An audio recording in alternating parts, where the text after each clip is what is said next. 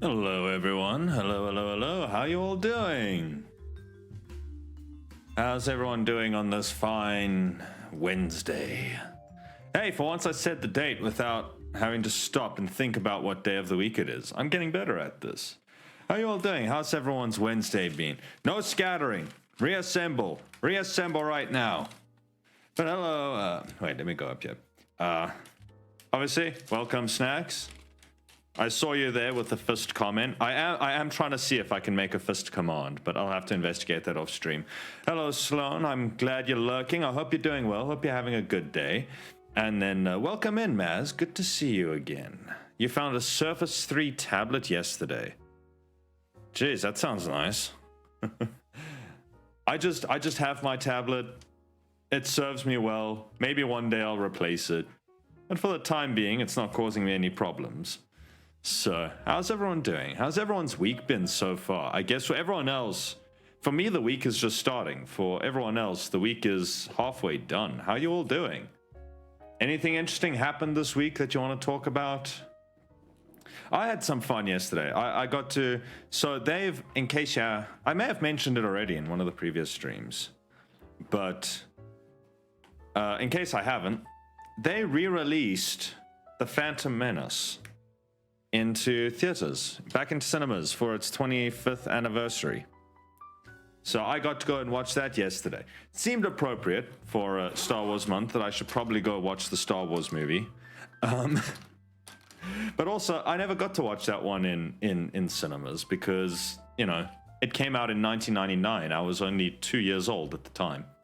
So I got to watch episode 7 in cinemas, and that was notably less cool. I was glad to be able to watch episode 1. I'm really hoping that they do episode 2, 3, 4, 5, and 6 on each of their anniversaries. That would be nice. I mean, it's Disney, so there's always a chance, right? Yeah, I need to get something here. I forgot.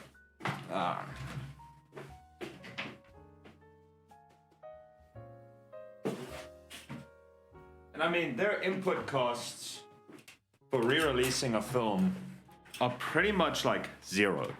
So this should basically be pure profit for them at this point, in all honesty, for re-release. So I'm hoping that they do the others. I really am. Fun doesn't exist. Fun exists. You just have to know where to look for it. That's the thing, right? It's sort of how would I put it? It's sort of like, how did C.S. Lewis put it? Magic in the world, right? And he was pointing out that as a kid, you tend to believe in magic and fairy tales and the princes and princesses and queens and witches and all of that really cool stuff. And then at some point, you're expected to just grow up and stop believing any of that. And his point was like, there's so much joy in that stuff, though, that you're just kind of... It's good to grow up past it in the sense of to become older and wiser and more discerning about things, but that you shouldn't stop having fun with your day-to-day life, because being an adult is not meant to be miserable. You know, she's like... My ribs really hurt, and I don't know why. You know, being an adult isn't meant to be a boring, depressing time. You are meant to have fun with it. And that's entirely in your control. So, yes, I had fun. I enjoyed it. It was nice getting to see the film in theaters, in cinemas. And I really hope they do the other ones, assuming that the cinemas still exist long enough for the others to see a cinematic release. Cinemas overall not doing so hot nowadays. They've all been closing down. So they're all going bankrupt and shutting down. So I'm not sure how much longer cinemas are still going to be with us. If I'm going to be terribly honest, I don't think they're going to be around for too much longer. Especially since even Disney is trying to drive people away from cinemas. There was an article I read last night on BBC, literally about how Disney is pulling a Netflix and they are doing a password crackdown to try and incentivize more people to sign up for Disney Plus accounts and not do account sharing. And I know Disney's stocks apparently fell with that because people are skeptical about it turning out all right. But Disney has an active plan to try and get people out of these cinemas and to just subscribe to the streaming services. I suspect if they could, Disney would like to get rid of theatrical runs of their films entirely. Which is a pity, because there is something, and I think Dune, the Dune series kind of proved that people do still want to go to the cinema to watch things, because there are certain experiences which are simply best on the silver screen and that you can't really replicate at home.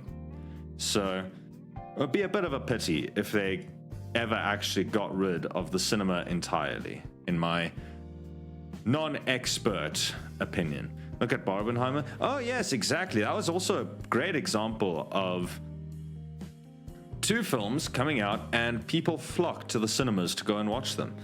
And I know Nolan quite notoriously said that he makes his films for cinema, not for home release, which is why his audio is also... His audio balancing is so fucked up. The man... If you ever watch any of Nolan's films, take a note at how he has done the audio mixing for dialogue, etc. And at home, you are probably going to struggle to actually hear what many of the characters are saying. You're actually going to struggle to understand them. And that is in part because the man himself has gone on record as saying he makes his movies for the theater. He makes them for cinema. And he doesn't really give a damn about home releases. But yeah, that was a great example. Barbenheimer, ferocious duo, drove up cinematic attendance quite dramatically. And in fact, I saw yesterday when I booked my tickets for Phantom Menace, I saw that Oppenheimer is still in theaters, or at least one theater in my city. It is still showing there. And that's nearly a year after release. When did Oppenheimer come out? Hang on. Oppenheimer. The movie, not the man. 2023, 21st of July. So we're well on the way to 10 months? Yeah, we're at about 10 months post cinematic release. Oppenheimer is still showing in at least one theater in my city. So clearly, I think it did quite well for the cinemas. Although, I also think cinema ticket pricing has gotten a little bit ludicrous and a little bit unrealistic. I don't think they need to charge nearly as much as what they are. Which is partly why I think that many people no longer go to the theaters or to the cinemas because it's now become just unreasonably expensive. You can't actually afford it. Certainly, it's been an unusual couple of months for me because I've seen Boy and the Heron twice, and then I saw Phantom Menace yesterday. And it's expensive. It's very expensive now for movie tickets. How are you doing, Maz? How are you doing? Possibly the only reason. Yeah, I mean, it's... I don't know what the average price for a movie ticket is in the US or Europe. Let me spell dollar correctly.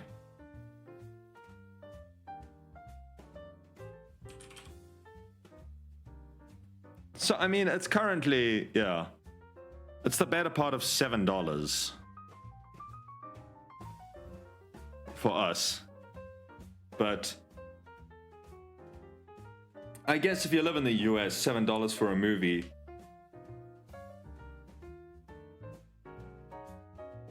Yeah. Same as 2 Domino's pizza. 19, what the fuck? Yeah, that's expensive. I would not pay that much.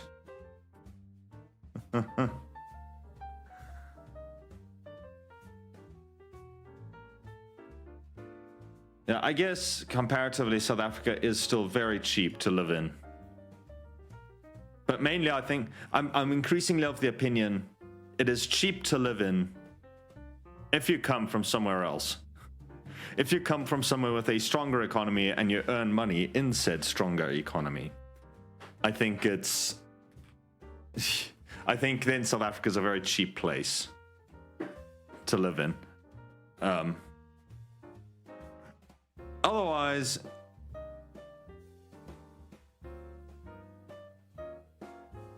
Yeah. Otherwise, I think living here and earning here is not... It's not, yeah. We're not keeping up with things. In Poland, it's like 28 zloty. Like $7. It's pretty reasonable. I think. I don't think... Wait, let me check my life elsewhere.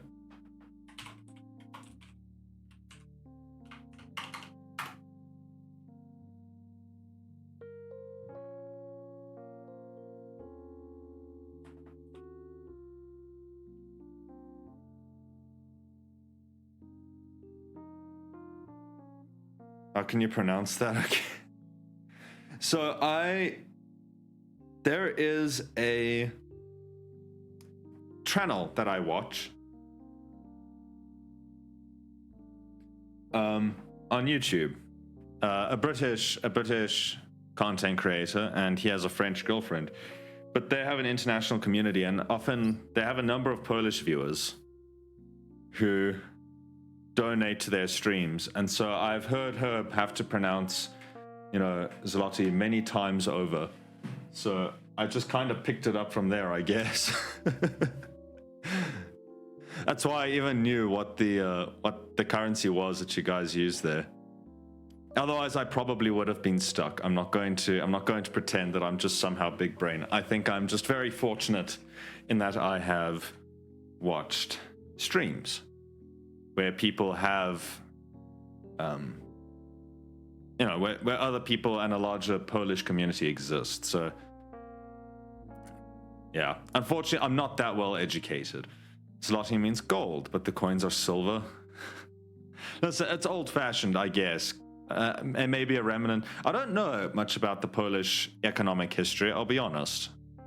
So maybe there was a time where you guys did trade more with gold. Nowadays, I certainly don't think gold coins are I don't think gold coins are particularly standard nowadays. Not outside of collector's items. Nah. Interesting, I wonder. Ooh, voice break. I wonder.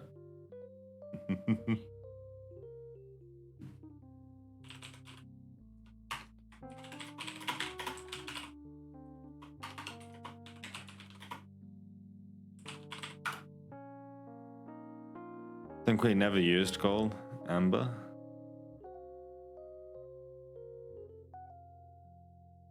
That's 1924.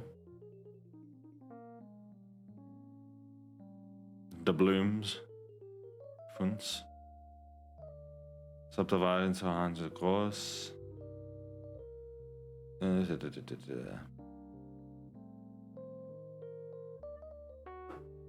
The word zloty is a masculine form of the Polish adjective golden, which closely relates with its name to the guilder, whereas the grosz subunit was based on the groschen, cognate to the English word groat. It was officially introduced to replace its predecessor, the Polish marka, on the 28th of February 1919 and began first circulation in 1924.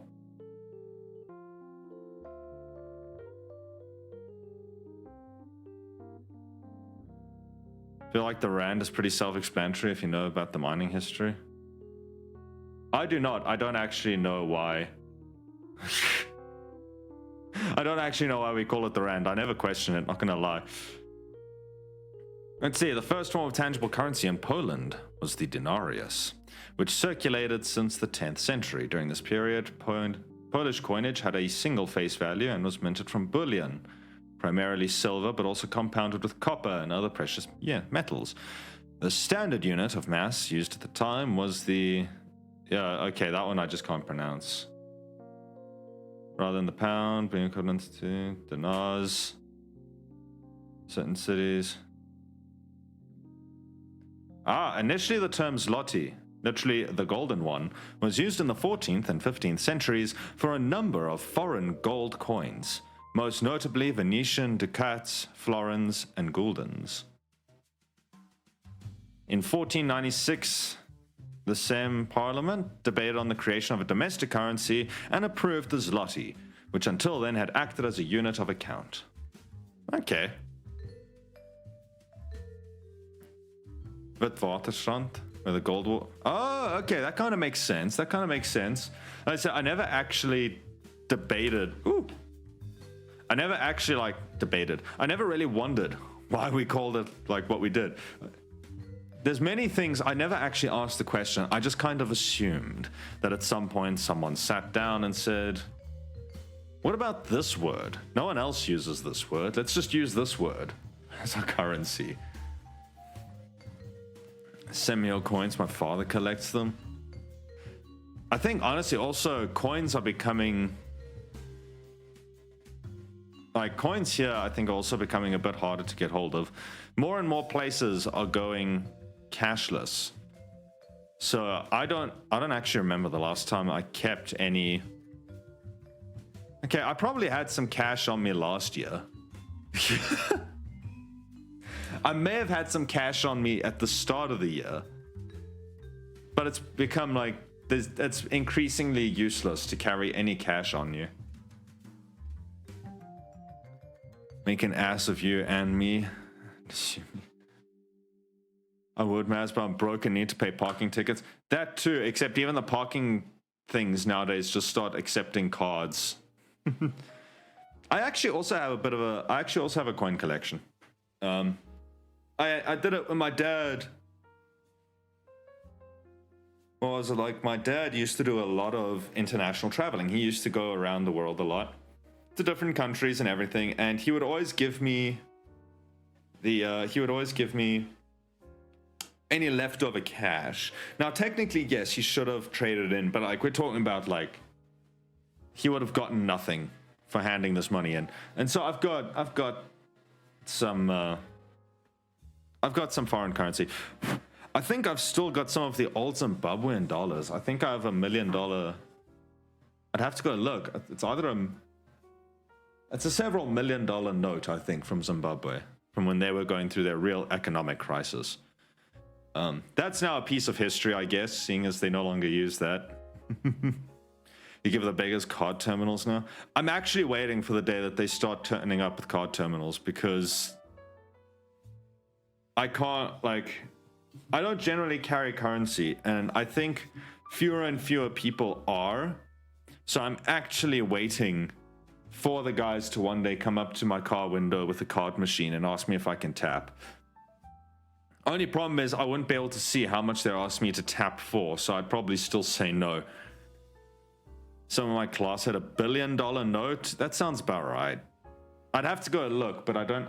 My collection is not here. I'll have to go look. I'll put it in the Discord. I'll put a picture of the note if I still have it.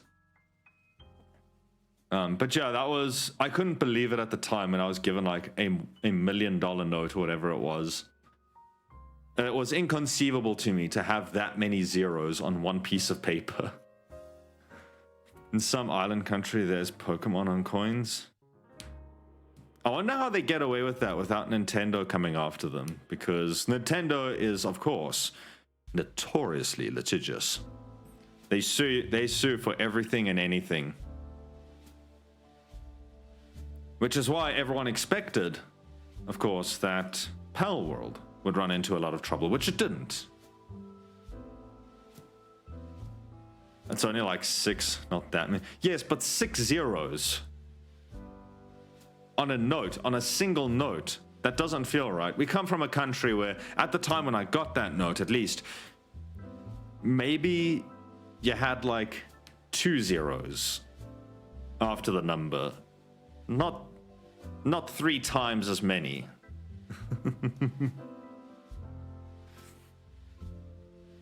That's, I mean, it was nice to be able to say that technically I was a millionaire in another country. Not that those millions were worth very much, but it was nice to be able to tell my friends I was a millionaire in another country.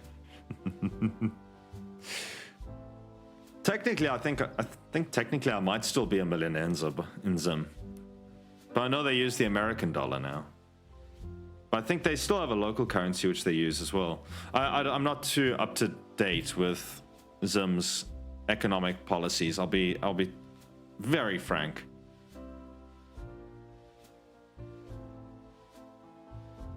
Better than the 29 from the other day, though I doubt that would go on a note. Yeah, I somehow think at that point the note just gets... What's the word I'm looking for? I think at that point you'd have to actually almost use two lines. You would have the starting number on line 1 on the left, and then you'd have the ending number on the bottom right of line 2. Are you drawing today, some boober? So we're actually... I wanted to finish this off stream, and then I went to go watch a movie instead. So we're actually just going to be finishing this off today. And if it looks a little bit different I actually redrew the face, which is why it's not done. I wasn't happy with the face. Something about it just wasn't sitting right with me. So, no, it just didn't look right. So I ended up redoing it. And,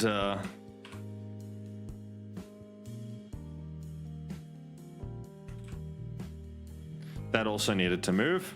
I noticed that today when I opened it. So, we're just going to finish this off. You can see I started to do some of the shadows again.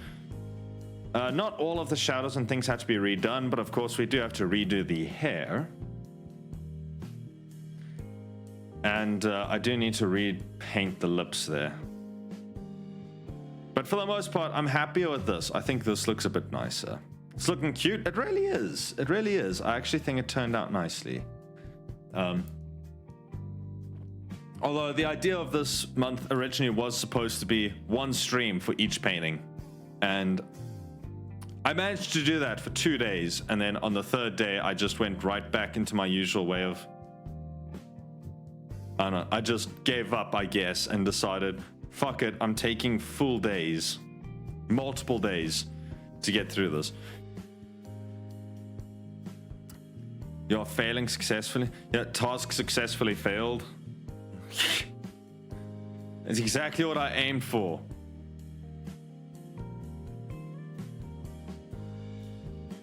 Anime girls are the problem, draw more cursed shit. It's true, actually. It was the really cursed paintings that I managed to get through in one single day. That is a fair point of criticism, which I will take. I will accept that. That's lighter.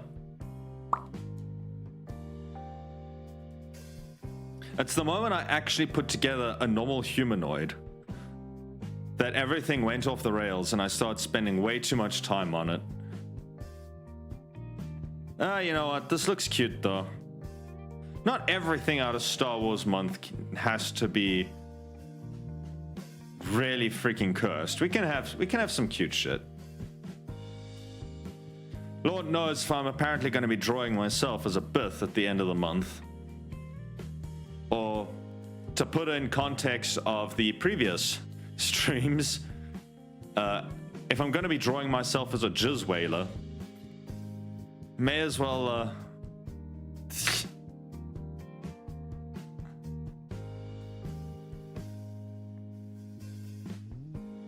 may as well enjoy the non-cursed ones while we have a chance. Define cursed shit. So to me, the protocol droid one was not actually all that cursed. It was a little bit weird, but I don't think it was that bad.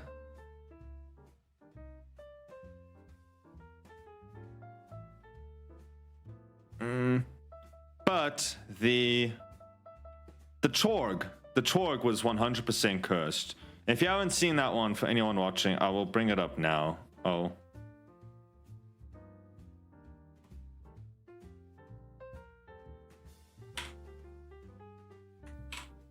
Be serious. You love the Chorg? No, the Chorg is weird. The Chorg made me question up front if I really should be doing this month.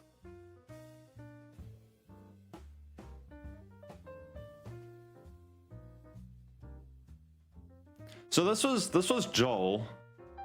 That was on the 2nd. Apparently this was cursed just because it's a rose gold droid.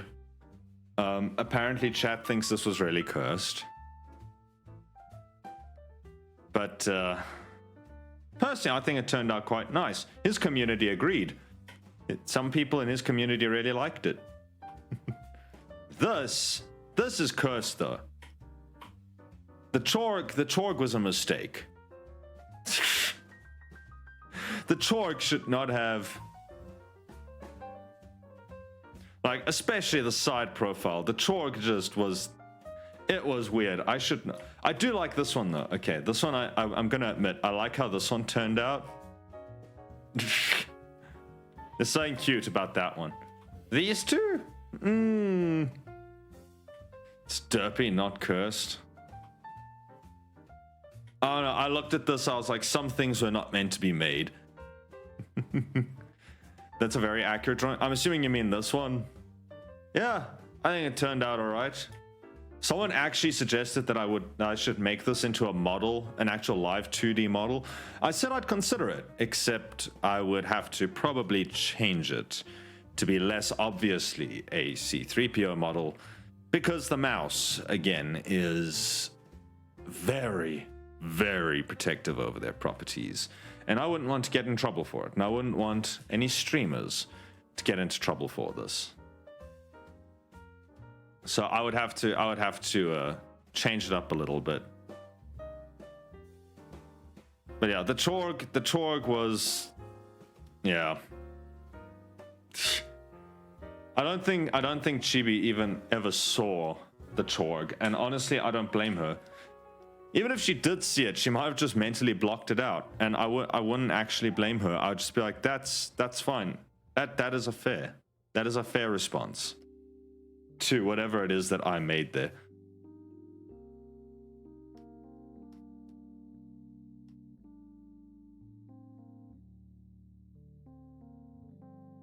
But yeah, this one's not really cursed. This is probably overall a very, I mean, it's a nice painting. It is a nice painting. But it's not weird. Some of the other ones were weird.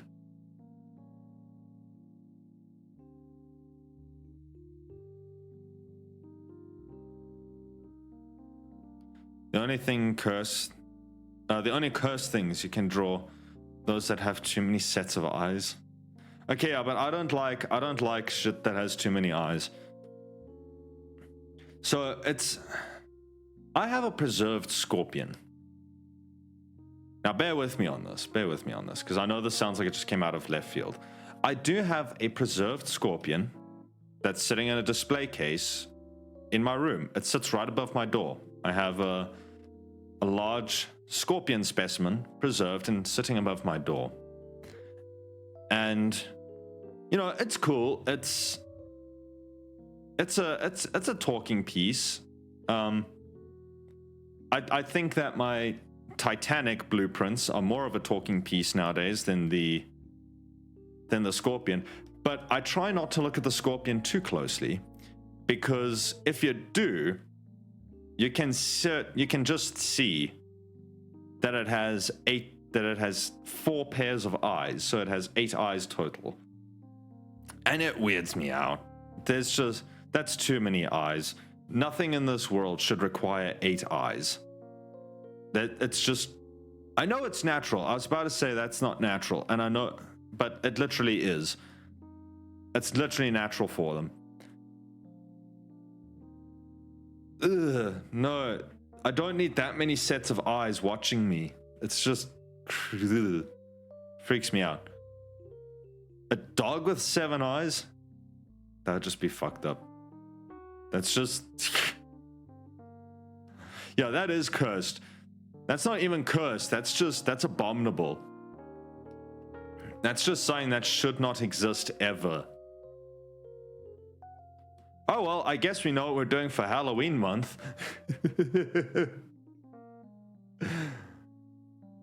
We're gonna be drawing dogs with 7 eyes.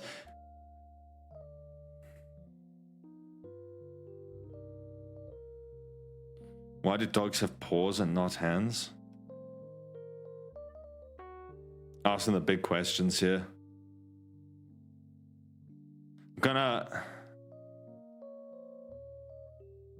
I'll have to find it. I know my sister has the pictures, but there's a Japanese artist.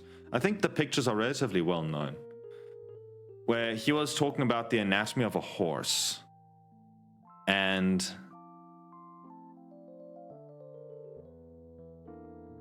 he took human anatomy and he changed it to show how it looks for a horse, like to sort of give a contrast, right? And so you have like this picture of a human being walking on its middle fingers, because that's what the hooves are. Is it's essentially one middle finger that it's essentially like the middle finger that's been fused, and like that's technically like the hoof is basically like one toe, and it's weird. It's creepy. It's kind of surreal to look at. I actually found it more creepy looking at. I asked my sister, and because I did a film that had a horse in it, and I needed reference, and she had many horse anatomy books, and so I borrowed one from her. And just looking at actual horse anatomy, it's just kind of gross. And I'm not easily grossed out, but there was something about seeing like how a hoof looks, like when they have to like they. Okay, let me not get too into it because I feel like it's going to trigger some people. But yeah, it was gross.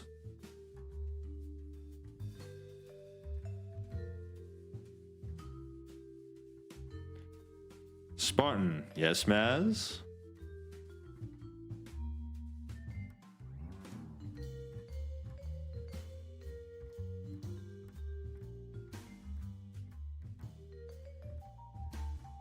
Add sign to spend points on.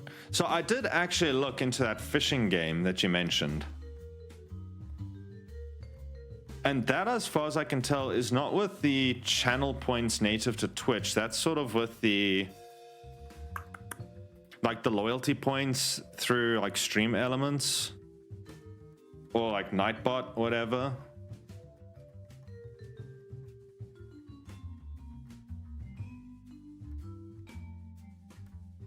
So I'm not. What are some ideas of what you guys would like for channel points? I do have sitting. I just need to activate it, but before I activate it, I just need to make some art for it. So like an icon for it, where I want to do. I have. Where is it?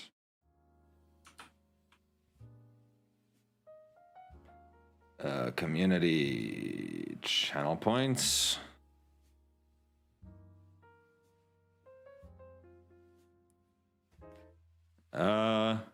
A drawing tutorial for like 5k. It should probably be a little bit more, but like a quick drawing tutorial.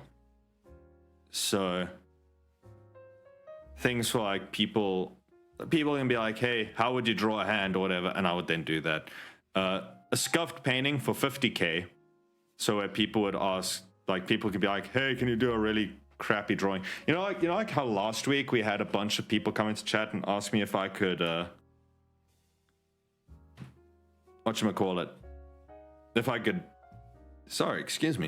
could draw them or draw their characters or whatever. Well, be that, except that you actually have to earn it. Sound alerts and really expensive redeems for art. What kind of redeems would you like for art? Let me just... I can look into sound alerts with channel points, because I know you can do sound alerts with bits.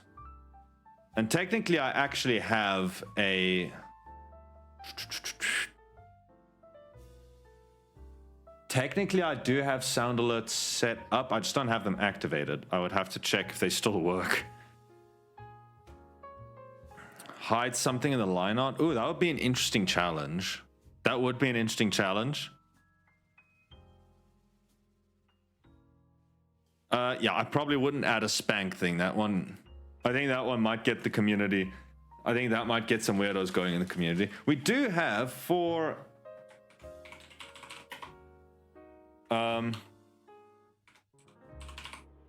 what is it? Slots. Is it slots or is it... Yeah, so there is a slots command for Gamba with stream elements. I don't recall if I have a straightforward... Okay, elements, why are you being weird?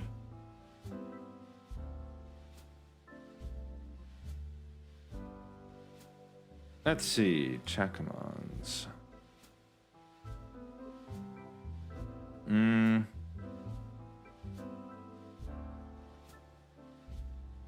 Let's give points, quote. Oh, there's also roulette.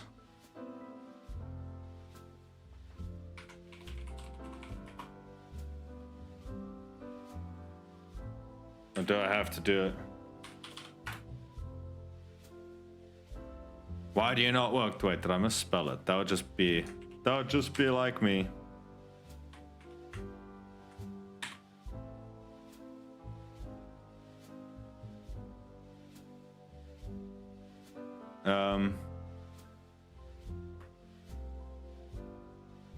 No, that's weird. Hang on. Okay, first of all, roulette.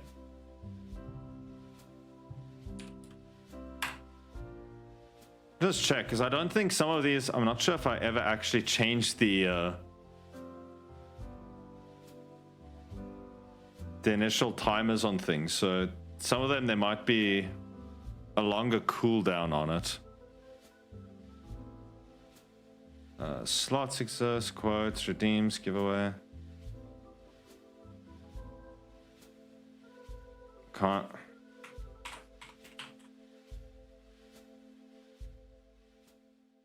Modules. Maybe I have to edit it here.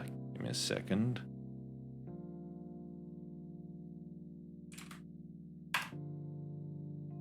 An amount.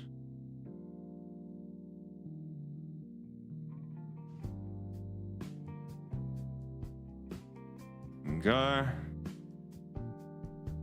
That's raffle. 8-ball deals, slot machine.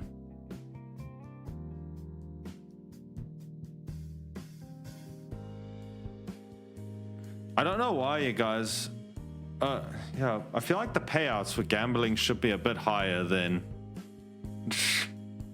what it is. That's why I'm like.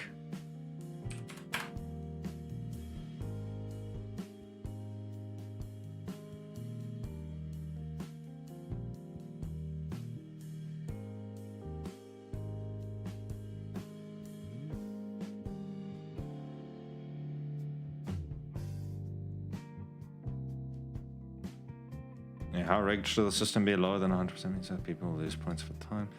Here's the weird thing. I can't find the gamble. Come on. That's what's weird for me. There's slots and there's like raffle and roulette. But like it must exist. It must be here somewhere.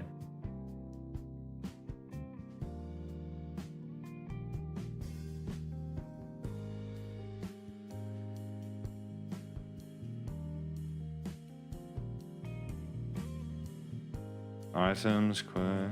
It's not down here. No, because you guys can all do it. That's why it's not.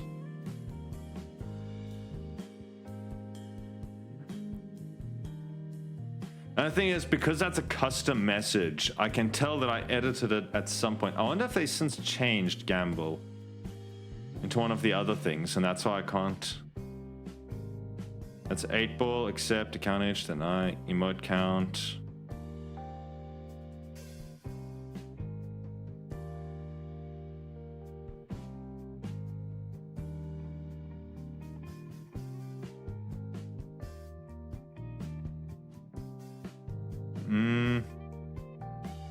Oh, it's because it is the same as roulette. That's why. Okay. So roulette and gamble are the same thing. That's why I couldn't find it. Look at me being dumb.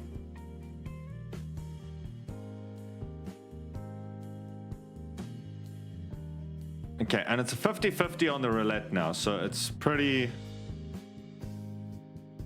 I think originally it was like 80% chance to lose. I may have been a bit cruel with that. I don't. Also, you guys can duel one another.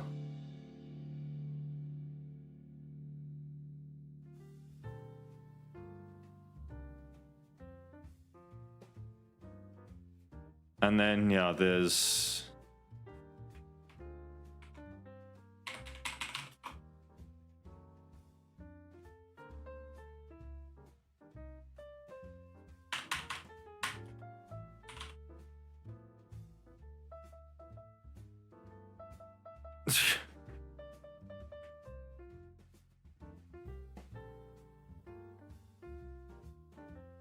So like those things do exist. I just haven't spent too much time digging through the thing. So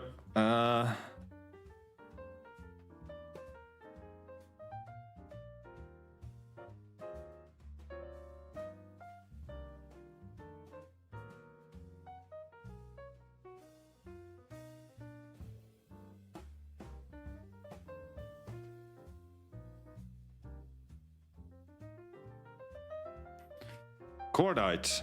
Cordite is a form of explosive that was used during the First World War and potentially the Second. It's a powder. It's a smokeless powder. It's made out of nitroglycerin. And notoriously somewhat unstable. And presumed to have been responsible for the loss of several ships. Now, it's still used in World War II, I see. But yeah, very heat activated or friction. I think it's heat activated, but I wouldn't. Don't take my word on that. I'm not too close in on the chemistry for it.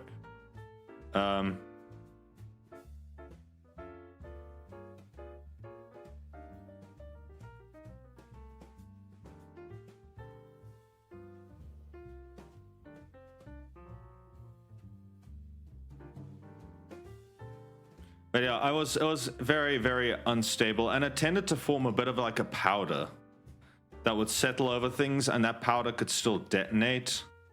And so it was thought, for instance, that HMS Hood went down as a result of being hit by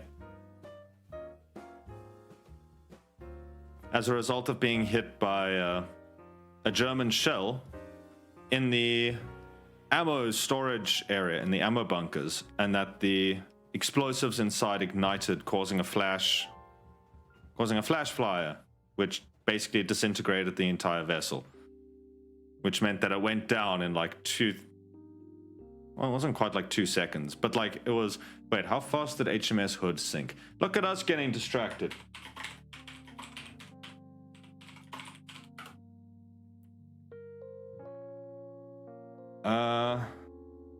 Hood sank in about 3 minutes, which for a vessel of that size was shocking. I mean, the thing displaced 46,500 long tons. So, how long was she? She was 262 meters long and 31 meters wide. And she sat 9 meters in the water. So for a ship that size to go down in 3 minutes with only 3 survivors, the explosion was very problematic.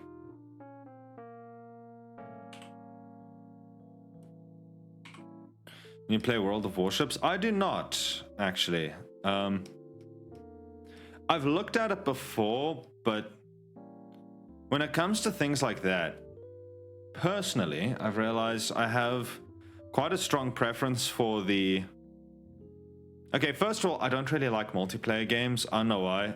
I've just never really enjoyed them as much as like my friends have. But when it comes to things like that as well, I have a weird thing for enjoying the brutally punishing versions of things. So I play, for instance, Silent Hunter 3 for fun at maximum realism, which means that I sit there in a German submarine on patrol for literal days on end without seeing anything and do everything manually. And for some reason, I find that entertaining.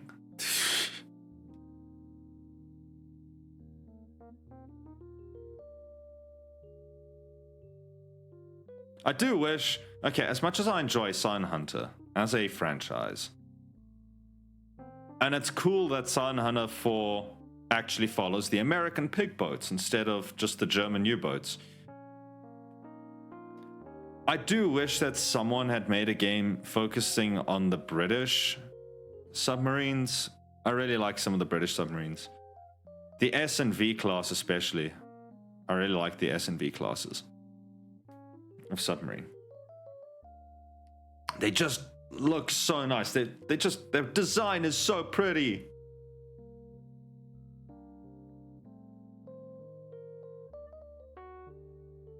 Like the T class is cool and all, but it doesn't. That huge schnoz on the end of it. It's just problematic. I don't like it.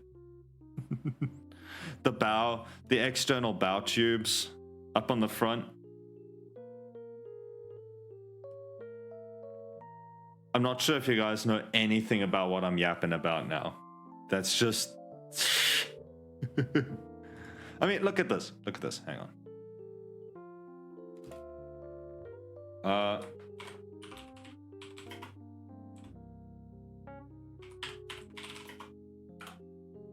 The T class, and let me get an S class,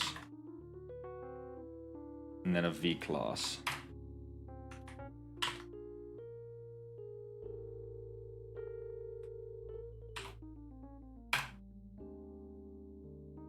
Okay. There's the boat simp we never get to see. Yeah, listen, I really like submarines. It's my thing. It's just my thing, okay? If you get me started on this as a topic, I will. That's a U class, not a T class.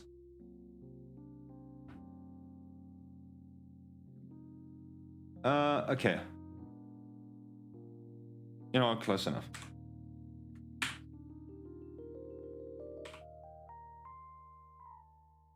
You copy, paste. I don't know why you're inverted.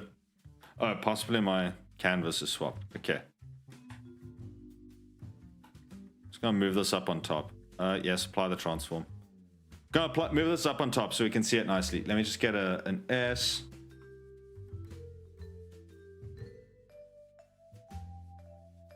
No, that's USN. I don't want the...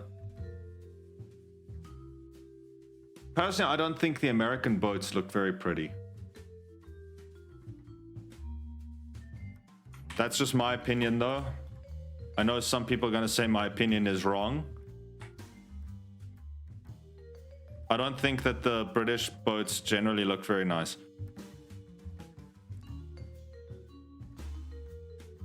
Yeah, and then the V-Class. Oh, the V-Class just looks lethal. This is so cool. Whoa, that's a big one.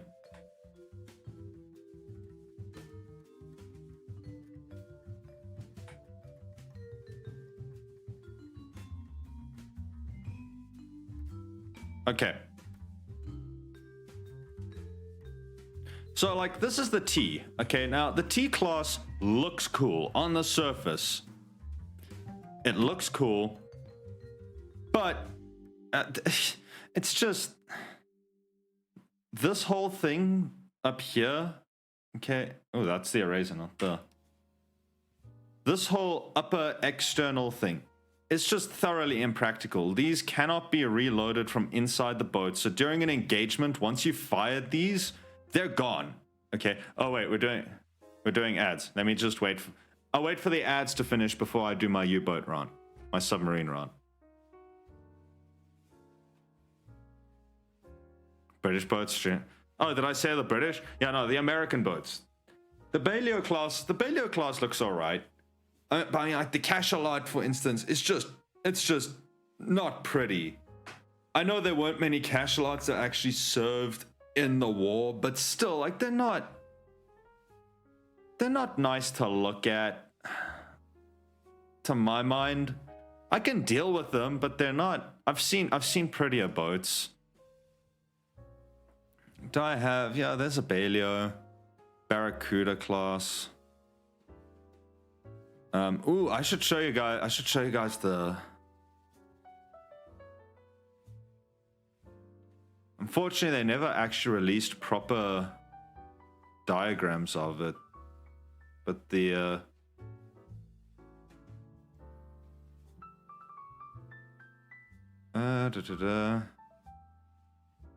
Norval class, Baleo, Cachalot. Sargo? What did the Sargo look like? Yeah, Sargo was alright. Remember when this was me, like, about drawing a bunch of... about me drawing a Stormtrooper anime girl? What did the Barracuda look like? Oh, that's gross. Oh yeah, that's not nice to look at. What was the V4? V4 had a nice shape. Okay. Back to ranting about this. The T-Class looks cool. Okay, because like from a side angle as well, you'd have that, then you'd have the whole conning tower, and then you have your deck gun up front, which is, to my mind, a better design than what the Germans had with it on the deck itself, because this meant this could actually be used. Also, if I recall, the British boats generally had, it may not have been all of them, some of them had like deck guns that could be dropped below the deck and then brought out as needed, so it didn't pose a problem to the, you know, like the underwater movement of water over the boat. Right, so you have your thing here, and it from the side, and then you just have like this big bow shape that then does that, and you have your externals here, right? You can't reload these from inside the boat, as far as I was aware. I mean, you can see like there's your pressure holes, so these would have to be reloaded from the outside. I seem to recall, at least for the Germans, you couldn't reload the external at all at sea. It was only saying that was reloaded in port. And then you had like additional torpedo tubes down here. I think they had 2 or 3 on either side. I don't recall. And obviously this is now very exaggerated, because like this section here would have been a lot longer than this. This would have gone more like that. These boats are big. But like, I think that's their scope raised up there. The problem that you have, right? This looks cool in theory, and like I do like the very industrial robotic design about it. There is something that's very appealing about it. But like underwater, right? Underwater, they actually had a major problem, because the water now flows and then it has to bulge over like that, right? As the boat moves forward. So the water down here, the water just flows down under and around the boat as normal. But up top here, the water has to go over that bulb. And so they had a problem with at periscope depth, because if they lifted the scope up out of the water, then the water at the front, if the boat was moving at any decent speed, there would be enough of a bulge here in the water that the scope couldn't actually see over it unless they really stuck it out of the water. If they just had it up there, they couldn't actually see over the bulge made in the water. Yeah, I know I'm saying the word bulge a lot here. And then also, like, this was just super obvious to anyone that was on the lookout for a submarine. It just wasn't. I have issues with the T-Class. I don't think it was as. I don't hear a lot of people ranting about it, but like it just doesn't. I don't know. From an aesthetic point of view, it has some benefits. It is pretty to look at. It looks pretty cool. From some things, I do like the retractable dive planes in the front. The Germans didn't have that. You know, like, it looks kind of cool. It's just not very. It's not. I have issues. The S-Class, on the other hand, is like the T-Class, but better. Notice they got rid of the weird nose. There's none of that weird bulge thing happening here. So there's no external tubes. All of your tubes there. Let me just check. Did they have 6 or 4 tubes? Give me a second.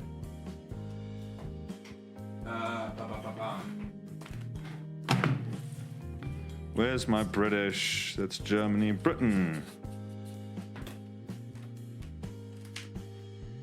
You didn't do it on a different layer? No, I am. I'm drawing on the actual image layers. So I'm currently on the S. That's Germans. Okay. Don't even get me started about why the Type 21 was a shitty U-boat. Before people stop bringing up, what do you think about the Type 21? The Type 21 was awful. Okay, what do we have here? We're still on total submarine power. H-class, okay. The H-class was just, for anyone that doesn't know, the H-class had a plumb bow. I believe it's the plumb bow. Yeah, I have it written down at the front of you, don't I? No. Wait, let me get my thing on different bow shapes.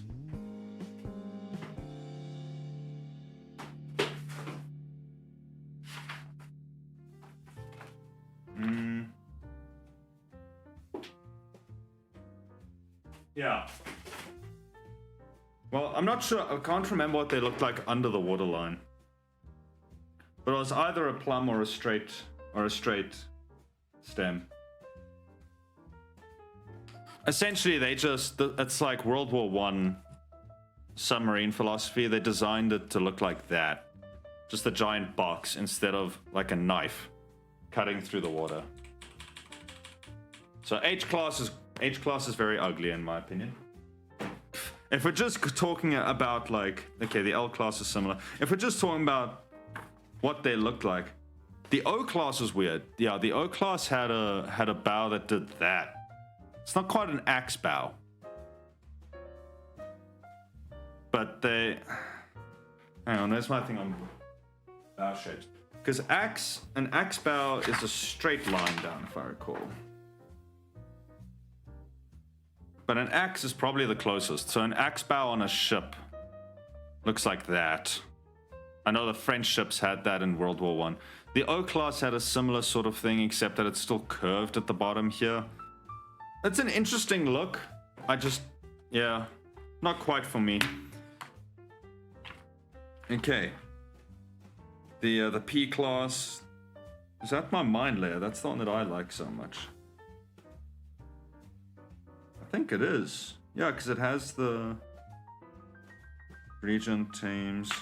Hang on. No, it's not that one. Where's the Okay, wait, now I'm getting distracted. I want the... It is the Grampus. Okay, the Grampus. I'll show you the Grampus. The Grampus is cool. The Grampus was made exclusively for mind laying. Anyway. It's purpose. S-class. 8 boats. It's the builders. 6 torpedo tubes from the looks of it. Where's the armaments? Don't tell me I have to pull out a different book for this. Dimensions, machinery.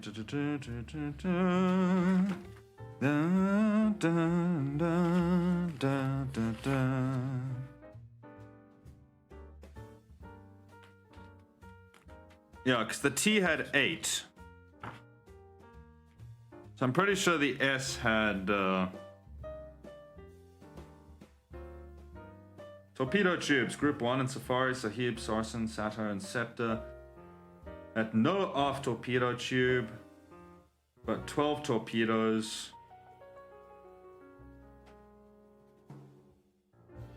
Okay, so they had 2 reloads for each tube. Cool. So, even though the S came before the T, I believe, this is just a much sleeker shape. Like, you have the water runs directly over this.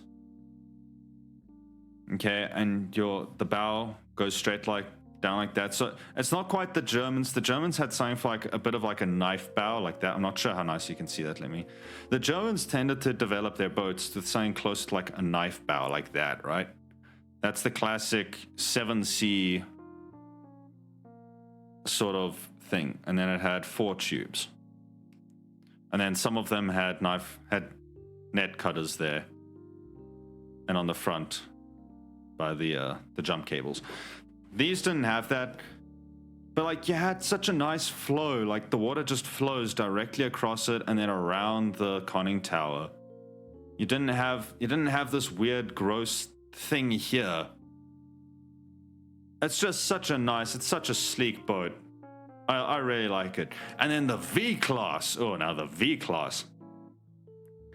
Look at this bad boy. This is just intimidating. This is shape design, right?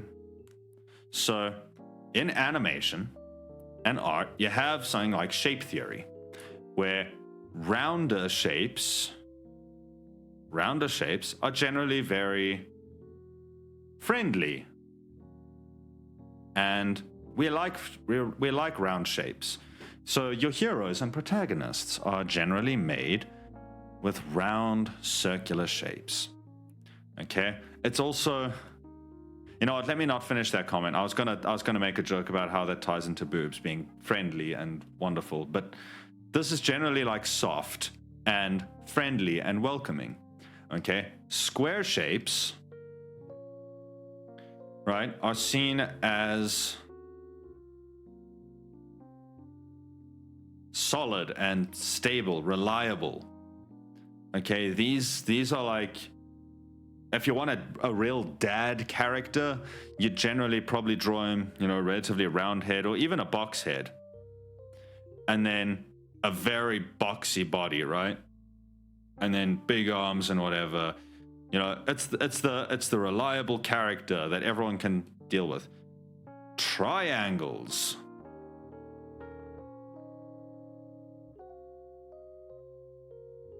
are generally seen, or sharp edges are generally seen as very evil and unpleasant and prickly, and they're going to hurt you. These are the things that are here to fuck you up, all right? They're here to make sure that you have a bad day.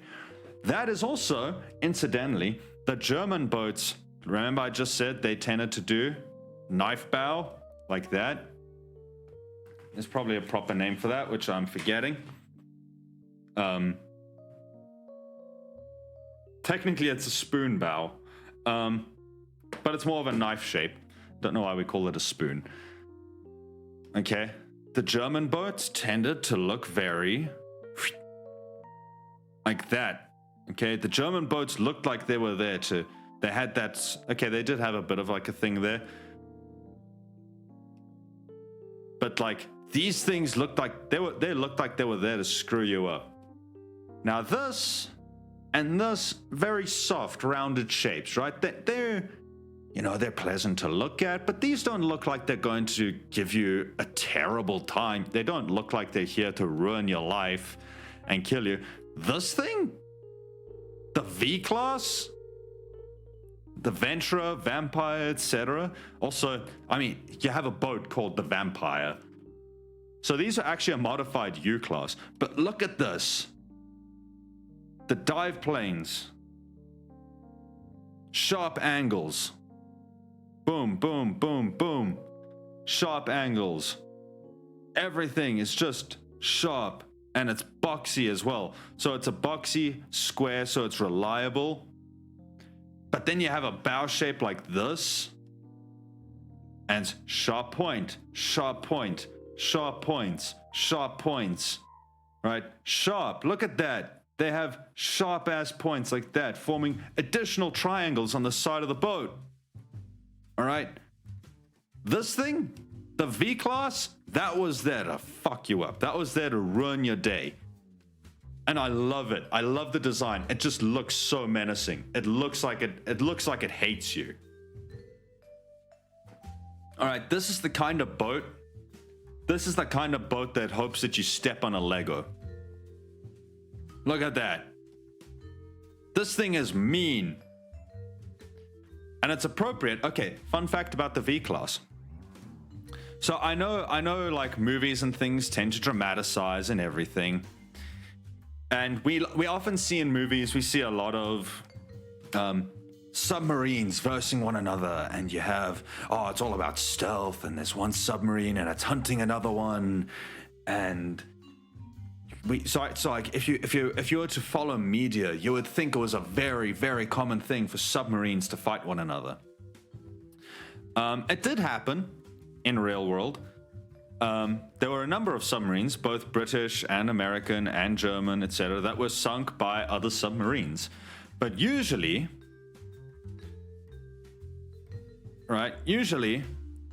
when the other boat was on the surface is when it would then be spotted right through the scope, and they would... That's a terrible periscope, probably because I'm also drawing everything in the same color. One submarine would spot the other one on the surface, and they would shoot. Okay? And they would blow the other one up. Sometimes they were near misses. In fact, just last year in October, funnily enough, we found... Oh, I say we as if I'm part of the team that found it. I wasn't. Just last year in October, off of the northern coast of Norway, they found, after, let's see, 1940, so 60, 70, 80, 83 years after she was lost, they found the HMS Thistle, which was a T-class submarine in World War II, and HMS Thistle was sunk by U-4, all right, U-4, who was a German Type 2B, I believe. And two submarines, Thistle initially attacked U-4 and missed. U-4 realized that they were under attack and they managed to dodge. They saw the torpedo tracks because this was early war and people were still using steam-propelled torpedoes, which is the stereotypical torpedoes that you see in films and such, which leave like the whole trail on the water and they're all like, torpedo! And they all turn, they turn the ship and everything. So U-4 realized that they were under attack. They managed to evade. And then later that night, U-4 found HMS Thistle recharging her batteries on the surface and torpedoed her. And we only found Thistle's wreck last year, October. And it's a war grave, so they cannot touch it. I believe they were looking to lay down some oil pipes or something when they found it. And it's a war grave. It can't be touched. Everyone on board is lost. But it did happen. But now, why am I telling you this? Because the V-Class is special. The V-Class has a very particular special award for itself in history. Because remember I said, media would make you think that you have submarines battling one another underwater all the time, and then it's happened so frequently. There was a V-Class boat called Venturer. Okay, HMS Venturer. HMS Venturer found a Type 9 German U-boat off of the coast of Norway. They found U-864. U-864 was submerged at the time, and they were running at periscope depth. We don't know exactly why, because no one survived, but we assume that they were waiting for an escort to take them into the port. I believe it was Bergen, because they were having some sort of trouble. Either way, the HMS Venturer, who was also submerged because they were operating close to Norway, which was under German occupation at the time, and thus in dangerous waters, 864 Venturer presumably heard 864, and they looked through the periscope and they saw what they assumed to have been 864's periscope. Now, 864 could have also been snorkeling to recharge batteries. We don't know. But 864 plotted and they tracked. Venturer tracked 864 for a little while. I think it was a couple of hours. They tracked them. And they worked out the plot, and 864 was traveling on a zigzag pattern. So they were trying to evade, and Venturer ran alongside them, and they worked out what this pattern was.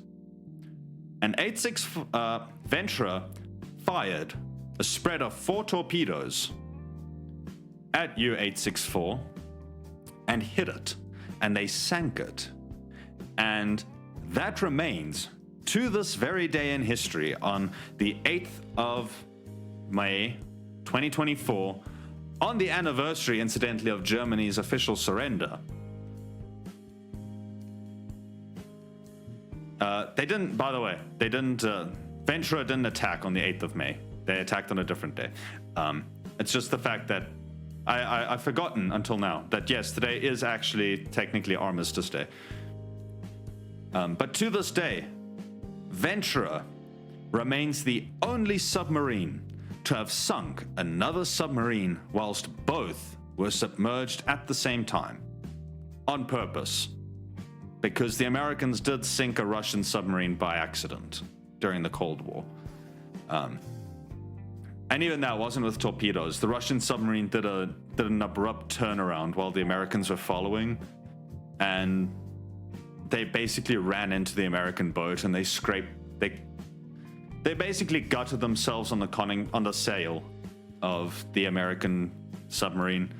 They basically gutted themselves and the Russian boat sank. So it was a complete accident. But to this day, Ventura remains the only submarine to have sunk another submarine while both were submerged in a combat situation. And you can see it. Again, look at the shape language. This is a boat that hates you. This is a boat... Whoops, I hit the microphone. This is a boat that wants you to have a bad day. And it will give you a bad day. These are the friendly granny boats. These are the ones they're going to give you a bit of a stern talking to, but they don't hate you.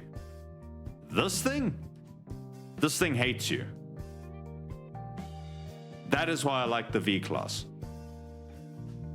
And to now get to Maz's point about drawing a U-boat anime girl, this would actually be a very interesting exercise to try and see what would a submarine look like as a anime character. What would they look like? That I should add that to my list of stream ideas. Let me just see if I can show you the Grampus class submarine. But I need the British one, not the American.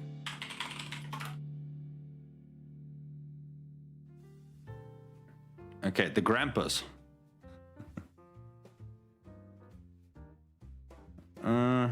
That looks American, not British. I need the British ones. What the hell? World War II one, please.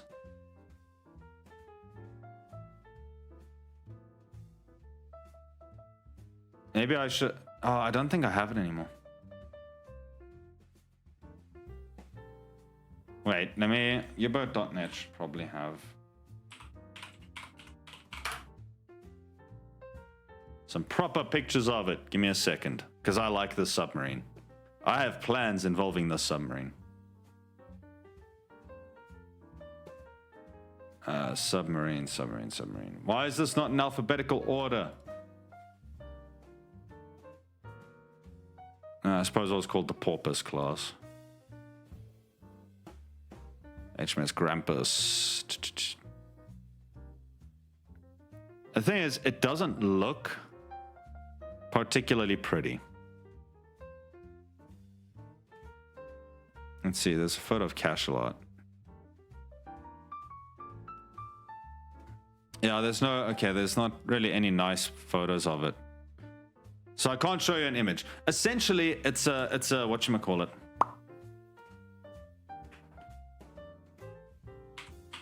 It's a mine-laying submarine. And they had, right behind the conning tower, they had like, if you had a conning tower there, whatever. So that's 4. Aft, they had like this raised platform. And in it, they had racks, all right? And then you have this drop off on the boat at the back there. And from the back, these were actually like 2 forms of like doors or whatever. They looked something like that. Okay, it was almost like doors at the back that would open up, and inside they had racks, and on these racks they had all of the mines. So then as the submarine was running, they would just roll these out behind. I really like that. I like that design.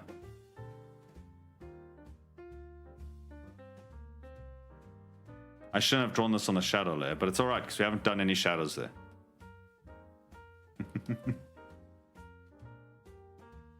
So now, okay, you know what? Submarine rant over. I did not mean to go on a tangent that went as long as it did.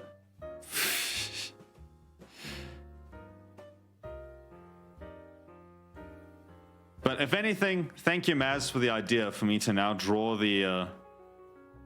to draw submarines as anime girls. I'm sure the submarine community will love you for giving me that idea.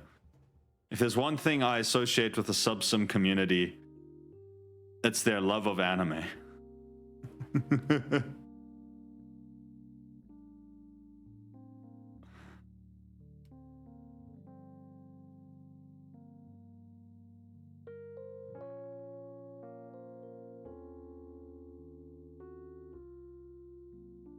So anyway, now you also just realized now you guys also have an idea of why that is a dangerous topic to get me started on, because I will keep going.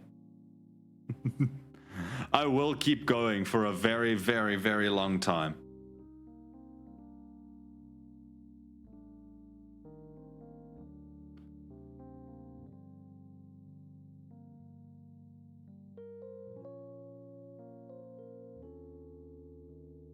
If anything, it reminds me, at some point I was actually contemplating, if it wasn't for the fact that it was expensive to do, I was contemplating making like a shirt, right? Edit that and fast forward and post to YouTube. Oh yeah, I will clip that together. I'll post that to the shorts. I know things. I'm an educational streamer as well as a art one. I was contemplating at some point. So here's a fun story for you. I joked with a friend once that one should, like, because people are always like, if you want to meet someone, if you want to meet any potential partners, you have to put yourself out there. And I said, yeah, you see, the problem with putting myself out there is I'm an introvert. I don't like to put myself out there. If someone else like initiates the conversation, sure, I'll talk with them. But I'm not likely to be the one to go up to a girl at the, you know, at a restaurant or something and be like, hey, how you doing? Where are you from originally? What's your sign? And so I came up with this idea of printing out essentially a Tinder bio on a t-shirt. And on it, I would have a picture of my own face, just, you know, for completion's sake. And then a list of like my interests and like a little short bio about myself. And then like a list of my interests and things. And then I would then also have like on the back conversation starter topics to help the other person, that if they want to start a conversation with me, they know if they ask me about any of these topics, it's a go. I will talk with them and I can keep talking. You know, that way we don't have to deal with like the awkward, like, hey, so what do you like? And everything. Up front, they could see my age. So I would have had to probably just like put my birth year, because I'm not printing a new shirt every year. Have my age, my face, and a short introduction, and then on the back, a list of conversation starters. Yo, what's up, Benny? You lurking while at work? Anison thanks, I Paiser appreciate just it. subscribed, just lurking while at work less than 3. Shane, Brian really strolls with your name. I hope you're doing well, boy. Hope you're doing all right there at work. I appreciate the lurks. Oh yeah, the Tinder shirt, right. And on the back, it would just be a list of conversation starters. And that way, people would be able to walk up and they'd be like, oh, hey, so tell me about how this thing happened. Off of like the list on the back, right? And you'd be able to talk with him about it. And I thought it was a great idea. A number of my friends are like, that is really cringe. Please never do that. I just think they were jealous. I just think they didn't see the vision, honestly. They just didn't see the bigger picture behind it. But I should still do that at some point. It might be funny.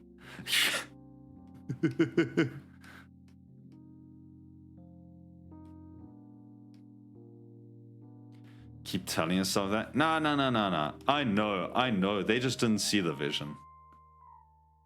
They just didn't see the bigger picture here. They all laugh at you until it works. Just saying.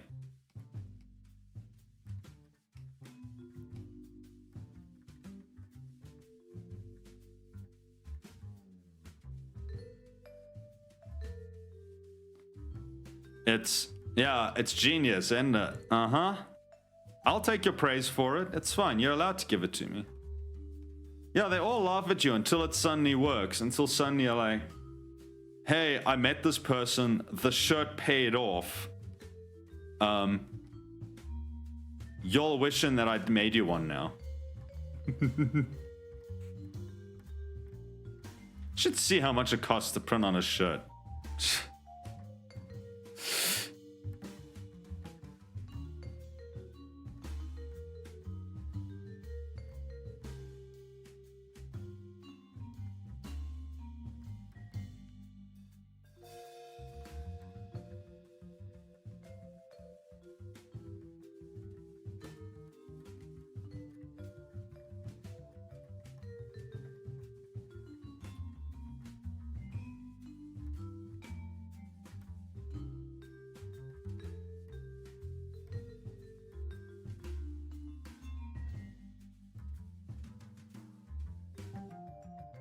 What?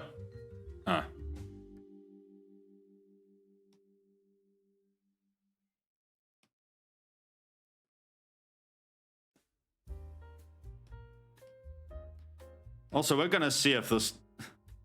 Okay. It's kind of funny. On the VODs channel, like... everything has... all but one of my videos currently has like... oh, we have picked up music, whatever in it. And so a lot of it I'm not worried about because it's like, it's music that the creators themselves have said, like, please continue, use it in your videos, use it as background music, whatever. We want you guys to use it. So I'm not worried about them. Disney has somehow picked up on some obscure background music. No, I'm not taking your call. Fuck off. I don't even know who you are. Disney's picked up on like some obscure background music in some of the Star Wars things that I don't even know some of those tracks. And like, sorry. That's it. I'm still allowed to upload it. I've just been informed that if I want to join the YouTube partnership program, this may be a problematic in future. Thankfully, I have my neck. I have no intentions of joining the partnership program on the VODs channel, but still.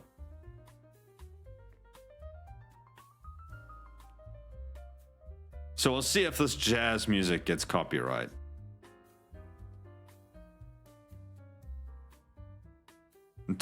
Missed whatever you said. I don't think I said anything after I said, yeah, until it works. Like, the point is, everyone's a hater until you're winning. Everyone doubts your abilities until you're coming out on top. And once you're in the winning position, then suddenly everyone believes in you.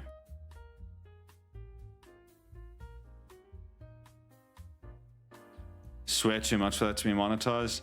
No, here's the thing, right? I don't have outrageous swearing or outrageous language in my stuff. Like, I swear, yeah, but it's not particularly excessive.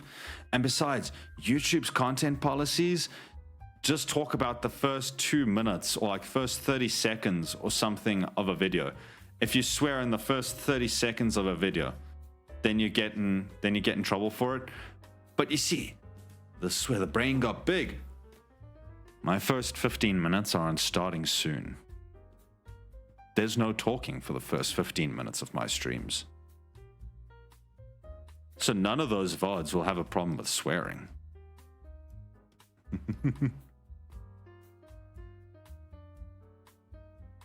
Although the one, okay, I always come back to this.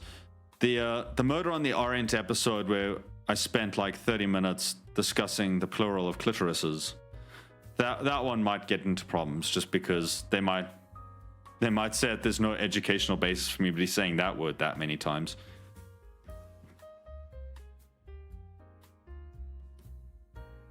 I would argue otherwise. I would say that I was teaching linguistics. I was teaching language. But somehow I don't think YouTube would buy that.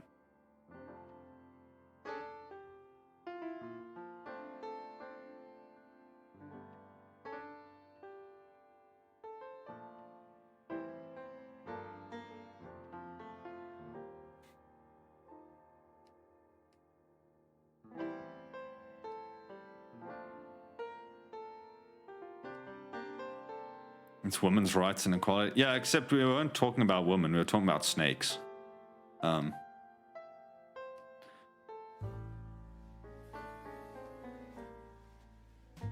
way, I would just say I was teaching language skills. I was educating the chat on language. So I would still be technically, I think I'd still be in the clear for it. At least I think I should be. I'd actually be a little bit annoyed if I wasn't. Not that I ever plan on running ads for my profit on the VOD's channel.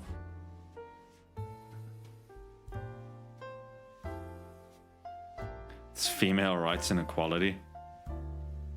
Yeah. You know what? If I do get in trouble for it, I'm just going to ask you to write my message to YouTube for why I should be allowed to have the video up. Oh, it's also kind of funny because even if they do age restrict me, this is technically an 18+ stream anyway. So it would make sense for my VODs to also therefore be 18+. I know it restricts your like discoverability. But at the same time, it's like, yeah, I explicitly said my content is not made for children, so.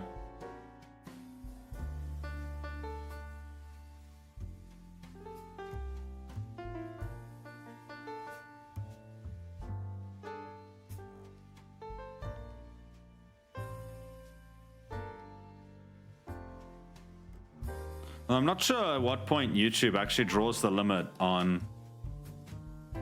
This is no longer, like you're no longer a child versus you're allowed to access YouTube normally. I think it's at 13, maybe.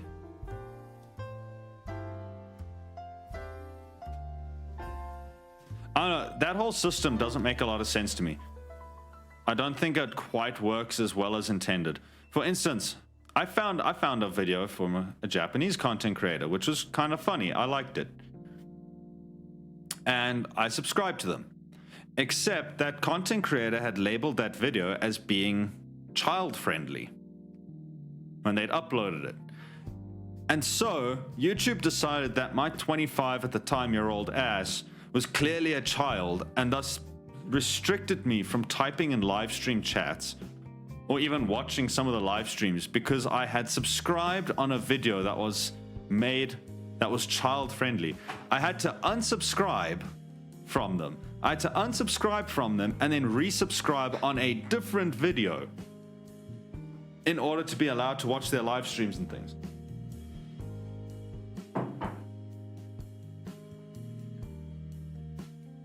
Like, that makes no fucking sense. I'm sorry.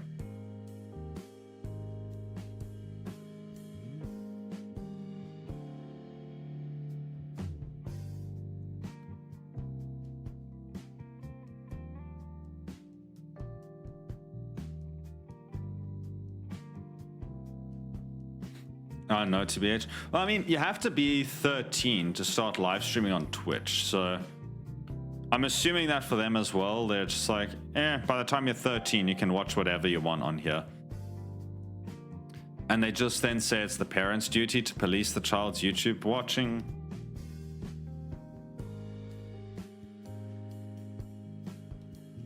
Or do you have to be 16 to stream, but 13 to make a Twitch account?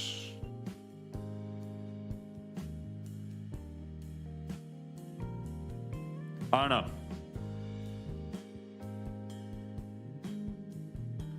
Twitch is sometimes a little bit funny about it. Just never say that you're under the age of 13 on here.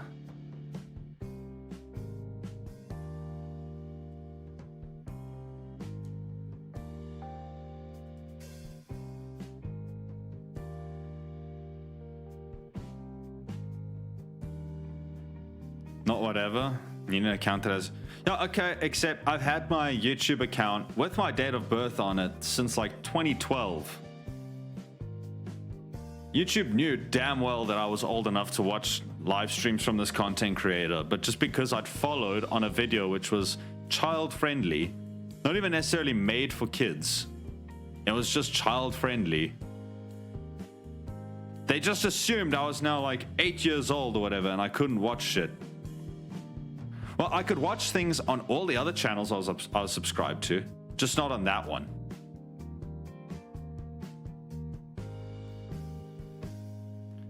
Like, Google knows how old I am. Google knows way too much about me. I mean, like, Google knows my home address, for fuck's sake.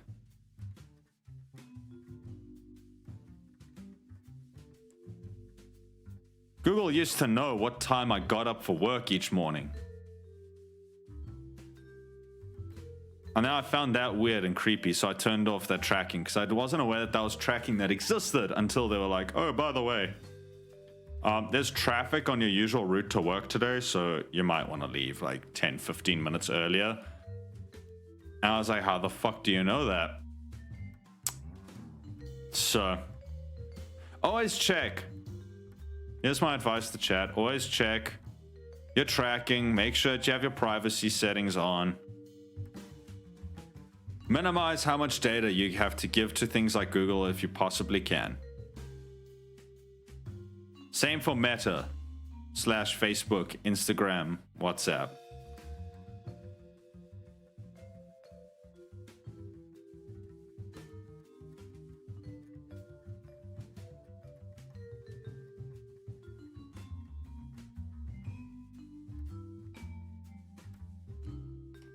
Hate Meta.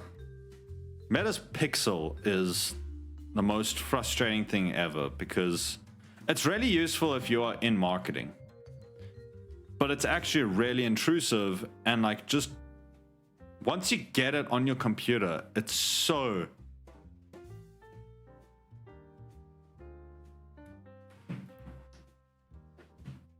yeah, it's annoying to get rid of, and they never tell you that they've put Pixel on your computer, but they do. And then they track all of your shit. They track everything that you browse, and then they sell that information on. Even if it's not on one of their websites. I hate Pixel.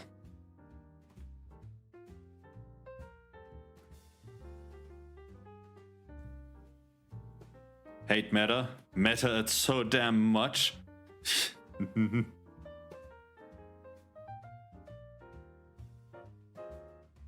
Disgusting how much they track. And the thing is, I don't think anyone really was aware of how much they track until the whole Cambridge Analytica incident, whenever that was, 2016? 2017, and Europe got on their ass about like, why do you have all this data?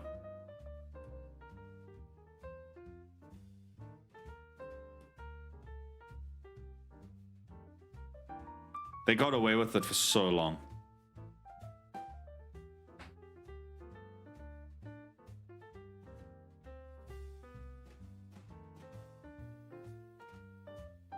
That's one of the good things I'll say about South Africa is our privacy laws around data is actually pretty good.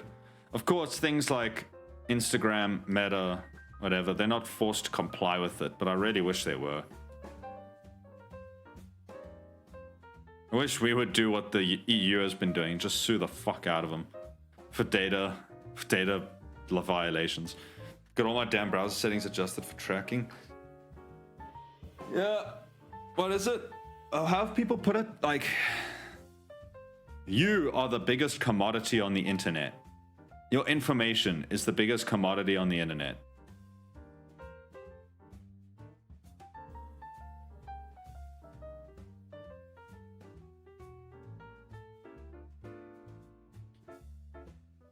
I mean, it kind of sounds cringe to be like, you are the product, but at the same time, it sounds like what might have been the tagline for a dystopian 2000s movie, except that it's actually true. Like, you are technically the product.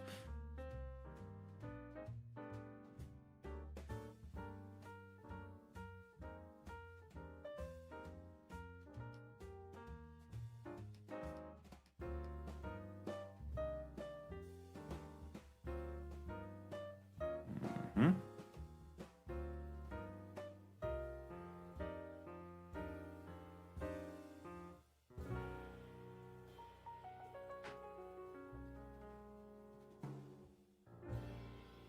Ooh.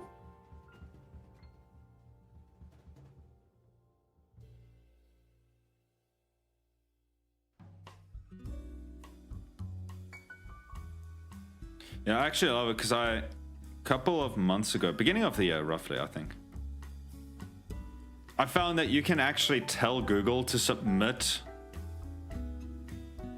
a claim to all of the advertisers, or to submit a cease, not quite a cease and desist, but to send a data deletion notice to all the companies that market with them.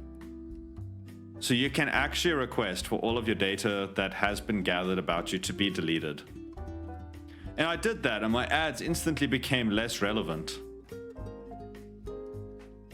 That's fine, because I block all the ads that come up on YouTube and shit anyway, so. But you can actually submit a request through Google to all of their advertisers telling them that they're not allowed to use your information. You may have to do it a couple of times though, just because conveniently they submit to everyone, but conveniently not everyone gets it the first time round. Conveniently, there are always some convenient errors that mean not every advertiser gets that notice.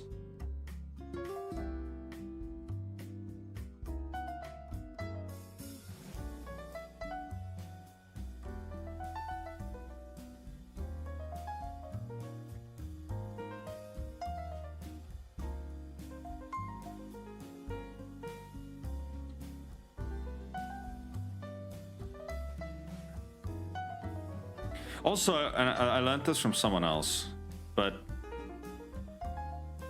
go into, especially if you use something like Gmail or whatever, well, any email service provider should have it. Go and disable the ability to download pictures automatically. Go and disable automatic picture downloads or image downloads for all of your email accounts, right? Because some companies send like a little tracker thing in the email, and it's like 1 pixel by 1 pixel, right? So you're never going to see the picture. It's never going to display anywhere, really. They'll send like a white 1 by 1 pixel that has like tracking in it to check if you open the email and everything.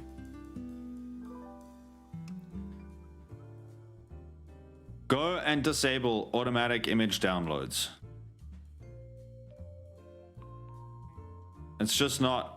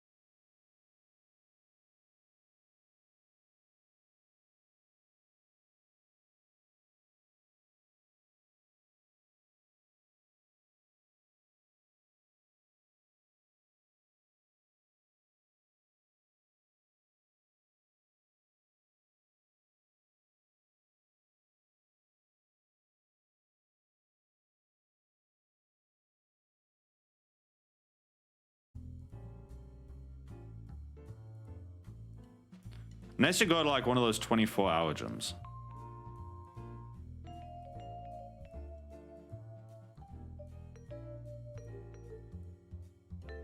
Ads in 5 minutes. Okay.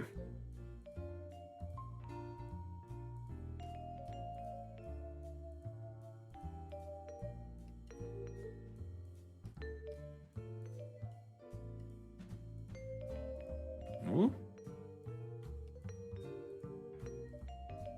Do that just so people can see what the fuck I'm working on.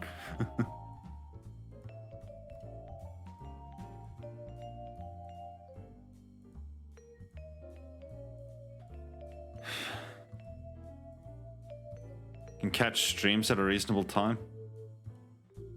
Yeah, that's true.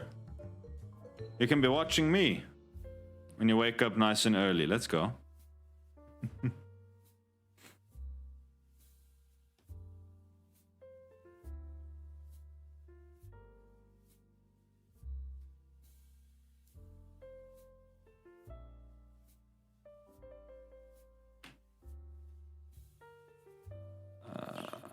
Did that.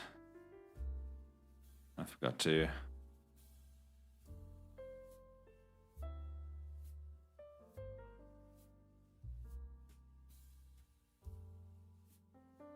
A day starts with you, and what better way to start your day, dude? What better way, may I ask, could you start your day than with a Spartan stream?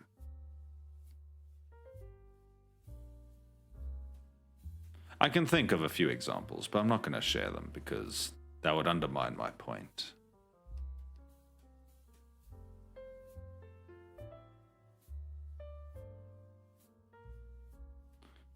Coffee, obviously. No, I mean, you can do what Clicks is doing. You just pair them together. You get coffee and Spartan. Sounds like a bargain to me.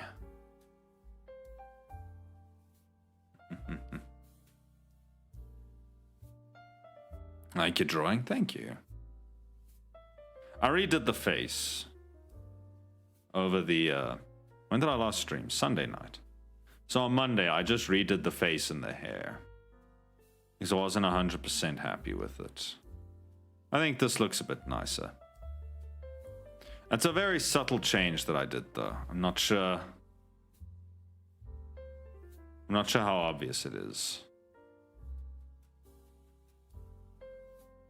And I fixed the eyes because the eyes were bothering me. They were just looking in weird directions. There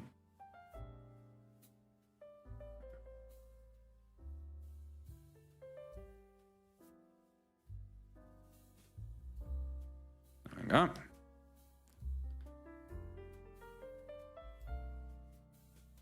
Okay, this music has like proper late night vibes to it.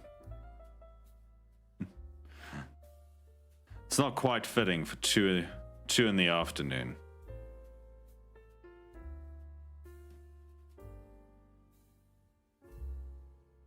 And do that.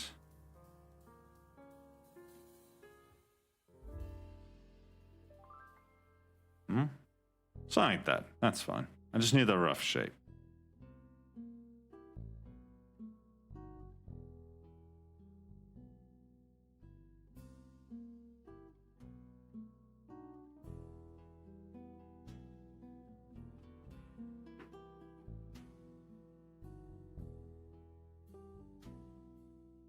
So yeah, I'm getting hungry. Except last time I ate on stream, I had the viewers nearly riot.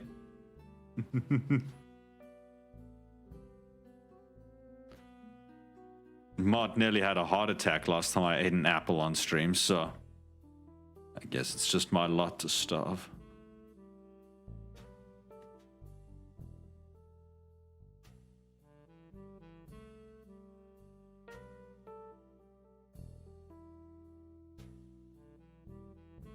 Not that I actually have food ready.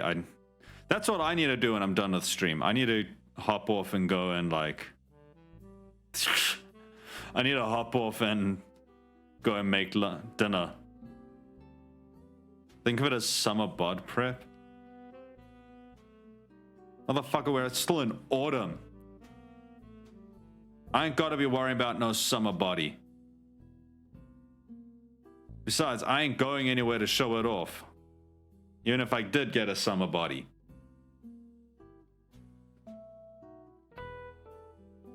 Okay, ads incoming shortly, apparently.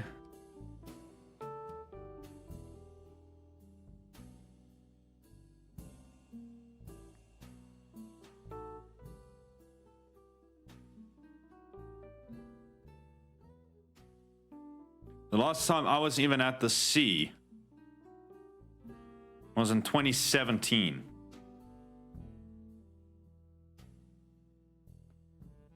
And I was there in 2016.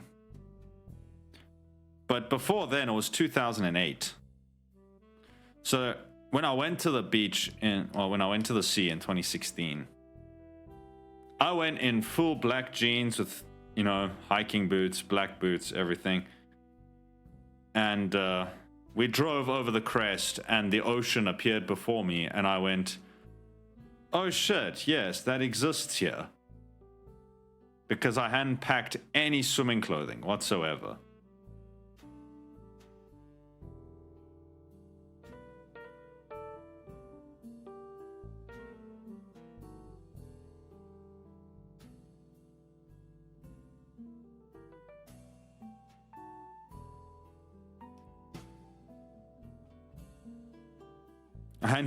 I packed a towel for my shower, obviously, but I hadn't even packed like a beach towel or anything.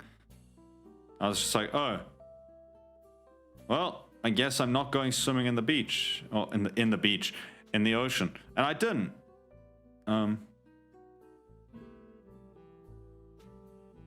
Didn't go swimming in 2017 either. It sounds contradictory because I really like the ocean. But, like, that's it. I like the ocean. I don't like the beach. The beach is crowded. The beach is unpleasant. The beach is noisy and has people on it. I don't like the beach. I like the open sea where there's absolutely nothing around you for miles and miles.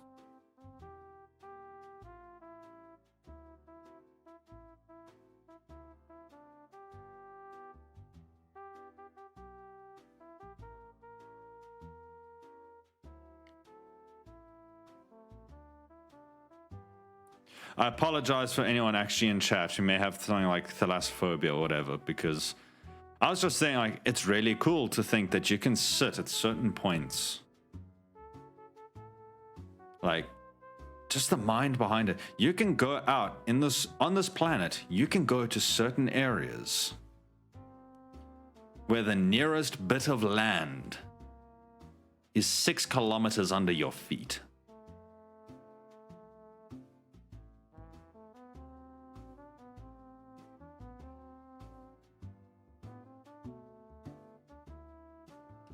Like that's just... I just find that idea so cool. That you can be in certain places where you're standing on hundreds, if not thousands of tons of metal that's floating. And if you got into the water, the nearest bit of land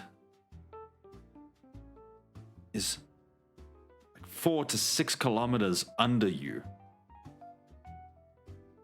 I'm not sure what that translates to for the American viewers, but could probably do it. 4,000... 1 meter is... I just need to multiply it by 3, more or less. Yeah, like there's parts in this world where you can get in the water, and the nearest bit of land is 12,000 feet below you. Like that's just...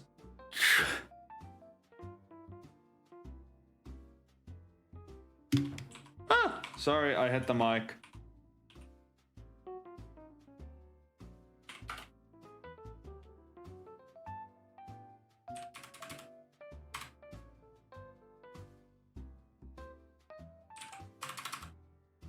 Even more than 12, actually, because that only puts you at like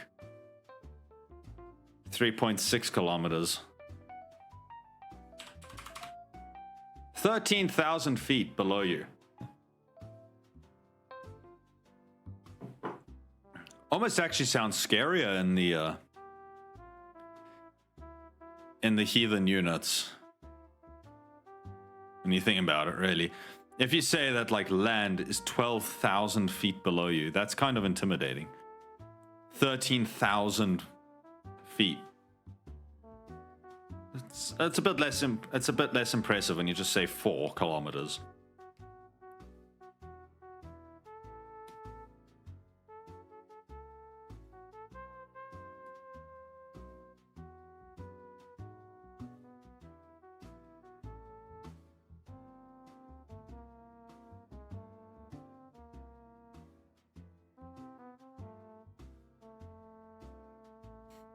It's intimidating. He's trying to draw your damn bootlaces.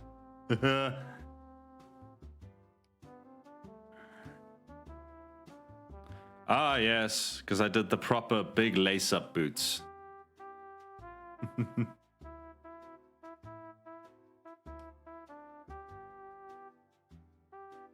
It's not that bad once you figure out the pattern. And I don't think it's that bad once you figure out the pattern.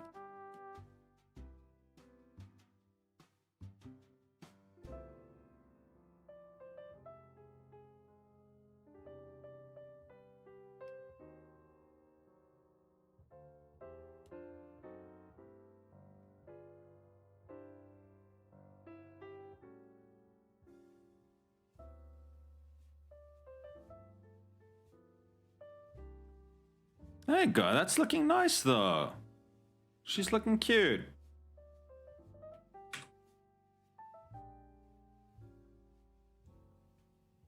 All right, let's finish off the armor. And how's everyone in chat doing?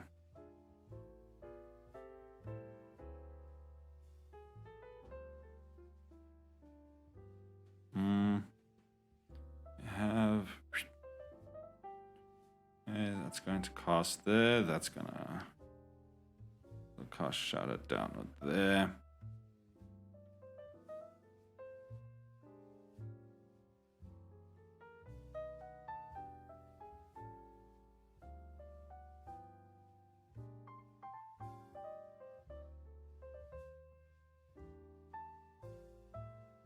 Talk to me till I've had my coffee.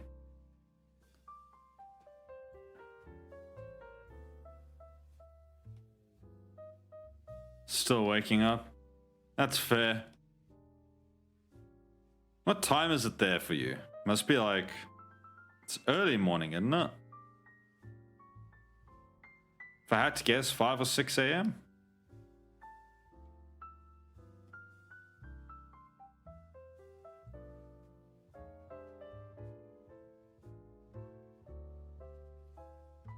Five? Yeah, okay. So I was close. I was in the right ballpark.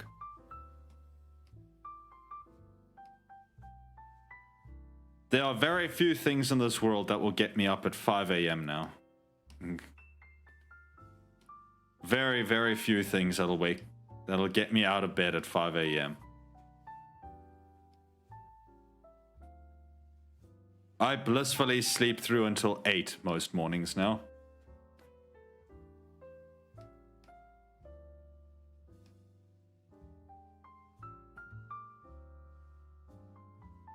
I mean, in fairness, I also then work until... What time usually? 10:30? Yeah, I usually work until about 10:30 or so in the evening. Evenings.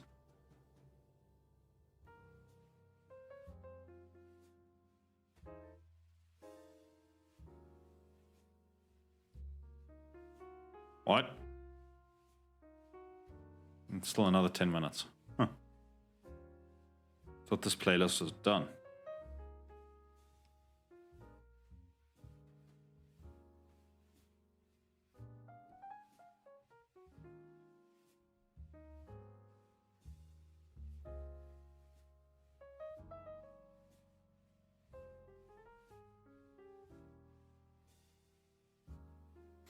I somehow missed you saying that you were trying to lace up 26 holes. Yeah, well, I mean, I had to do it. I had to draw it. So, I've drawn it several times, in fact, so... You just kind of deal with it. You kind of get used to it, you know what I'm saying? You just kind of...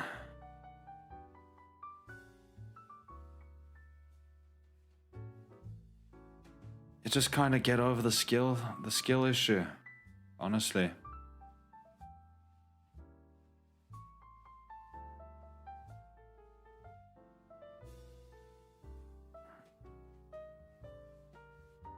You played all of your Star Wars games yet? No, fuck no. I've played 4. In one sitting? Definitely not.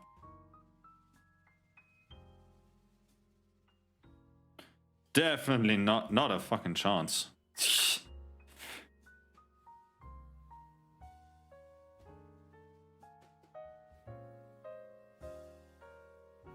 Why did you? Why? Because it looks cool.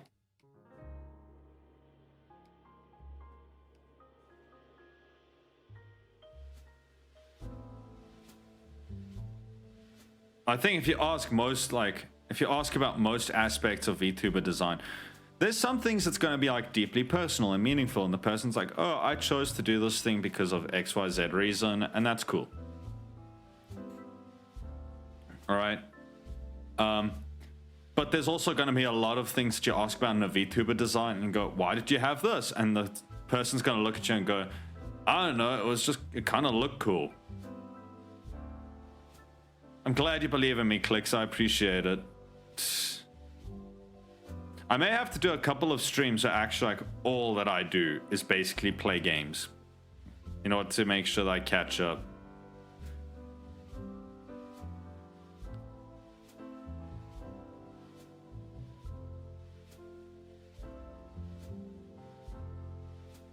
Because we're 4 out of 30 so far. So we're really knocking that list down. We're really getting it under control.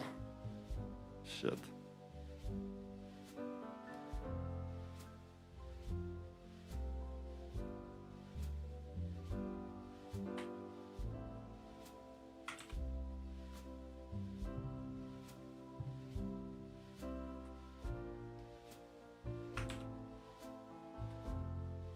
I don't care who says you're not real. I believe in you and you're real to me. Who the fuck's been saying I'm not real?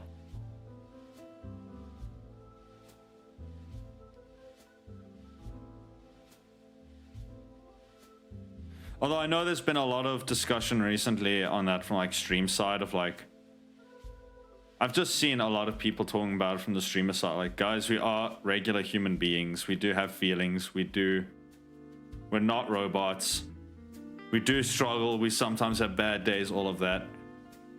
Which, you know, to my mind, I would have thought was pretty fucking obvious. But apparently sometimes viewers need to be reminded of it.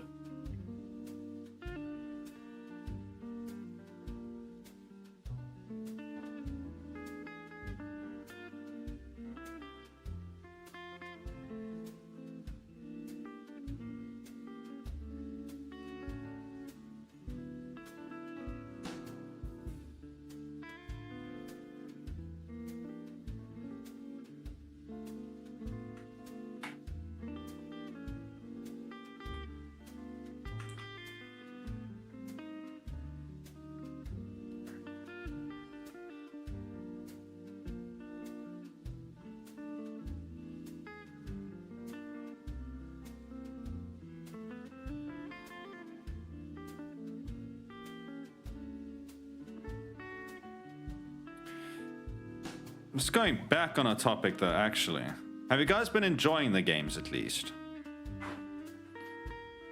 Have you guys been enjoying the gaming side of the month? I know it's a bit different. I do just want to diversify a little bit out of art. Sometimes it can just become like creatively intimidating to like go live just painting shit every single day. And so I don't have that many ideas, I'm gonna be honest with you.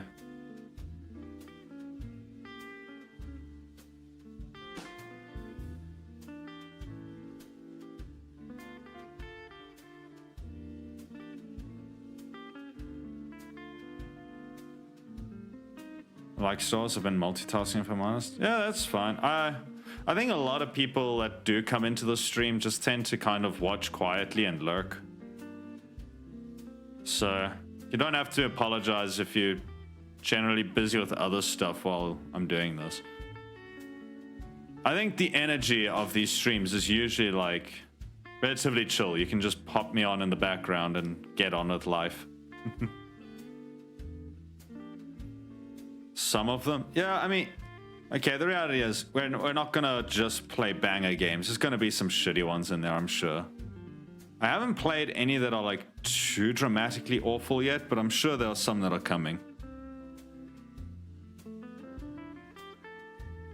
You know, some real crappy ones, but hopefully we can still have a decently good time with those when they do turn up. I'm hoping.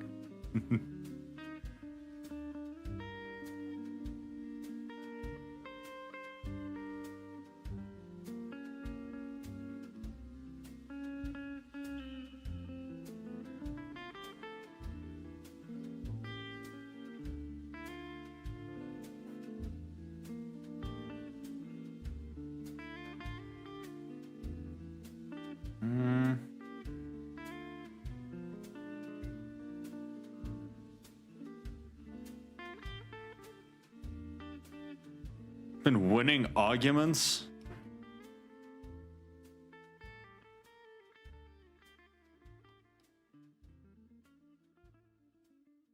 That moment when you Google something in an argument and get to see that you were in fact correct, and you get to the satisfaction of now sending them that article as proof. Nothing quite like it.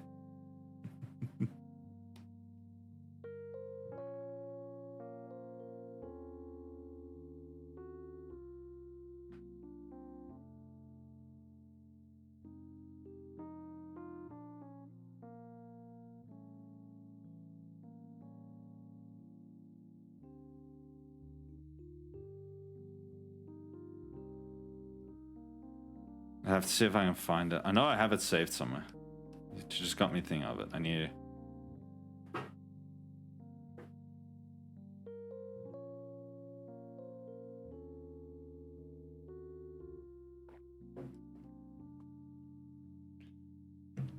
I'm right. They just turn into an argument by choosing to be wrong and loud about it. Damn, I like the attitude. Let's see if I can find this. Where is it?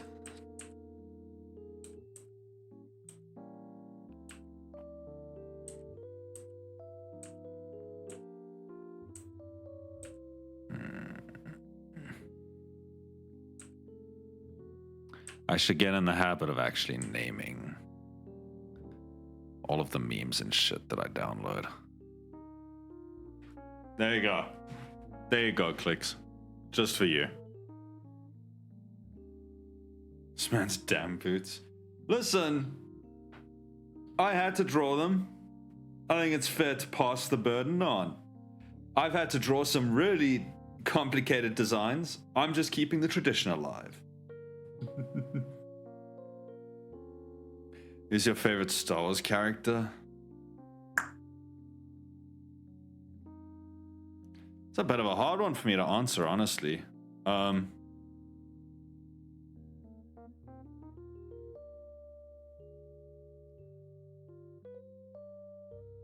know, I would say I actually really liked Finn in the beginning before they just turned him into the comedic relief character and wasted all of his potential. I actually kind of liked Finn. I thought he was an interesting idea and interesting potential. Not quite sure I would have called him the favorite though.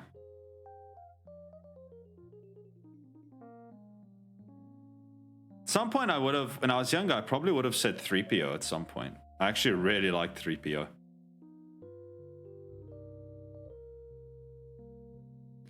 Vader has been a good role model. I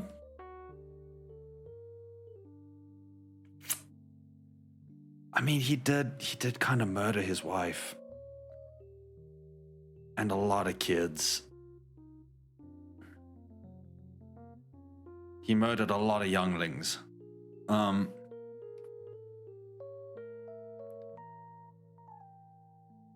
So I don't. He also like blew up a whole fucking planet.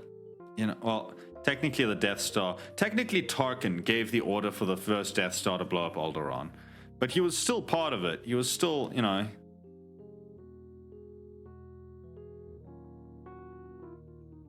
How'd he kill his wife? No. This is spoilers. This is spoilers, apparently.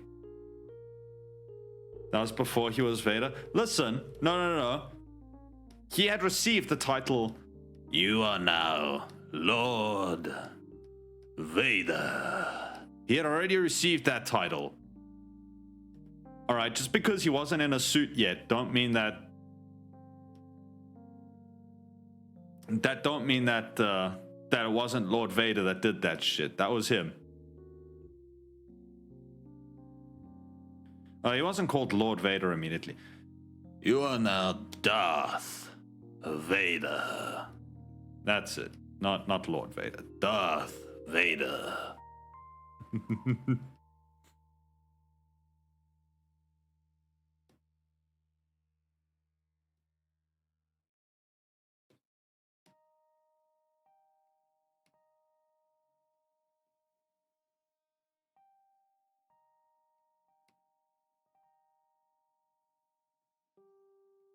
That's a cool name, to be fair. TBH. I do sort of wonder where Sidious got the name from. Like, did he just make it up on the spot?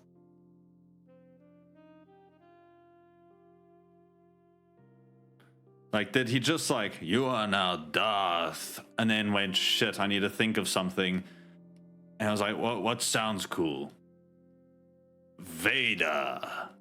Like, where did he get the name from? Like, how did he choose the names for his apprentices? Because if we're honest, like, Maul was not a very good name. Like, Darth Maul.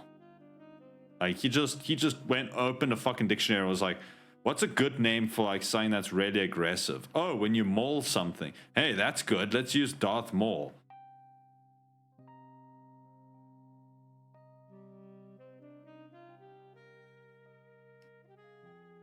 I mean, Dooku barely even used his name. Darth Tyrannus, like, barely, like, he wasn't even known by his name by most people.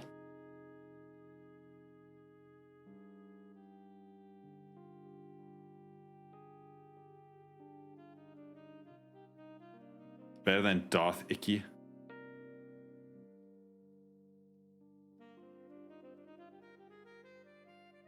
So I'm just saying I wouldn't have been able to come up with a name like that on the spot. So either Sidious already knew what was going to happen and he pre-planned this and was like, oh, I know. Like, if he had... I would just like to know if he had a list of names. You know, like how parents draw up names for their kids? Like their baby names and shit? I wonder if he just had a list of potential apprentice names sitting in his drawer, and I was like, you know, this one sounds cool, this one sounds cool, this one sounds cool. And in the moment when he, you know, named Vader, he was like, oh, this one would be kind of cool. Like, it was just the first one that he remembered on the list, and it was like, Darth Vader. Like, what else is on that list? I want to know.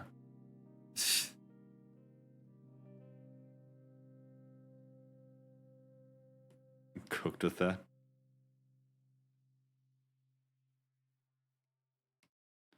Listen, most of the Sith names, if we're honest, are not exactly subtle. Though, like...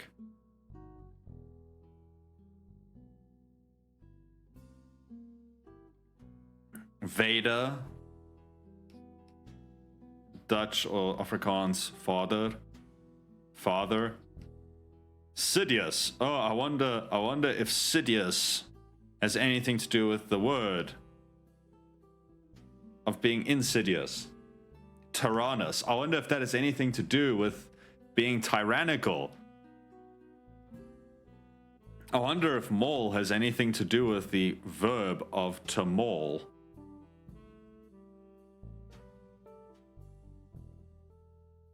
Darth Bane. Oh, I wonder what Bane was fucking named after. Plagueis? Oh, so cool. The guy named after plagues.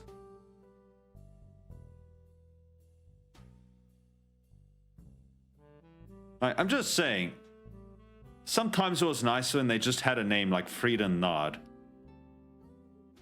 Or Marker Ragnos. Like, that dude just, like, took his name. He was like, yeah, my name's Marker. And he ran with it. He owned it.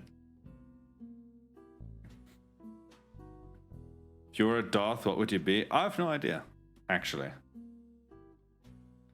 When I was a kid, I probably had a name in mind of, like, I am Darth so-and-so. I do not remember what that name is now.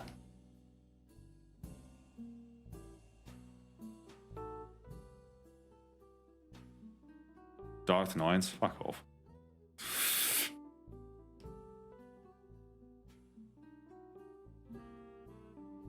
Well, chat, what would... Okay, here's 2 questions for you, chat.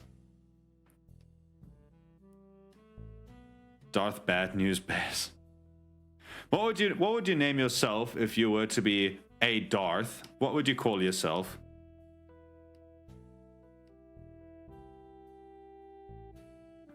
And if you had to name me, what would you do it? I mean, what were some other Sith names? There was Darth Treya, named after betrayal. Darth Nihilus. Nihilus being a very subtle nod, obviously, to nihilism.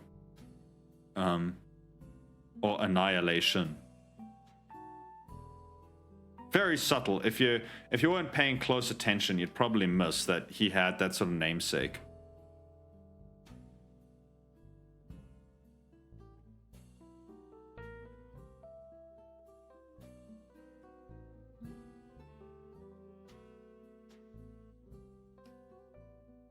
Yeah, the problem is, Clicks, Darth Bad News Bears just doesn't quite roll off of the tongue. You need something, a single word that summarizes bad news. Omen, maybe. So then you could, instead of Omen as in O-M-E-N, you could be Darth Oman, right? O-M-A-N. That way, like, people have to put 2 and 2 together and they get to feel smart about discovering who Darth Oman is. Wait, I just realized, what about Scion?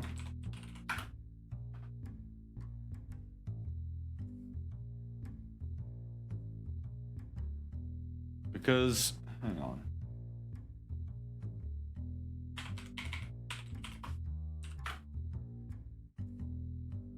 What word finder contains, starting with any words containing in order?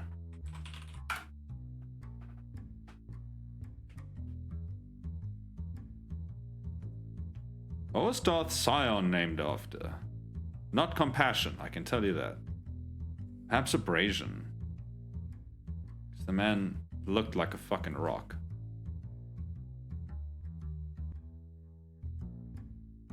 Could be division as well. Boots are done, let's go. You see, complaining or not, you've made progress and you are stronger for it. I am teaching you strength of character by having multiple lace-up boots. Darth Frownies. It's not the most serious name out there.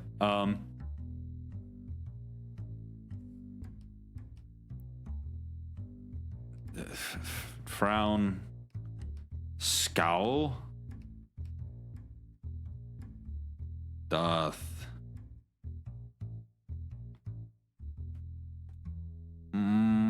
Yeah, Darth Scowl doesn't quite work. It's too on the nose.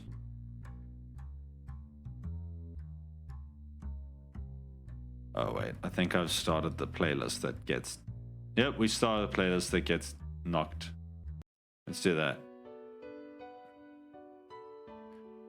Hopefully this is not too loud. It doesn't look like it. Darth Al. Okay, kind of works for you though. Like, it does take your name.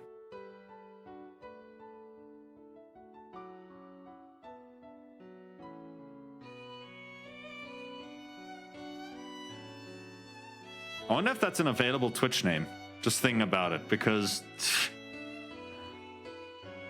when are you gonna unify your Twitch name and your Discord name? Darth Binks. Doubling down on the Darth part.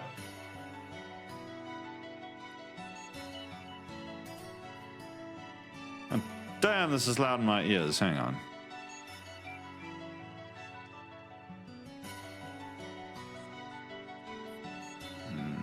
How does that look like in... It's maxing out at like -30s, so...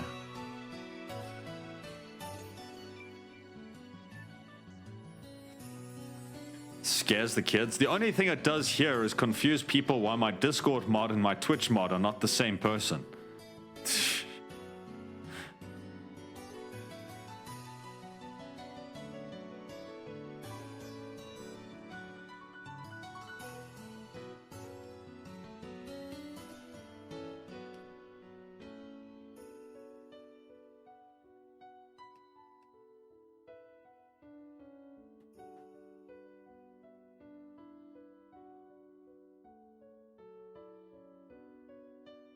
Pick your new Twitch username then?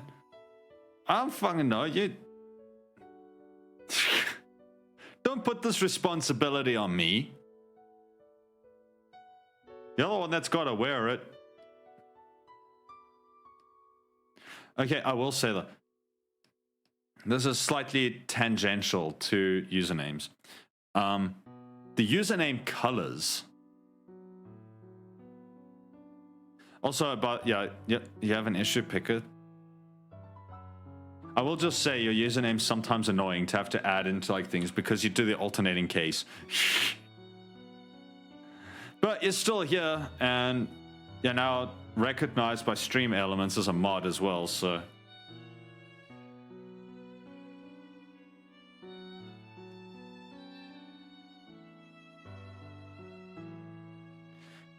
What was I gonna say?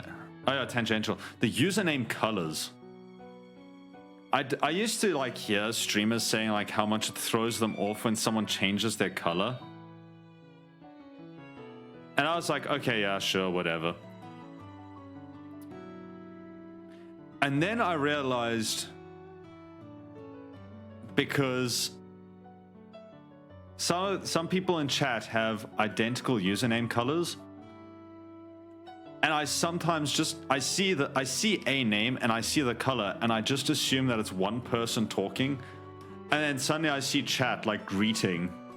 I'm like, why are you all greeting this person? They've been in chat already for a while. And then I look and I actually have to read the username and be like, oh shit, that's not the same person.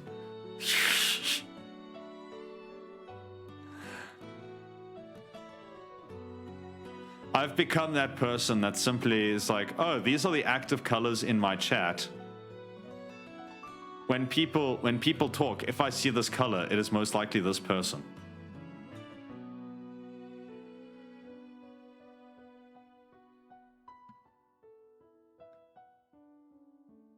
On record, I never found that annoying. You can tab complete. When I have to add Snack as a moderator on Stream Elements, I have to sit there with Twitch chat open on one side so I can check which letters are alternating and which ones aren't.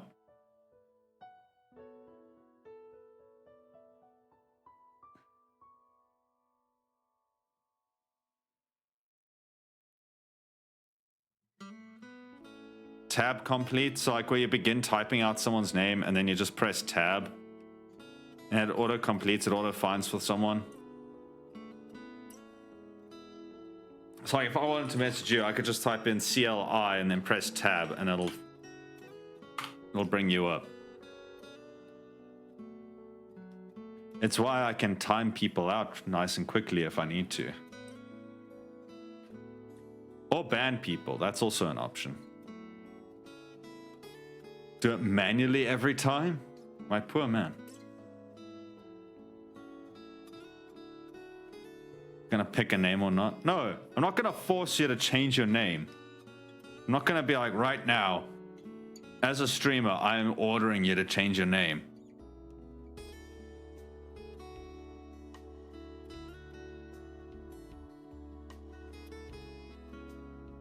They're worth the effort. My man, save yourself like 5 seconds of your life. Just press tab. For any chat, just press tab.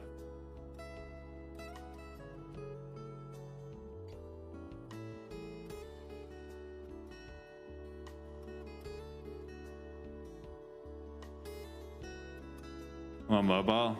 Oh, okay.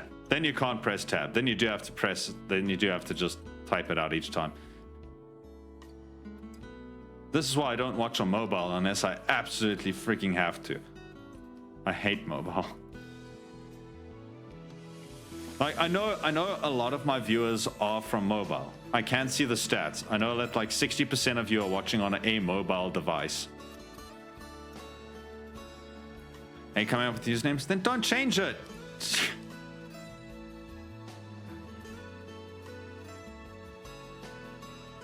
Like, I know 60% of all of my viewers are watching on mobile. I don't understand how.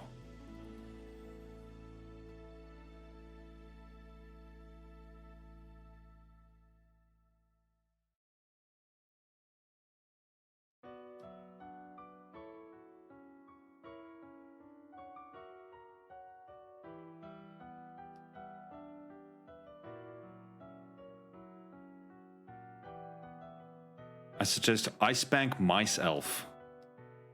Nice one, Clicks. Yeah, I spanked myself. Nice one. There's what was it? There's someone in another community that I watch in that the name is I Love Big Clocks. Something like that. I love big clocks. I love big clock, whatever. And you know exactly why they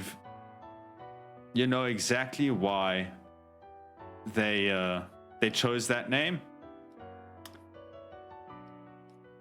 Just because if you try and say it nice and fast, it will get you more than likely. Got way too many people with that. You already dropped that one on me once. You got me with it back in the Thief playthrough. Back in the olden days when I was still trying to get through Thief Gold. I remember you dropped that one, and it took me a couple of times to get it.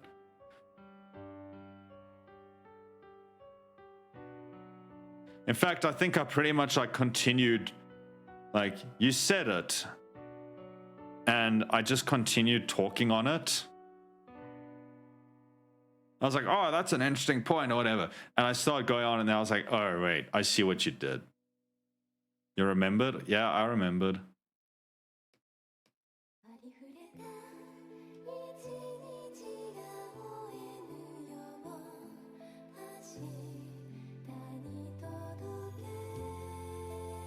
Got poppy with it too. The thing is, right, I think a lot of streamers are on the lookout for anything that's going to potentially lead into a D's nuts joke, because that's the one that Twitch usually tries on you. You know, the classics. Are you going to SawCon? Oh, what's SawCon? SawCon D's nuts? Right, I think so many streamers are just on the lookout for D's nuts ones. That if you actually try anything remotely creative and slightly different, your chances of success are actually probably pretty good. Your possibility of actually successfully trolling is reasonably high.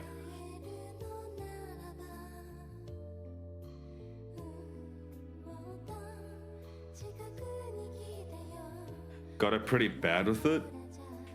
Do you have a clip of it? Or is it just like something that happened a long time ago?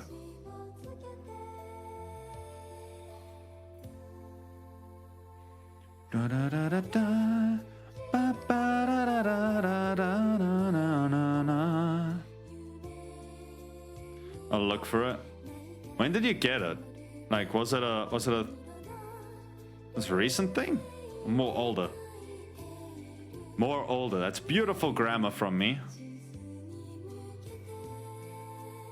The man who's always proud of his grammar being correct. That was beautiful of me. I did well. Da da ba ba ba ba da da da da da da da da da na na na na na.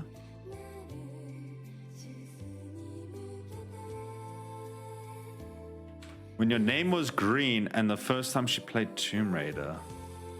Let's see, because I was in chat for that. I remember watching it.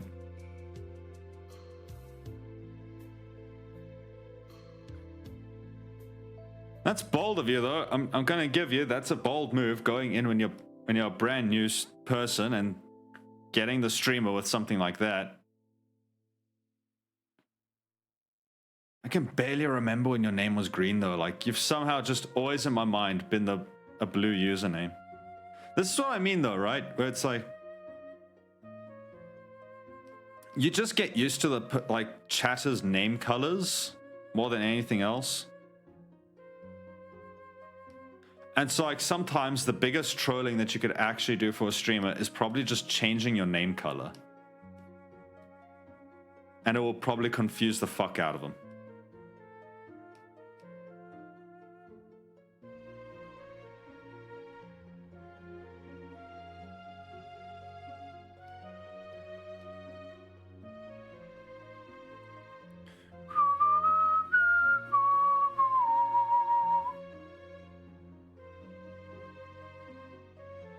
Okay, nice. I'm not gonna worry about... Oh, maybe let's do that. I was still... Yeah, you were still the KLIXX. I do remember that. I remember when you were still that, but... Somehow to my mind, you've always just been a blue username. It just works. It's just fitting.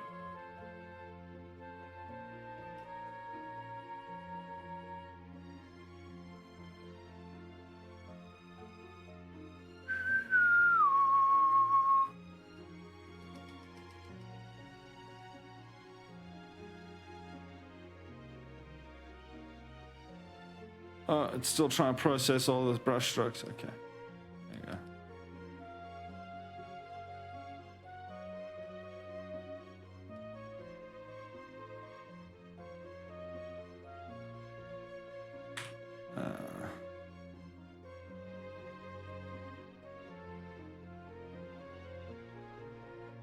I need the brush density lower, please.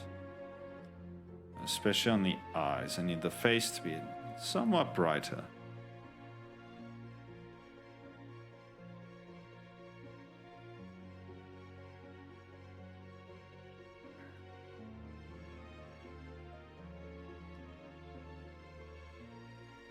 Okay, nice. This whole thing's a huge mess. I wonder if I do this right. Da, da, da, da, da, da, da, da. Layer. I've always wanted to use one of these, but I'm not entirely like...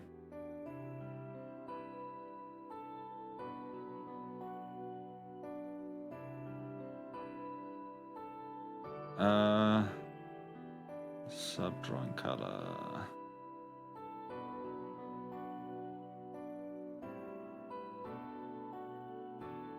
Make main drawing color. Wait, cancel.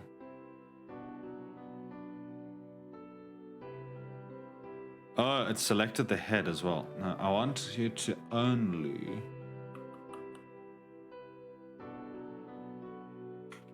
See if this helps. Yeah. Wait. Select.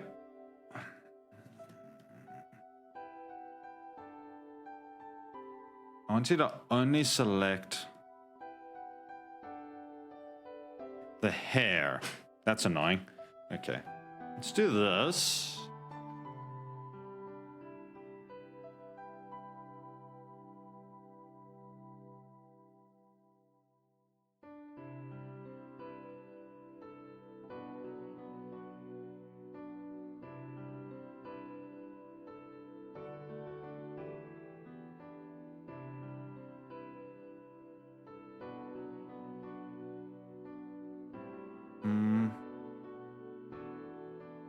Just subtract these out of the selection a little bit. I've always wanted to try and use a gradient map layer and just see how it works. Because I know people always say like, oh, gradient mapping is such a cool thing for the hair. So I just want to try it and see what it looks like. Again, probably not the stream I should be doing it in, because this was always supposed to be quick, funny, easy, silly sketches. And instead I'm like, going full art mode.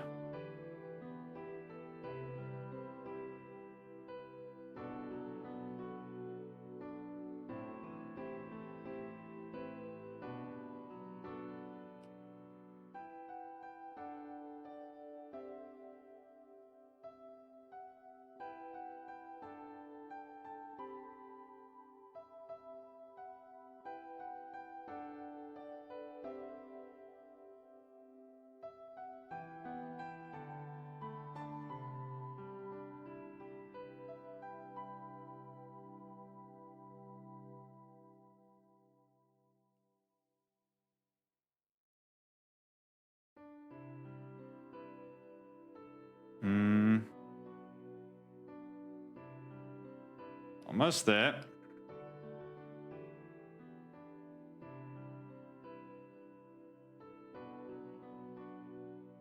At least the selection tool is behaving today. Normally it does that weird thing where it just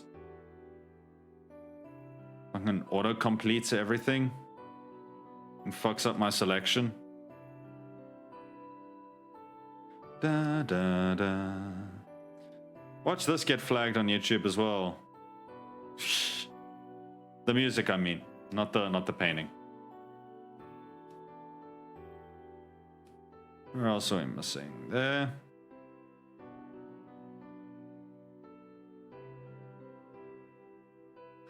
Bum bum bum.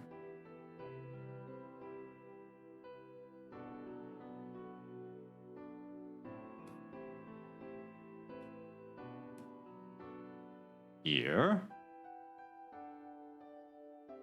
Okay, I think we have it all. Come up to here. Layer, new correction.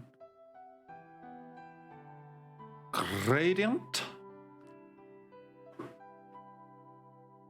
Make that the sub color. You make that the main drawing color.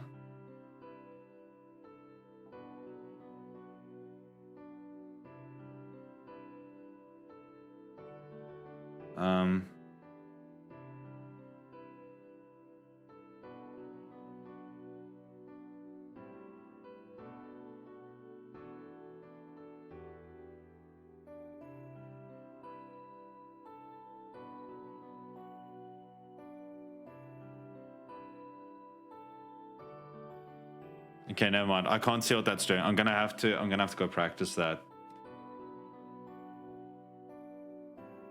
Da, da, da, da, da.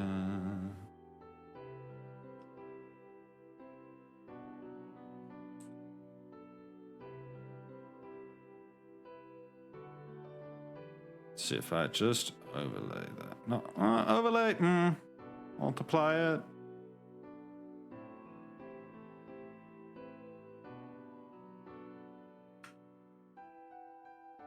Multiply feels right, but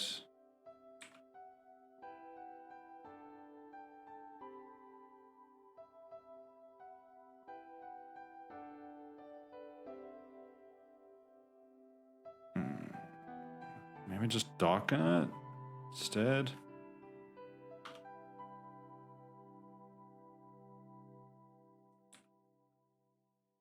I'll make that my primary.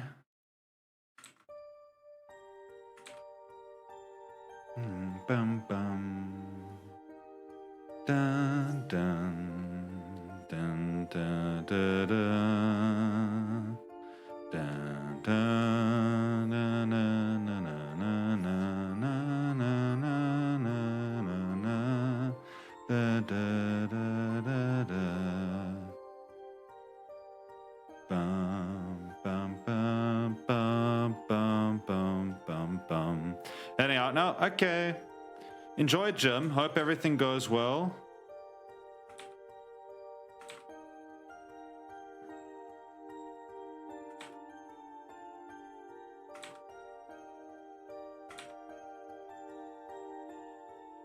And I'll check with you later, Clicks. Next stream, perhaps. You never know.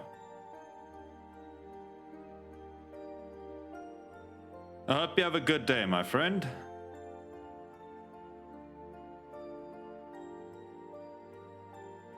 Maybe now if we overlay it? What does that look like? Overlays too much.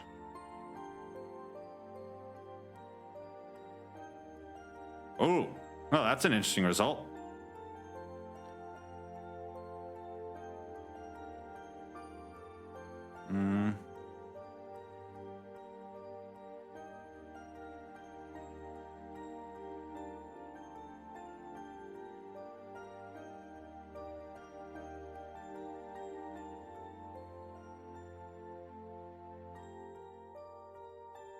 I kind of like that. Kind of like that, actually.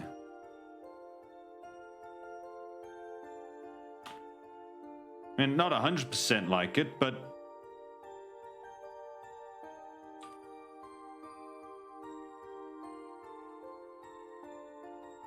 like that.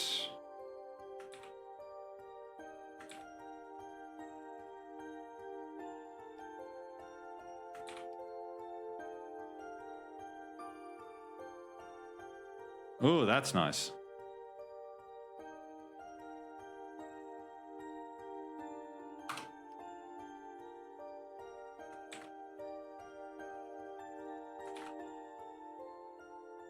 Nice. I like that. I like that. We're doing that.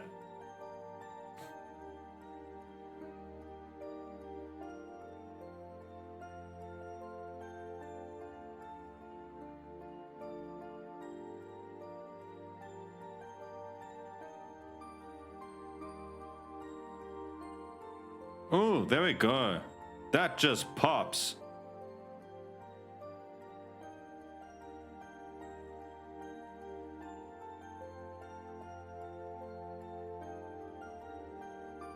Okay, I didn't mean to...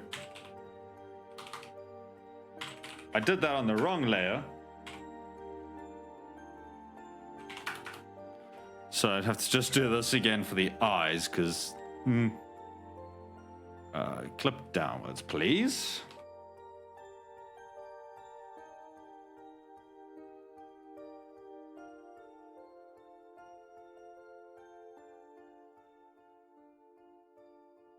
Actually, this should go above that, because then you can have...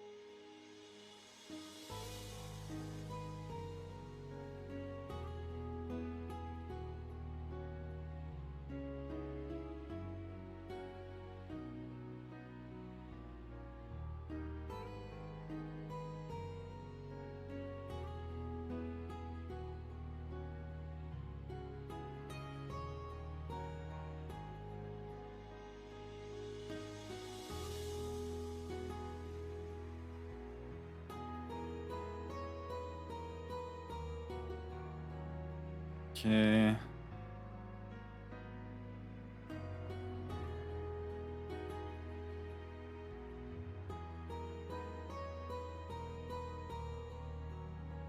Okay, we have ads coming in shortly. It's fine, we're almost done with this.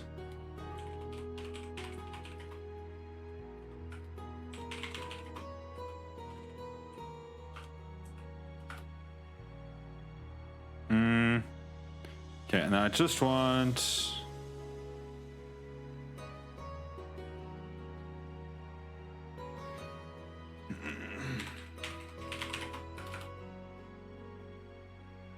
Make this green? Was it? Maybe.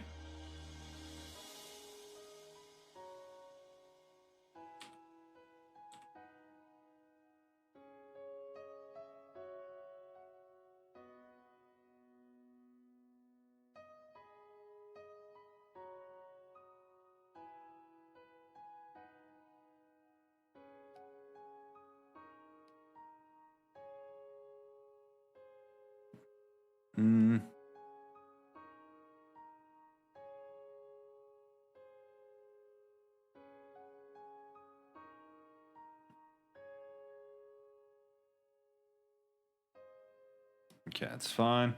I don't necessarily think the hair and everything needs every highlight painted in.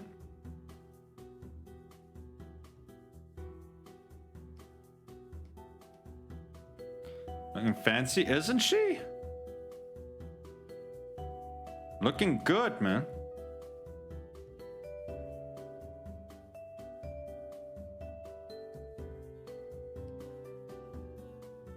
You know, one of these days, I'm gonna actually just sit down and do a stream with an actual fucking timer on it and be like, I have 2 hours to do this painting. And we'll just see how far I can get within 2 hours. Maybe the pressure will do me good.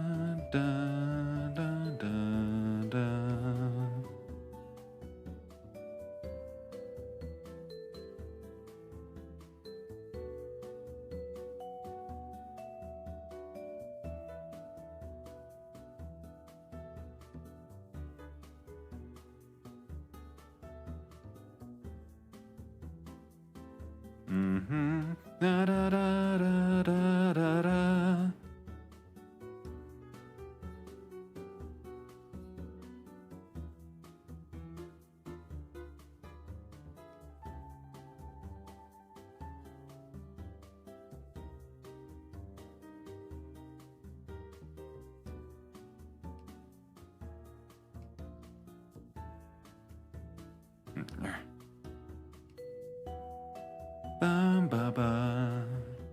Da, da, da, da, da, da, da.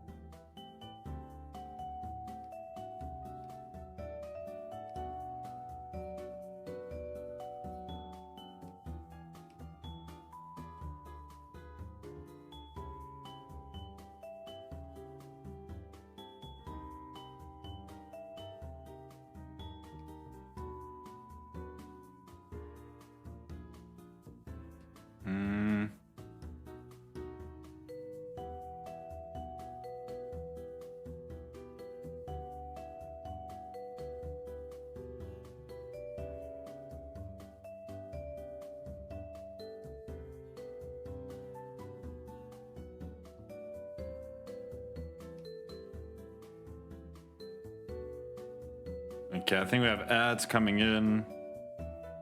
Just a little bit.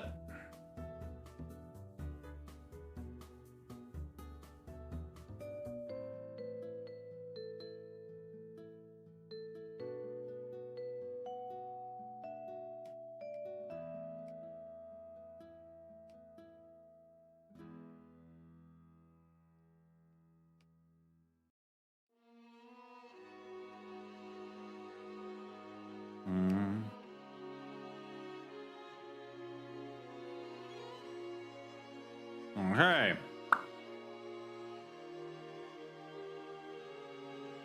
Guessing I probably would be something at least along the top here.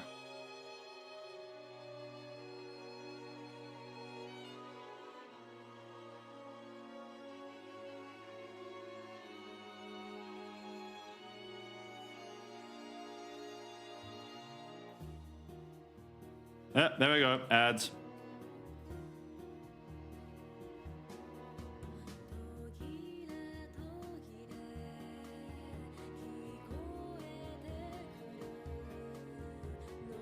Da, da, da, da, da, da.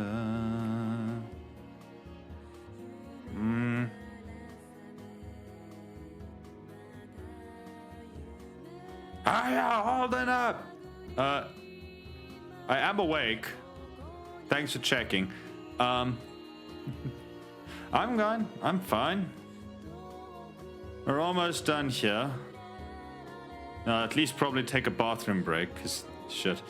It's been...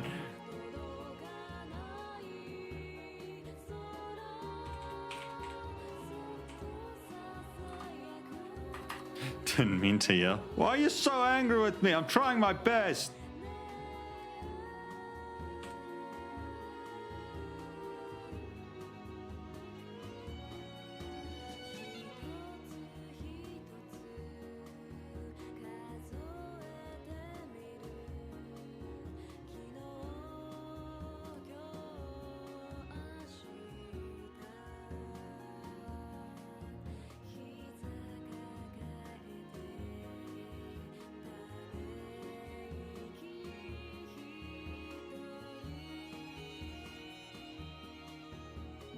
Yeah, don't worry about the yelling. Just incidentally. Just in case that was now a worry. I'm not upset with you for typing in all caps. Well, it'd be one thing if you're like a first-time chatter and you were backseating me in what to do and you're like, add a shadow here or whatever. Then I'd be a bit more like, what the fuck?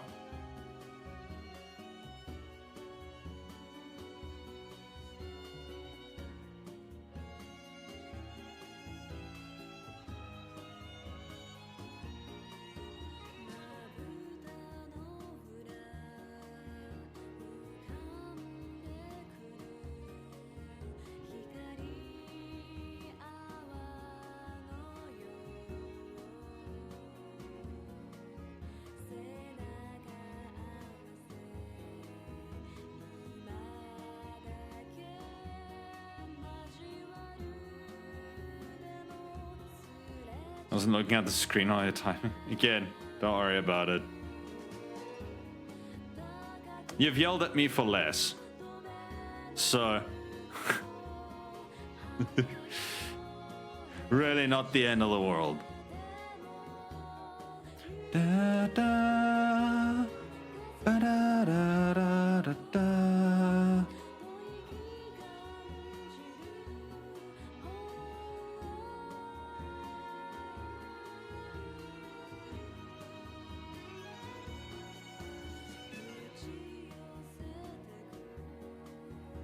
Damn, okay. Like, the lighter hair color does not appear, like, it does not show up. So I'm gonna do this. Hang on. This selection. Do it quite often, actually. Yeah, you've well yelled at me for absolutely no reason. You've yelled at me for eating an apple and trying to look after my own, you know, sustenance, so... Really, I've seen worse. My back hurts. Why do you make this my problem?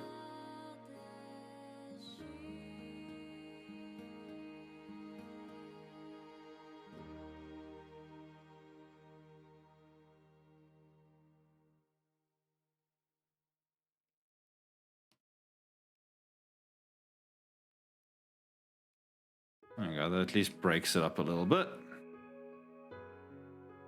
I'll just do that. Erase when not relevant.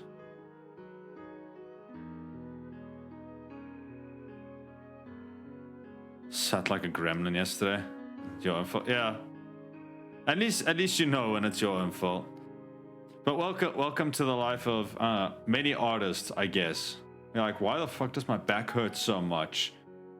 And then you realize that you sit like an absolute shrimp in front of your computer and go, oh, that's why. And then you proceed to do it again anyway.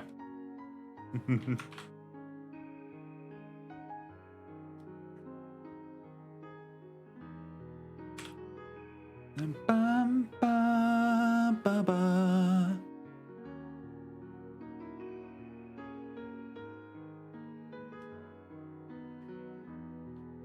Da, da, da, da, da, da, da.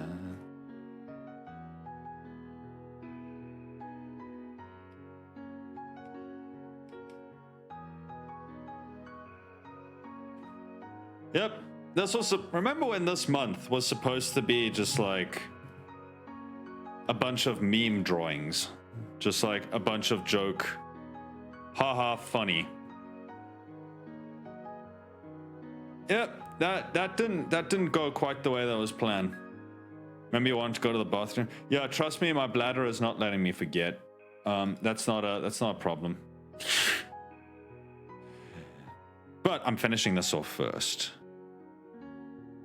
Where is my Twitch? Star Wars month.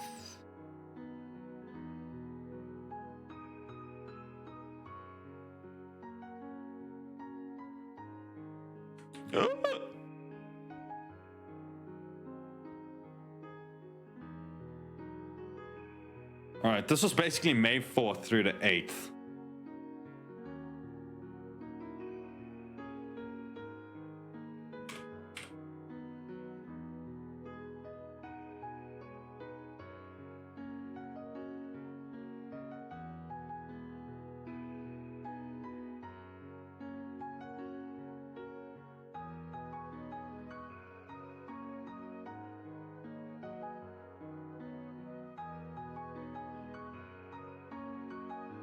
How hard can it be to get this right? Come on. There you go.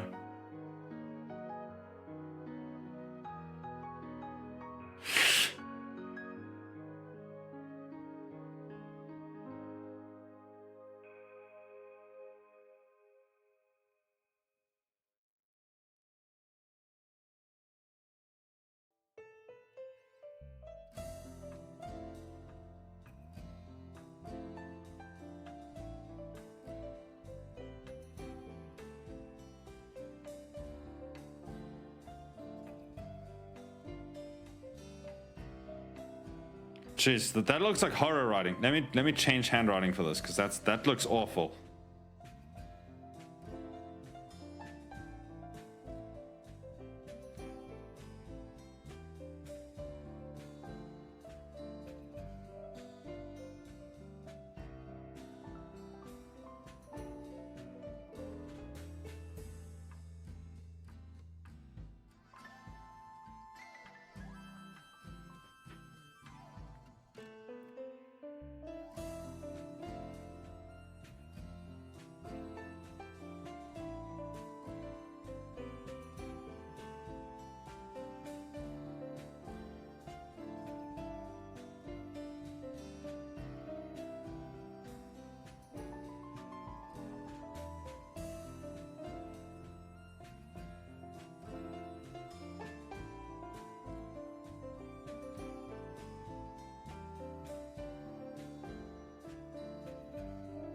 And let's just, because that's gonna annoy me.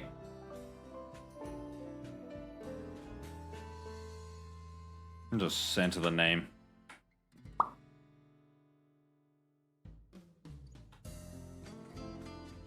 In which case that's now also off.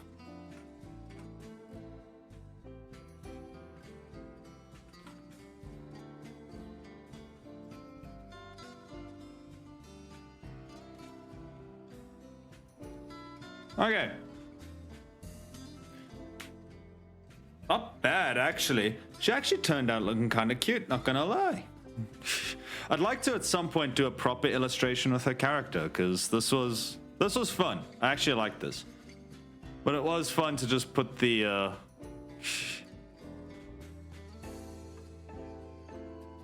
was fun putting everything together. What's the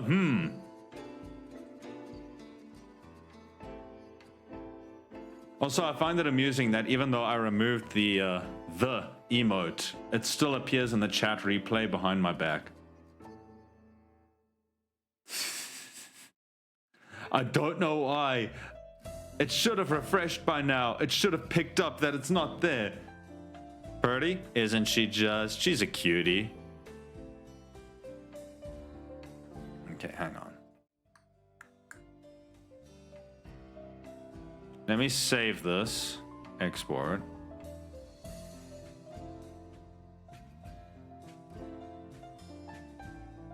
Wrong one.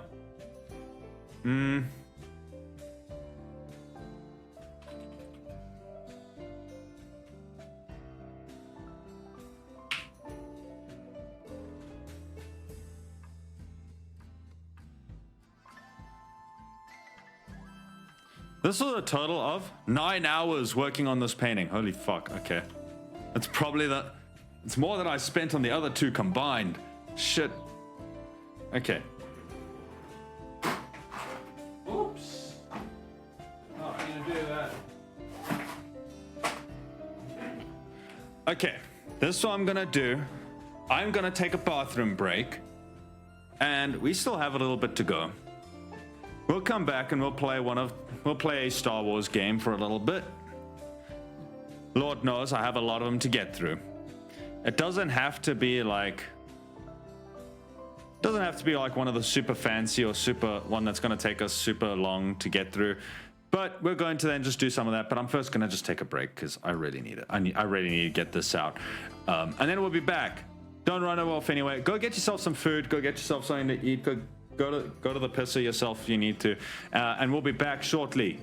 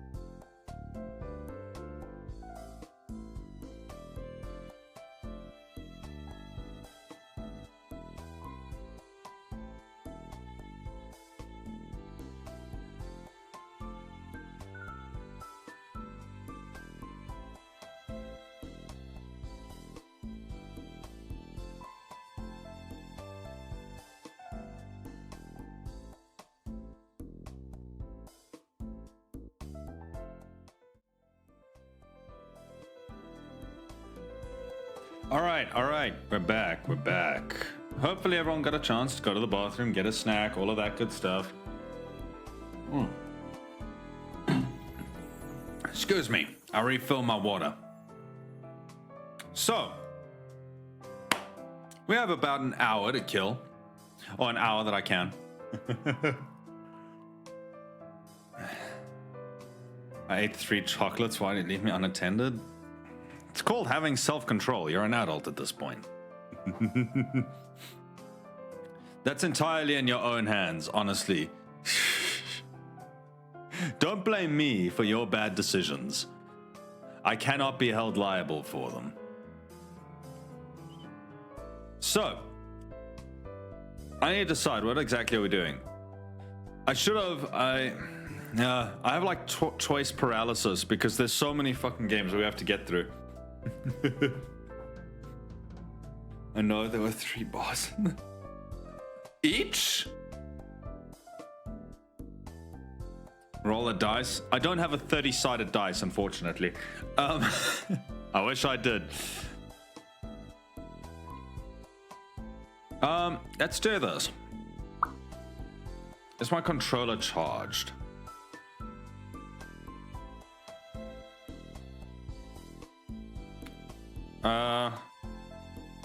Does not appear to be. Okay, fuck. So, we'll not be doing Lego Clone Wars. Heck it, we're gonna play the equivalent of Star Wars Doom. So let me just change category.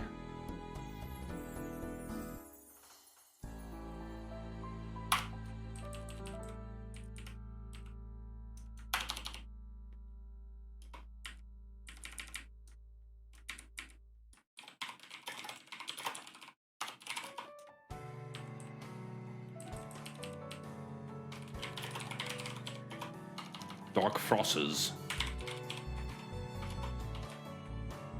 I cannot type for shit today, apparently.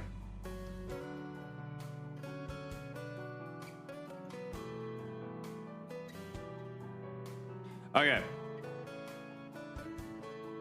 I'm gonna get this started up.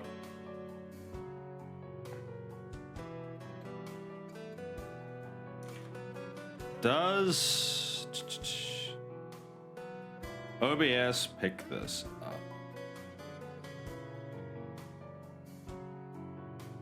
Let me see.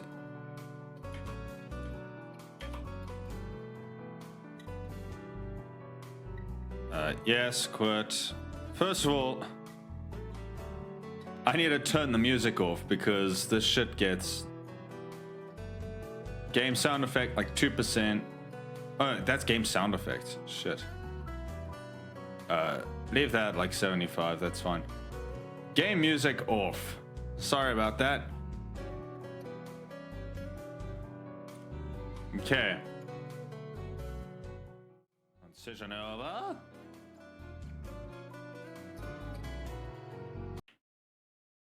I know it's gone very quiet, but don't panic. I don't think I capture the Force engine directly.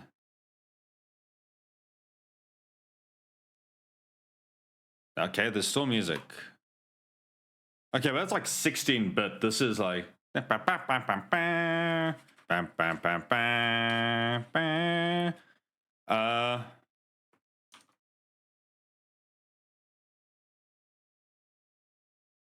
Maybe it is this.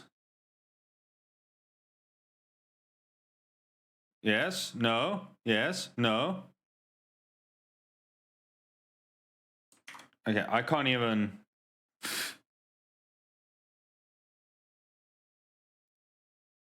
Oh, because I didn't switch the fucking thing on, that's why. There we go, okay. What we're gonna do... We'll start that over, and well, I'll read you the text crawl. Why'd I skip it? Unfortunately, I can't seem to get rid of the music, so we're going to have to. I'm just going to do what we did with Lego Star Wars, which is I'm just going to talk incessantly over it and hope that that's good enough. A long time ago, in a galaxy far, far away. Then again, maybe because it's 8-bit, 16-bit, it might not get in trouble. So Star Wars, woo! Dark Forces. There we go. Dark Forces. I'm going to have to read this fast because as it gets far away, it becomes harder to read. The new order of the Empire stretches its evil clutches across the galaxy, consuming planets with devastating results. Through many strolls, the Rebel Alliance has learned of a new Imperial battle station, the Death Star, with enough power to destroy an entire planet. Okay, so this is before Episode 4, presumably. Unable to acquire the plans to the deadly space station, the rebels have employed the skills of Kyle Katarn. Known to most as a mercenary for hire, Katarn is a rogue figure who has a partial alliance with the rebels. Armed with only a blaster pistol and an intimate knowledge of Imperial methods, Katarn prepares to infiltrate the Imperial base in which the plans are kept. Oh wait, I forgot to set the audio for this, so you guys couldn't hear the music anyway. We're good. My eyeballs? Yeah, listen, I couldn't... So this has been modded to have widescreen support and everything, but I could not get the... What's the word I'm looking for? I couldn't get the cinematics redone, so things are going to be very... What's the word? Oh, okay, there you go. There we go. Okay, things are going to be very blocky in the cinematics because those could not be remastered as far as I know. At least not as far as I've done it. The gameplay itself should be... Oh! Well, there we go. That was Dark Forces, everyone. I'm glad you watched. Thanks for hanging out. That was a good experience. You know what? This is probably one of the better ones that we've played, honestly. Very talented team on this. I really look forward to seeing where they go with the next one, because this was a really good start. This was very promising up front. And I think there's some exciting ways that they can develop this. I think there's some exciting directions they could take it in the future. And... okay, I'm sorry, guys. All right, new agent. So I've never played this game. I don't know what the story is. Well, I mean, I have the opening crawl. That's what I have. Kyle Katarn, as the main character in this, I can only tell you that he is from... I only know a bit of his backstory. He used to be an Imperial Stormtrooper, and he then defected and became a mercenary. And that's where we see him at this point. So... cool. Do you ever get tired of all the nonsense that comes out of your mouth? Ouch. Damn, I'm just trying my best over here and you're busy. Fuck, okay. Prologue, Mission 1, the Death Star plans. Operation Skyhook Phase 2. Oh, we skipped Phase 1. Confidential message from Senator Mon Martha. The rebellion is counting on the completion of this mission, Commander Katarn. I hope success is on your side. Commander? Shit, okay. No idea what... I'm not sure that's supposed to be like a keyboard. The Death Star plans are locked away at an Imperial secret base on the planet Danuta, where they await transport to Lord Vader. Very little is known about the layout of the base itself, so I'm afraid you will have to act as your own reconnaissance. Mission. Once you have the plans, get out immediately. Operation Skyhook will deliver the plans to Princess Leia on the consular ship Tantive 4. She will then continue the mission. And if you've seen episode 4, you know that that goes really well. Also, because of Rogue One, clearly this game is no longer canon. Find and retrieve the Death Star plans. Return to your ship on the roof of the base. We'll keep it on medium for now. Ooh. I don't know what the controls are necessarily. I got WASD.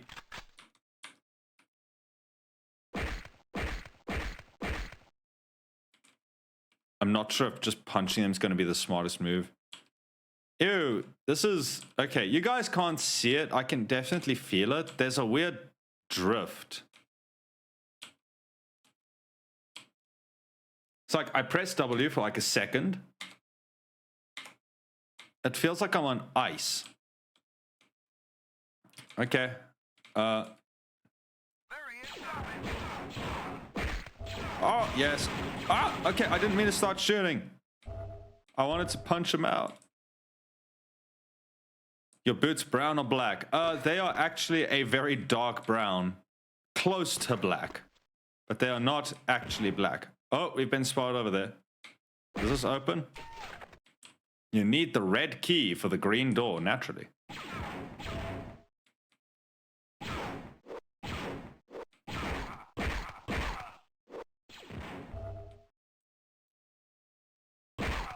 Oh!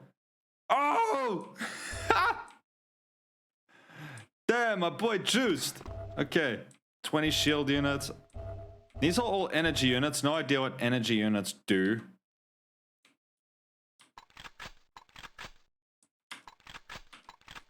Okay, is my ammunition shared between these guns? They might be, because they're both on 213.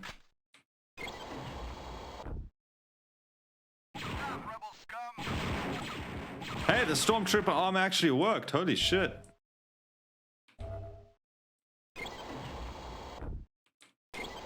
You hope my reference sheet was right. That is... the one that's in the Discord is literally just... it's my work. I just exported a flat version of my... oh, wait. I just exported, like, literally, I opened my models file. Hey. talking. I opened up my model PSD file and I just exported that as a flat image. So it's... You're not going to get much more correct than that. Okay, this is a lot of people. I'm starting to think maybe we shouldn't have started just shooting.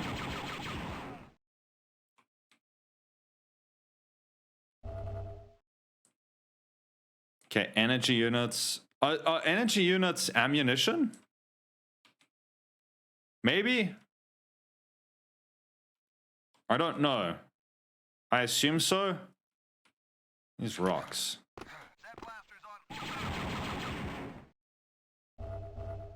Yes, I think that's just ammunition. Damn, these shields are effective. The Empire should try using these. Nothing seems to get through them. Okay, this really is just like Doom for Star Wars, isn't it?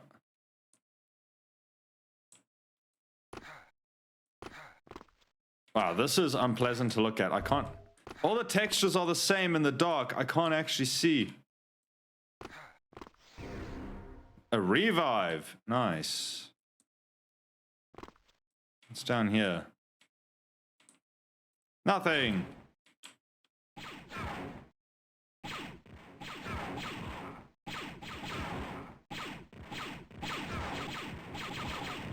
Wait, is the reticle off? So if I point at that thing... Oh, there's actually spread on this. Holy shit. For some reason, I did not expect a game this old to actually have spread on it.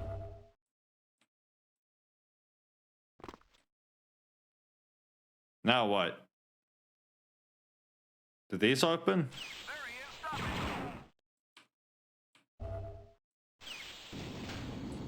Huh? I didn't know that was an elevator.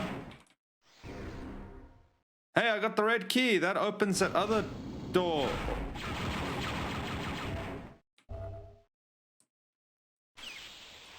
I feel like I'm the epitome of that meme of, so I just started blasting.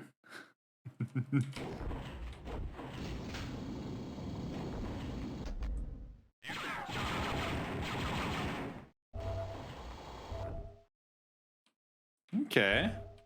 Hey, there's all the other dudes I murdered. Hey, mouse droid.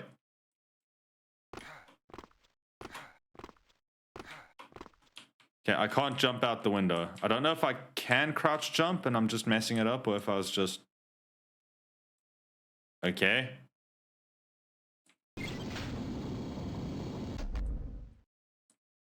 Oh, those open? I literally thought those were just wall decoration. Be very, very quiet. I'm hunting Stormtroopers.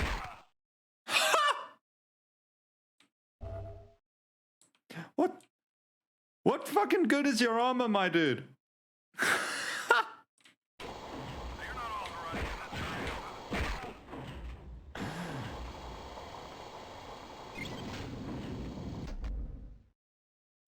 Wait, what did this do? What?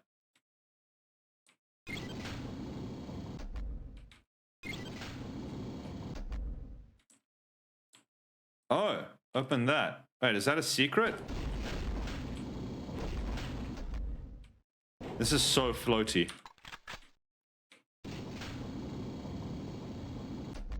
I don't know how to describe it. It just feels weird to move around. Oh, is that like a secret thing? Hang on. Fuck. Jump too late.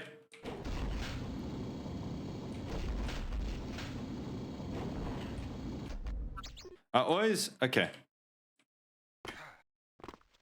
I'm one of those weird people that really struggles with third-person platforming, and I tend to be better at first. Why are you looking at me weird? Do we shoot the droid or not? Do we shoot the droid? No, I like mouse droids. Yeah, it is control. Never mind. Let's try one more. I'm gonna try one more. These weird chat, you heard it here first.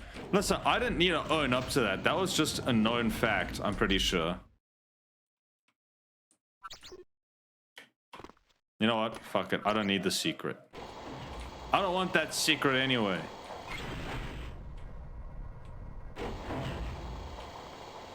Oh, we got outside.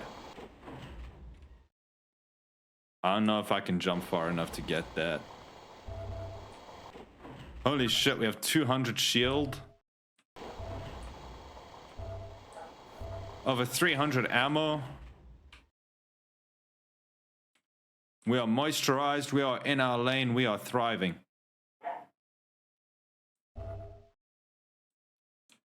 Ooh, wait. Oh, come on. Fuck. There's the entrance. Of course I took the longest route to get back. Yep, okay. I literally took the longest possible route. We love to see it.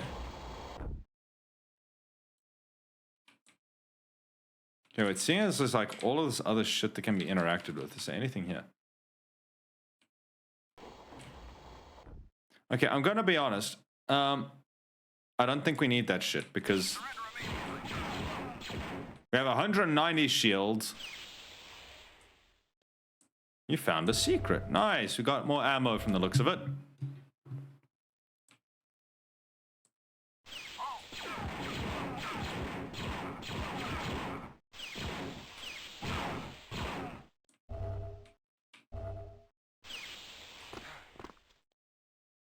We think I should do for lunch, seeing as that one picking. It's a bit late for lunch, isn't it? It's more like dinner. Okay, wait, this is just too funny to not do. I've got a mean uppercut.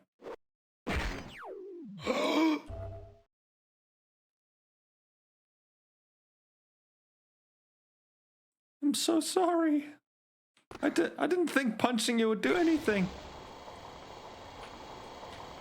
I'm so sorry, little droid. Are these the Death Star plan? These look like Death Star plans. I can't pick them up. Not very long levels, are they? Oh, it's the computer chip. Now to get to my ship. Now to get to my ship. You know, I don't think this is quite the quiet espionage mission.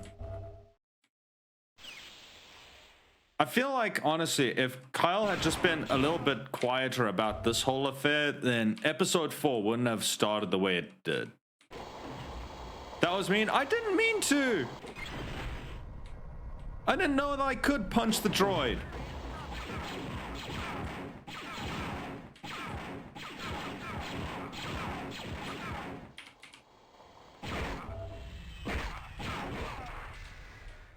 We leave survivors to pass a message. Is this how I entered the facility? Extra life. And yes, that was how I entered. I now have to go back. Wait, not that way. Where the fuck am I going? Here we go. These missions are not big. Why would you try? I didn't. It's the wrong thing as well, wasn't it? Yep, this is incorrect. Yeah, I know the mission objectives are complete. This is a weird ass map.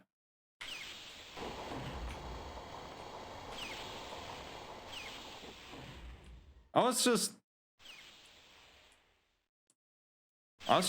punching randomly. I didn't mean to hit the droid. You know what? If the droid didn't want to die, the droid shouldn't have been in the wrong place. Yeah, I know. Mission objectives complete. Thank you. Oh, I'm dumb. Can I see controls? I'll bring this down to like 60 because Otherwise, that's more than you guys are ever going to see.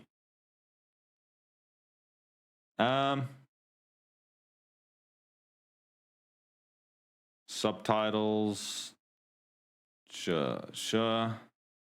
This is an example caption. Thank you. No, we don't need for SFX. Heads up display, graphics, input. Oh, there's fast quick save and shit. Alt. Who the hell uses Alt?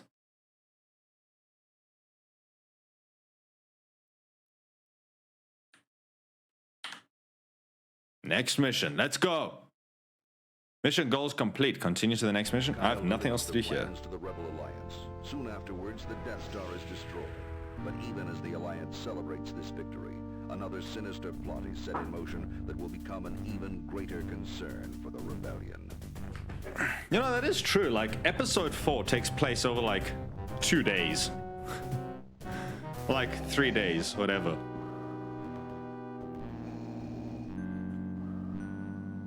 It's the big Darth. Has approved your test demonstration, General Mock. Thank you, Lord Vader. What I unveil today will mark a new era for the Empire. Who are you? We'll be able to decimate the rebels just as we did the Jedi Knights. At last, the Emperor's war will be filled only with the glory and beauty of decisive victory. A noble cause, General. I hope the demonstration lives up to your claims. Proceed. With pleasure. Dark Trooper, release. Dark Troopers, wait. This was not in the dealing with Dark Troop. Why are the Dark Troopers set up like that? They're not droids. Hey, it's the original Helldivers. Dark Troopers were people, right? They weren't. I don't think Dark Troopers were droids. What planet is this? Oh, I was joking. These literally are like Helldivers. Damn. This game was ahead of its time. For real, for real.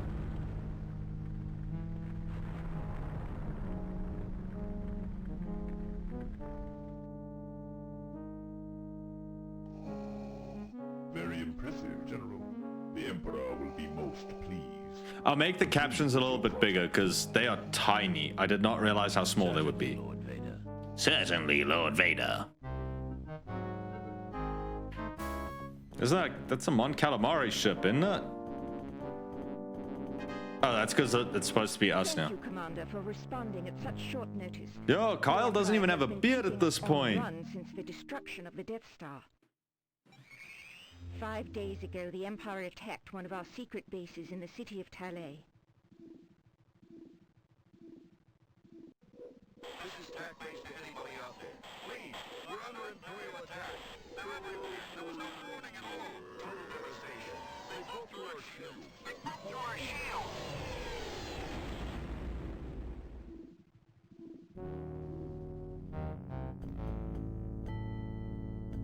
TAC base was destroyed within Damn, Kyle. Many innocent people in My the man has surrounding not cities aged and well. Rebel staff were killed.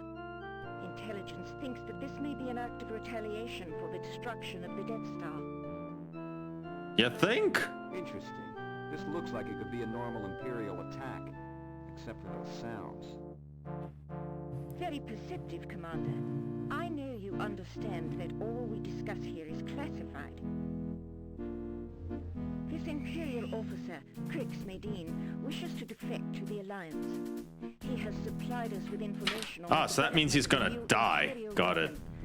Those sounds you heard, we believe, come from that weapon. A new type of Stormtrooper, the Dark Trooper.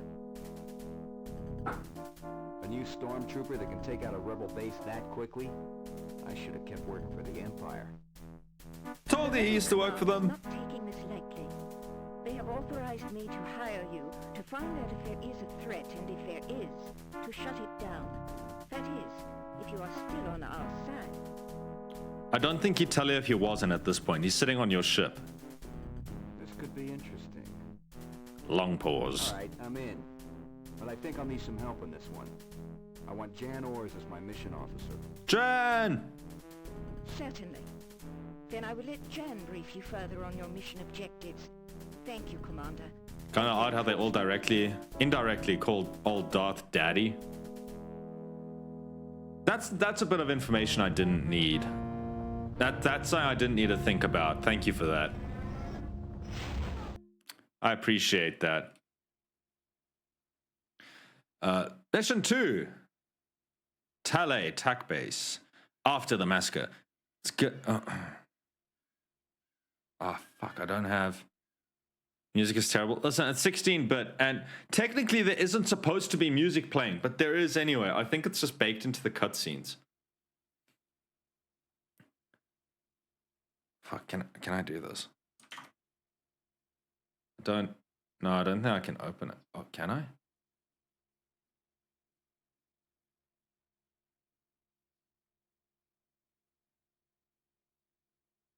Oh. Let's see. Where's I'm reading this as Jan, so this needs to be appropriate.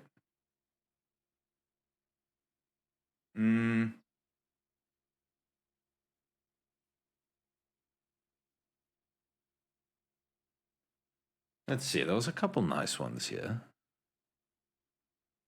No idea who that is, so that's not. Ooh, this might be appropriately cursed. Hang on.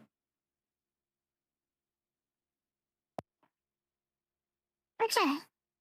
I have that song for us. It's good to see you, Kyle. Good job on Operation Skyhook. The rebels were very impressed. Now it's back to mission hopping, just like the old days. Rebel Command has made a brief reconnaissance of the area, and it's swarming with Imperial activity. The power is still down in the city, so some of the systems are going to be as well. You need to find the main hydroelectric power generator and get it back online. The Empire usually gets sloppy after a major offensive, so they may be able to find evidence or leads about this new Dark Trooper, which you've been hearing about through Crix Medine. His contacts inside the Empire will help us follow up on anything you may pick up. Good hunting, Kyle. Find and restart the hydroelectric power generator. Find some clue to the Dark Trooper, and return to the landing gear. Alright, let's just... Back to normal vocals. Do a French accent? Yeah, I can't. They don't have a... The thing automatically Americanizes you. I don't actually get a say about... I don't actually get a say in the French accent one. I did look, believe it or not.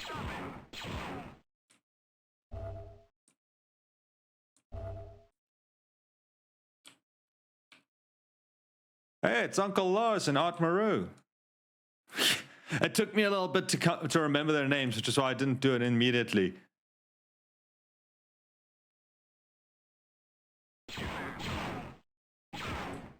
Damn, that man over there is quietly confident.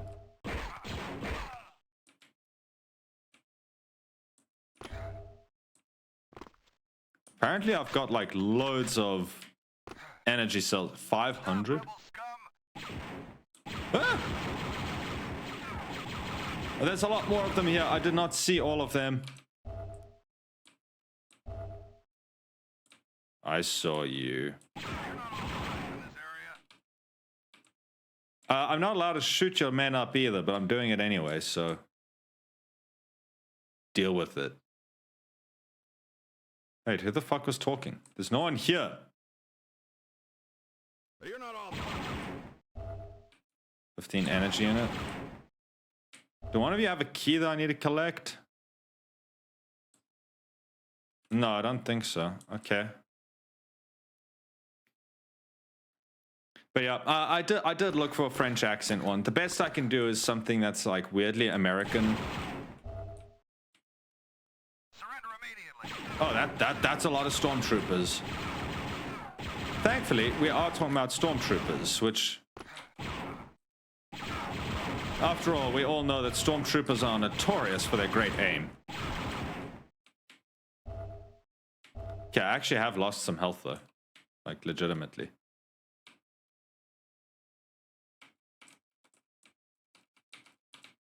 Was I not supposed to jump down there?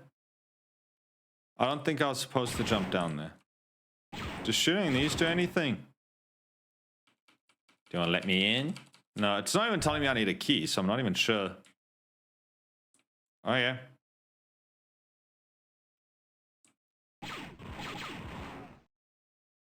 Damn, these guys are deaf.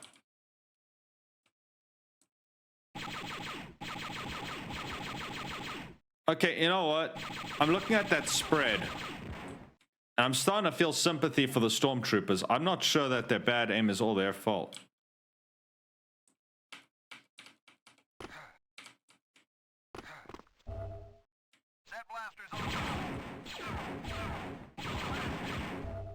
Blast them! Oh, you know what it is? I'm dumb. It's because I haven't gotten the dam started. There's no electricity. So shit can't work. This is fun though, like... Are you guys just standing in a dark room staring at nothing? You know what, I'll leave you to it. You seem to be having a good time with it, so I'm just gonna leave you to it.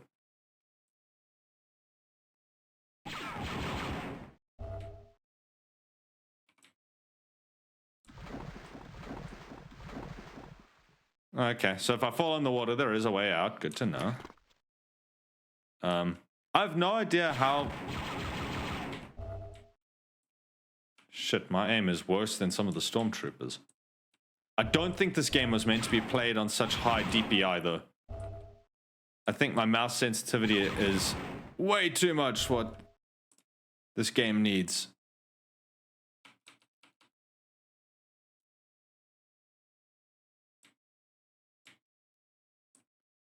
That looks like the thing we're supposed to switch on. But I don't see how to get to the other side, because these doors don't work yet.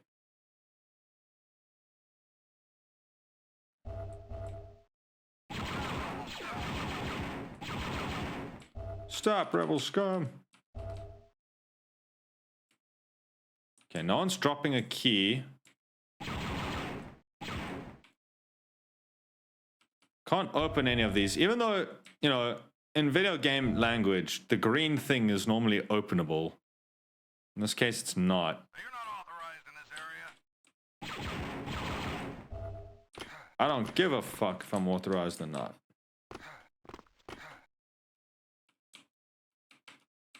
What is that? Like a battery or something? Ooh.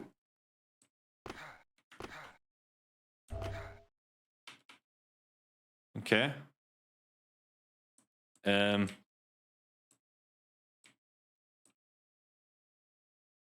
Maybe I do have to fall in the water. Okay, wait. Let's just go to the room where all the dudes are just sitting in absolute silence in the dark, and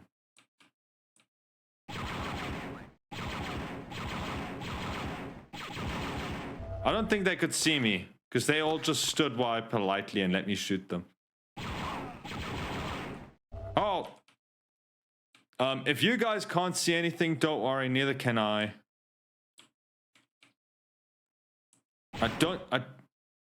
What?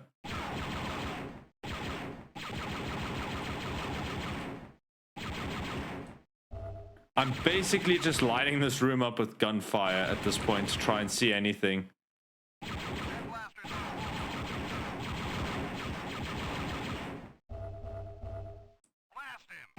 Blast him!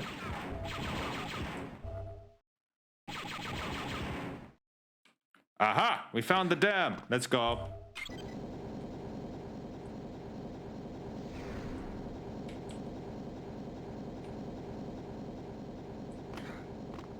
Infrared goggles. Wait, how do I put those on?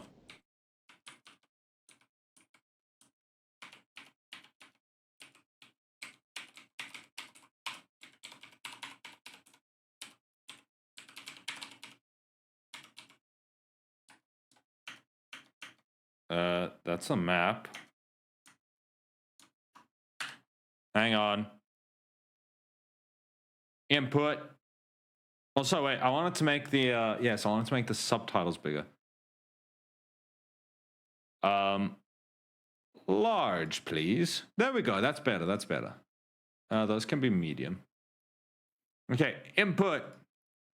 Now my controls. Holster weapon, F8. Gas mask, F4. Cleats? The fuck is a cleat? Night vision, F2. PDA, F1. Oh!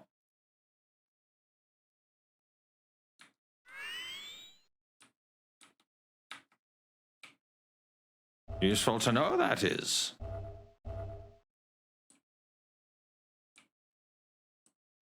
Oh, there's a lot of dead people in here. Gonna be honest. I guess they're really making the point that the Empire is bad. I'm not sure I would have picked it up otherwise, but you know.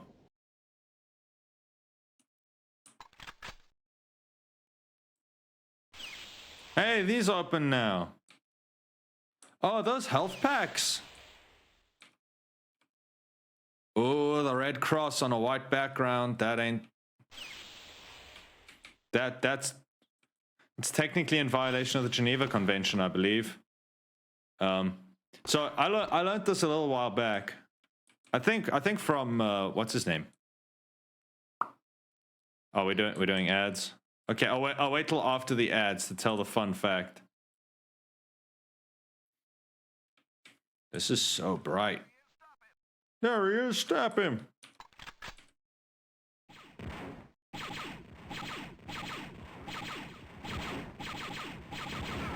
Like, look at this. You guys can see where my reticle is. These guns are just terrible. This is not the Stormtrooper's aim is not their fault. Ow, you bitch.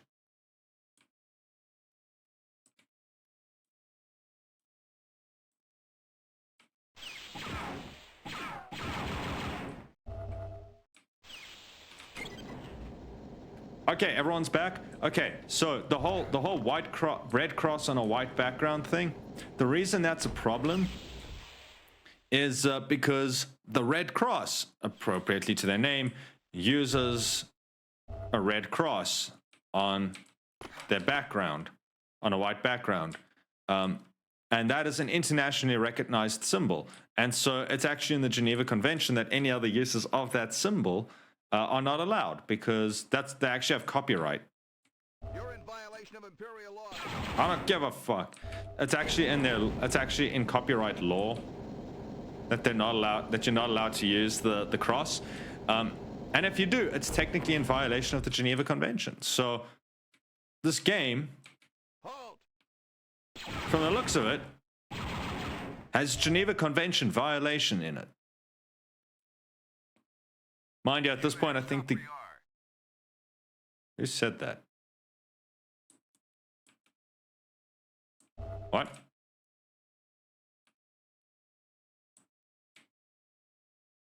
Ooh, look at the war crimes on a shelf. What's down here?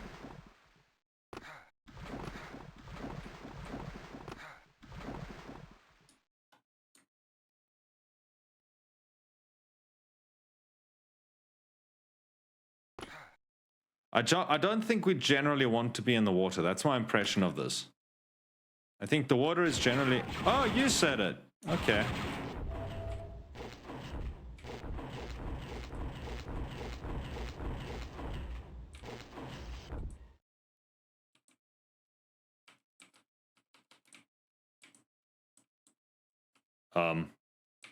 Okay, well, if we do go back that way, at this point, I guess we're kind of fucked. Oh, no. We just...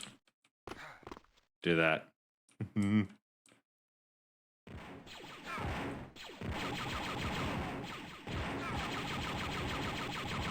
Okay. This really is just the Doom of Star Wars. Like, it's just really a horde shooter, I feel like. Oh, what's it called? A boomer shooter?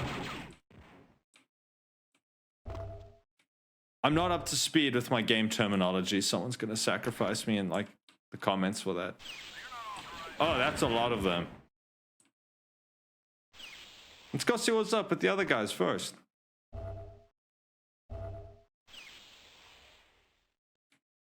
Oh, yeah. So if we'd come up the river, we just would have ended up here. Gotcha.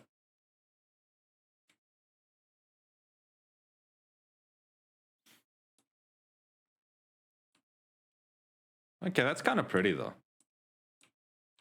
Not gonna lie. All right, let's just commit mass murder.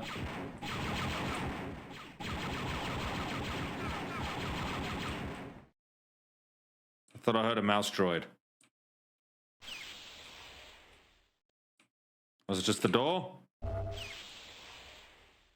Surrender immediately.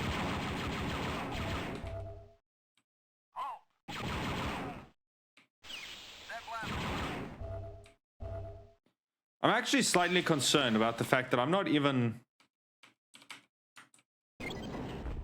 I have no idea what that did. Oh, it's more violations. Cool. I'm not even like questioning why I'm doing this. I just point and shoot, even though... Huh.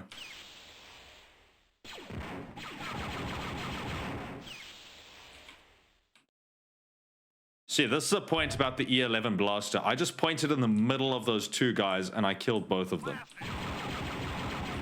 Just because the thing is so inaccurate.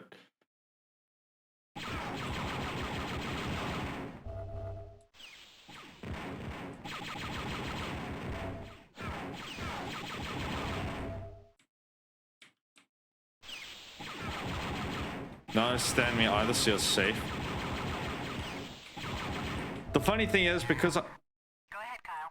Oh, we got a Dark Trooper weapon. Found something that could help us out. Get back to the landing pad and I'll meet you there.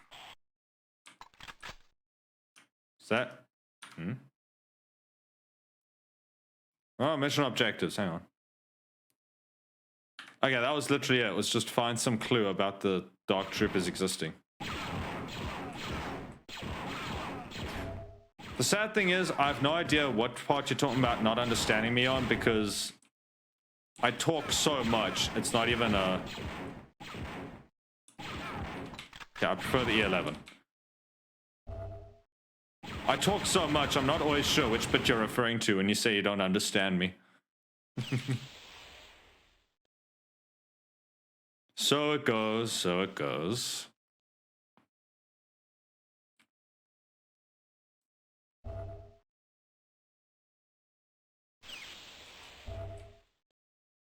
Right, so how do I get to that other room where the other dude is chilling? Oh, in here. Ah! Nice. Blech. This actually makes me feel a little bit motion sick, not gonna lie. Everything just moves so quickly. Are you guys just infinitely respawning?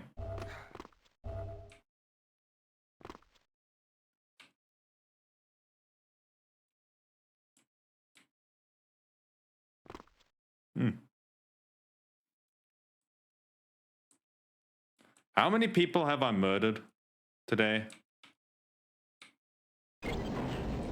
I feel like I've murdered a lot of people.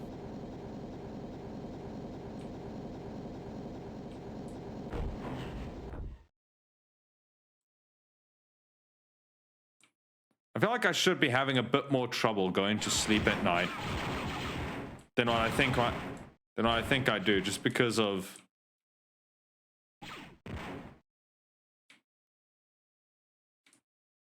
Oh! The absolute mass murder that I commit on a regular basis. And I'm continuing to do, even as I'm saying I should be regretting it more.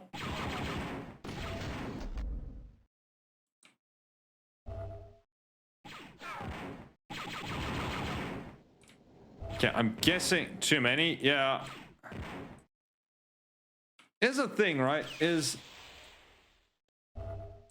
By this point in the Star Wars story, these are just regular people. This isn't just...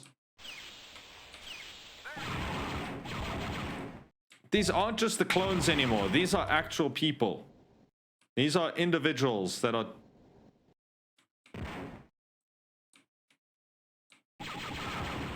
I think I should be having a few more regrets about this much... murder. I feel like not every one of these guys chose to be here and doing this. I don't... I don't think the Empire is the sort of place that gives you, you know, choices about if you want to work with them or not. Mission 3. Oh, wait, we're still with Jan? You know what we have to do. Okay, but the kawaii voice, I think, was a bit hard to understand, so...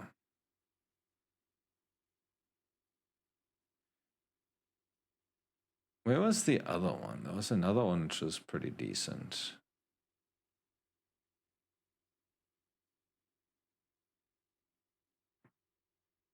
Was it this one? Yeah, that's better. That thing you found was a weapon of some sort, too large for a human being to use. Most likely it's a prototype weapon for the Dark Trooper. I found the symbol MR on the barrel, the signature of an infamous weapons specialist named Moff Rebus, a real character known for his paranoia and extreme loyalty to the Empire. He may be our next lead to the Dark Trooper. Rebus has himself hidden somewhere deep within the sewage system under the city of Anuit. He has engineered an elaborate series of drain gate switches designed to thwart any intruders from discovering the route to his lab. First, activate these switches. Then your search for Rebus may begin. Beware, it is likely that Rebus has surrounded himself with guard droids, and the largely unexplored sewer maze may hold other dangers as well. Remember, we need both of you back alive. I'll have the decontamination shower warmed up and ready. Objectives: find the Imperial weapons engineer, Moff Rebus.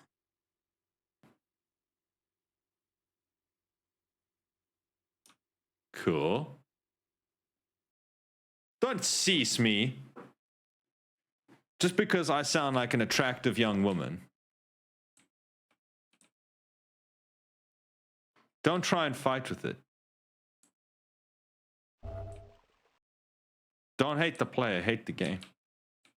None of that is relevant to anything of what I'm saying, but I stand by. That's an Imperial. Okay, that's a probe droid. Yeah, I think the game just spawns these behind you randomly.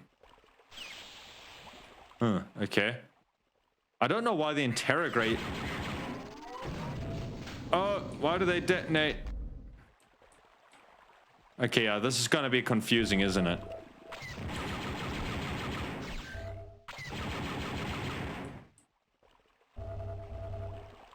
Hey, I actually used a war crime for once. Okay. I don't see any switches in here. I can't seem to open that.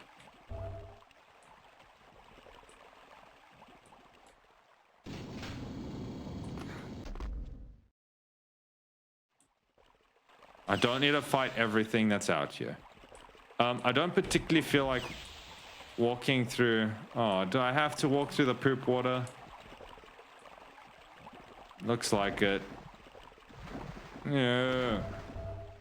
Ooh, thermal detonators.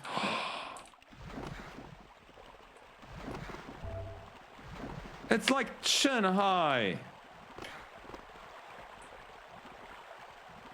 It's so gross, man. Okay. Ooh. Found secrets. Nasty, you're telling me, dog.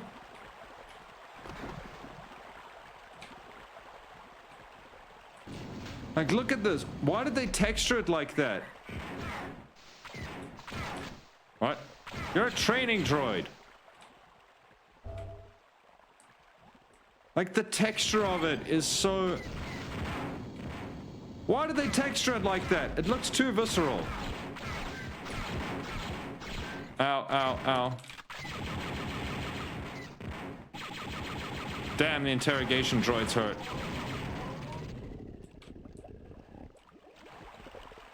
I'm back and everything hurts. Welcome back, Clicks.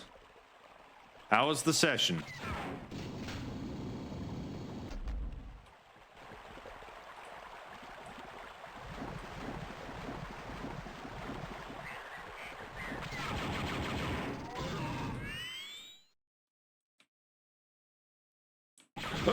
What the fuck is that?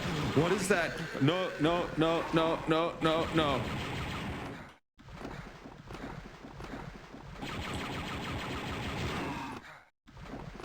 There's some sort of weird tentacle in here and I don't like it.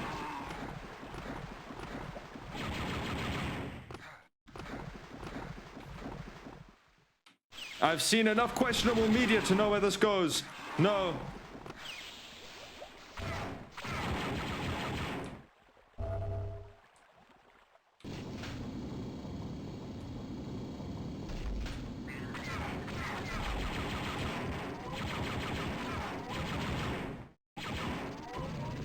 Seriously, I got back to the ship.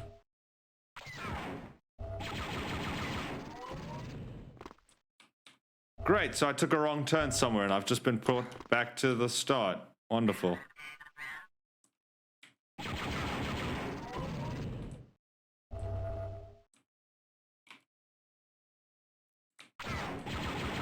Yo, Snack making dad jokes? Thought that was my job as the proverbial, as the person who had the dad energy. I thought that was my job.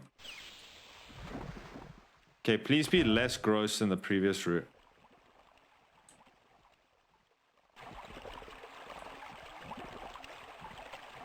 Oh, it's got an eye in it. It's the fucking thing from the... We're just filling this up with more sewage?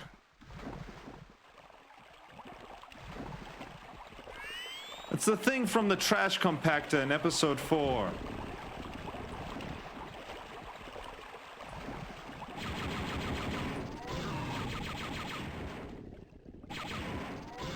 I can hear it growling behind me and I'm not a fan.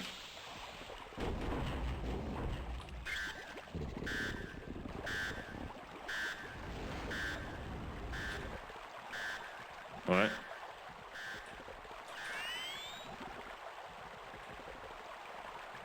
Sit down, Sonny, I got this. But my responsibilities. No, why is it growling? Tell it to stop growling. I have no idea where I'm going. This is... Fire wee ball.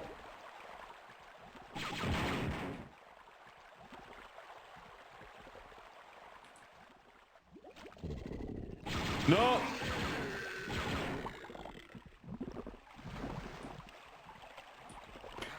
Ah, put me back at the switches. Awesome.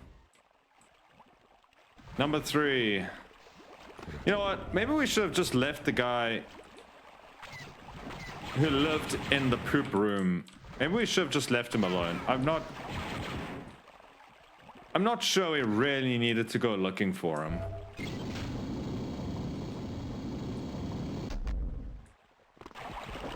Like, I would have honestly just left this guy alone at this point. He's earned his reclusivity. What? Where'd it go? What are these? Assholes again?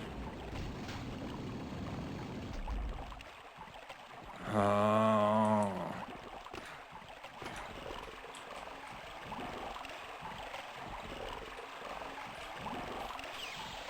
So many complaints regarding my model.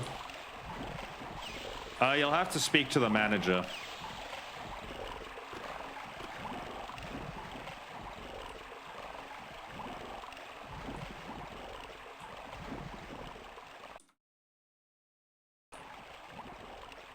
Can I just draw a stickman, like... Because actually, mind you, that would have actually been kind of interesting, though.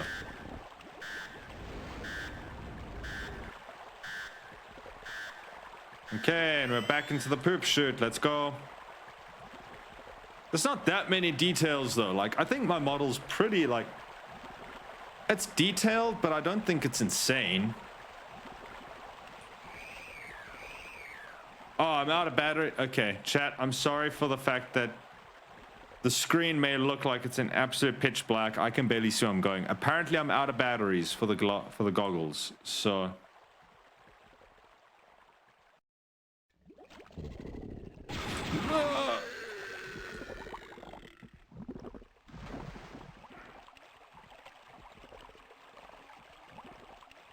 This is so gross.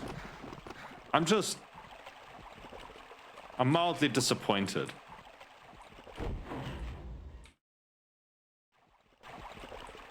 The goggles? Did I say goggles? This is Star Wars Doom. Yeah, this is Dark Forces. This is...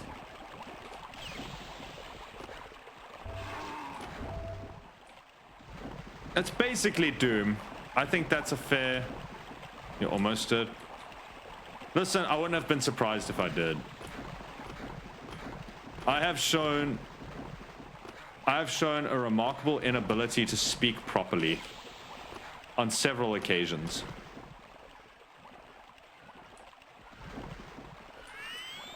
Oh, now the goggles have power.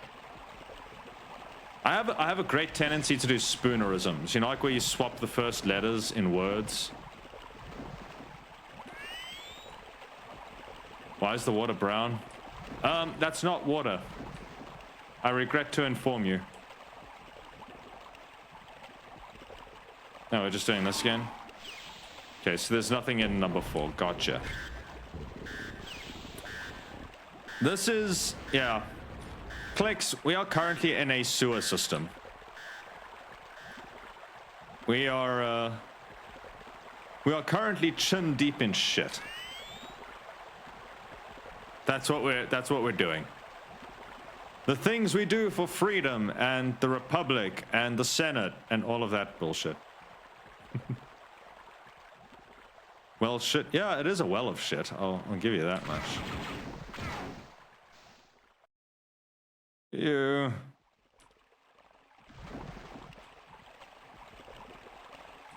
Alrighty then. That's number 4.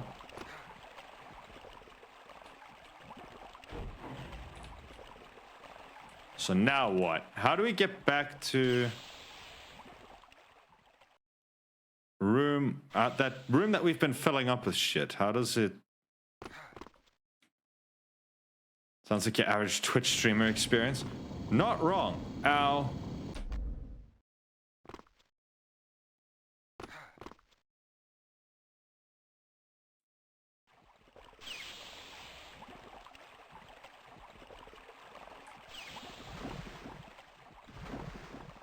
Alright.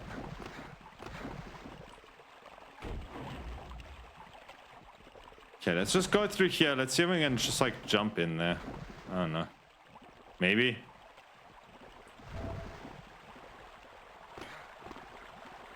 There's just so much of it.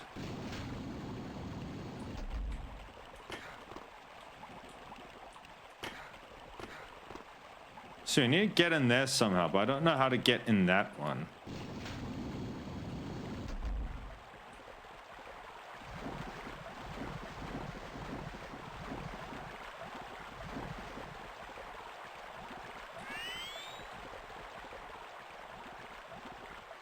Oh, this is where we first encountered the weird tentacle thing. Okay, I'm not a fan.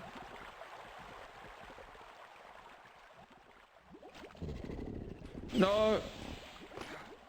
You can fuck right off, sir. Is that the only way out of this place? Ooh, look at all this. Look at all the Geneva Convention violations. No, oh, there's a lot of them too. Got 5 grenades. Great.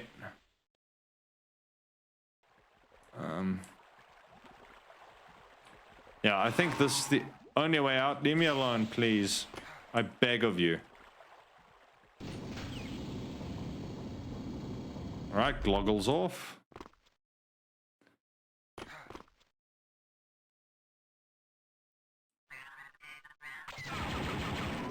Oh, don't tell me I was to come in here the entire time. No, most definitely was not, because that's the 4th one. But the 4th one didn't look like it had anything in it, did it?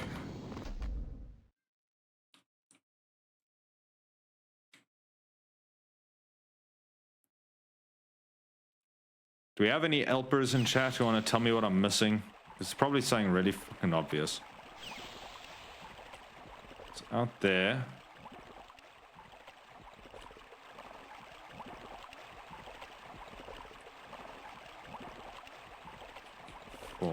feel like... What?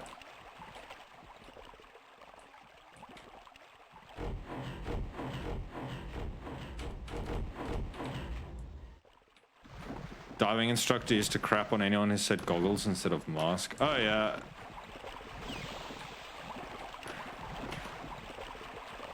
I bet you also got in trouble for calling them flippers instead of fins.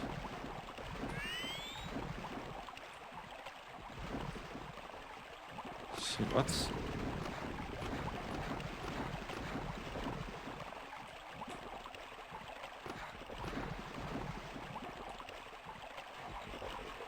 Yep, uh-huh. Sounds like a diving instructor. Okay, what am I missing here?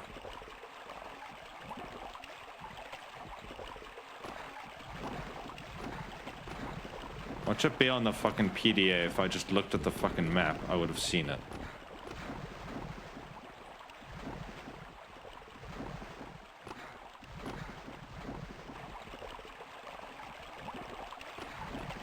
My dude can jump though, like holy shit. Okay, that's too high though. Okay, goggles off.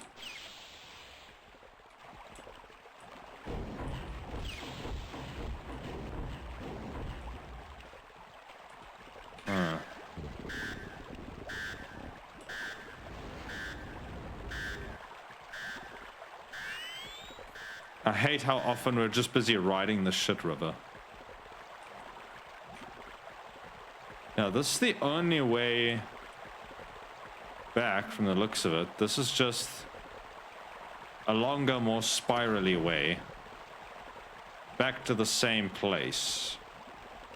Look at me go!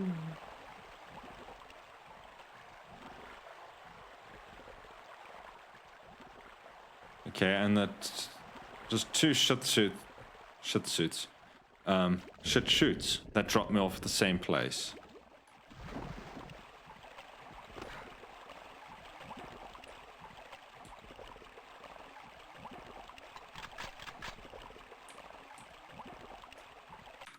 Maybe come here. Okay. Come stand in front of the switches. So, switch 1 takes me to the left. Lets me overlook that chamber.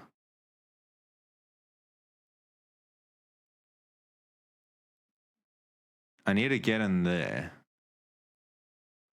So door 2. Apparently. Ow. Fuck off.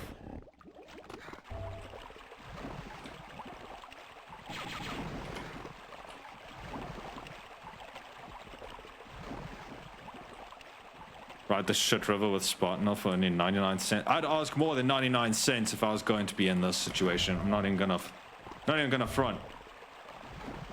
If I'm gonna be condemned to riding a river of shit, you're paying me more than $1, I can tell you that much.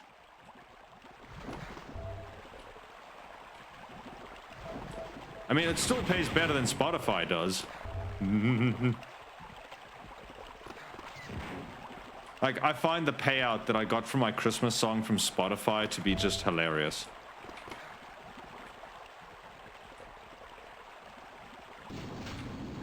Oh.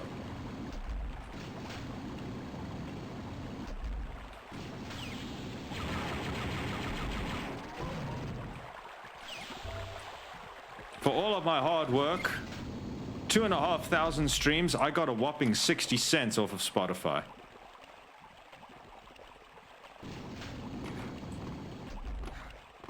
They were super generous with me. Funny enough, YouTube actually... I don't even know if you guys are actually, like, dangerous to me. I'm just assuming.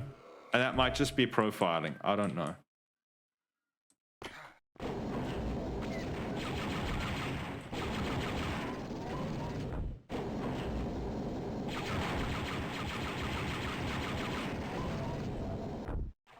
Damn, boy. Yeah, I know, right?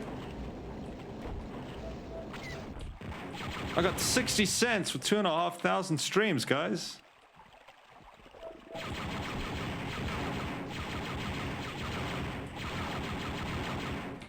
So to anyone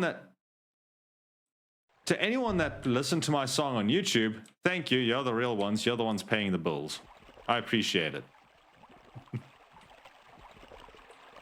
Okay, looks like more detonators. More blasters. All right, let's go look at this dude, because he seems like he's chill maxing. Jan, I found Mom Rebus. I'm ready to get out of this mess. You're the boss, Kyle. Do I just like pick him up? No, just, okay, I don't have to do anything.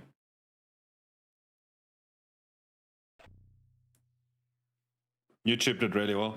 Yeah, YouTube did really, really well, but still, they paid out the best. Even if you took like Spotify up to the same number of plays that YouTube got, at about 14.5, I would have gotten paid then like, let's see.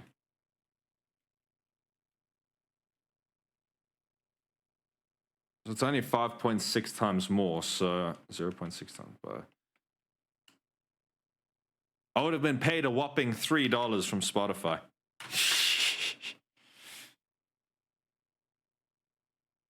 Okay, I'm actually going to stop there just because... Yeah. There's something about the way that the game moves which I don't enjoy. It's just... There's like a weird slide thing that happens when you move around. It feels like you're on ice the entire time. Yeah, it is motion sickness. It just like you press to move forward and like you slide forward. It's like everything moves really fast, which my brain doesn't like. It doesn't do well with that. But then you add onto that everything's just slipping and sliding everywhere, and yeah, motion sickness gets me 100%. Where's monitor? Monitor. Okay. So tier list wise, Dark Forces, you know what? The levels are short. I can see why this might have been fun back in the day, but it is a Doom clone. Like 100%, it's basically just a clone of Doom. I'm not necessarily sure which came first, but that's what it feels like. Everything is just going to be compared to Doom. So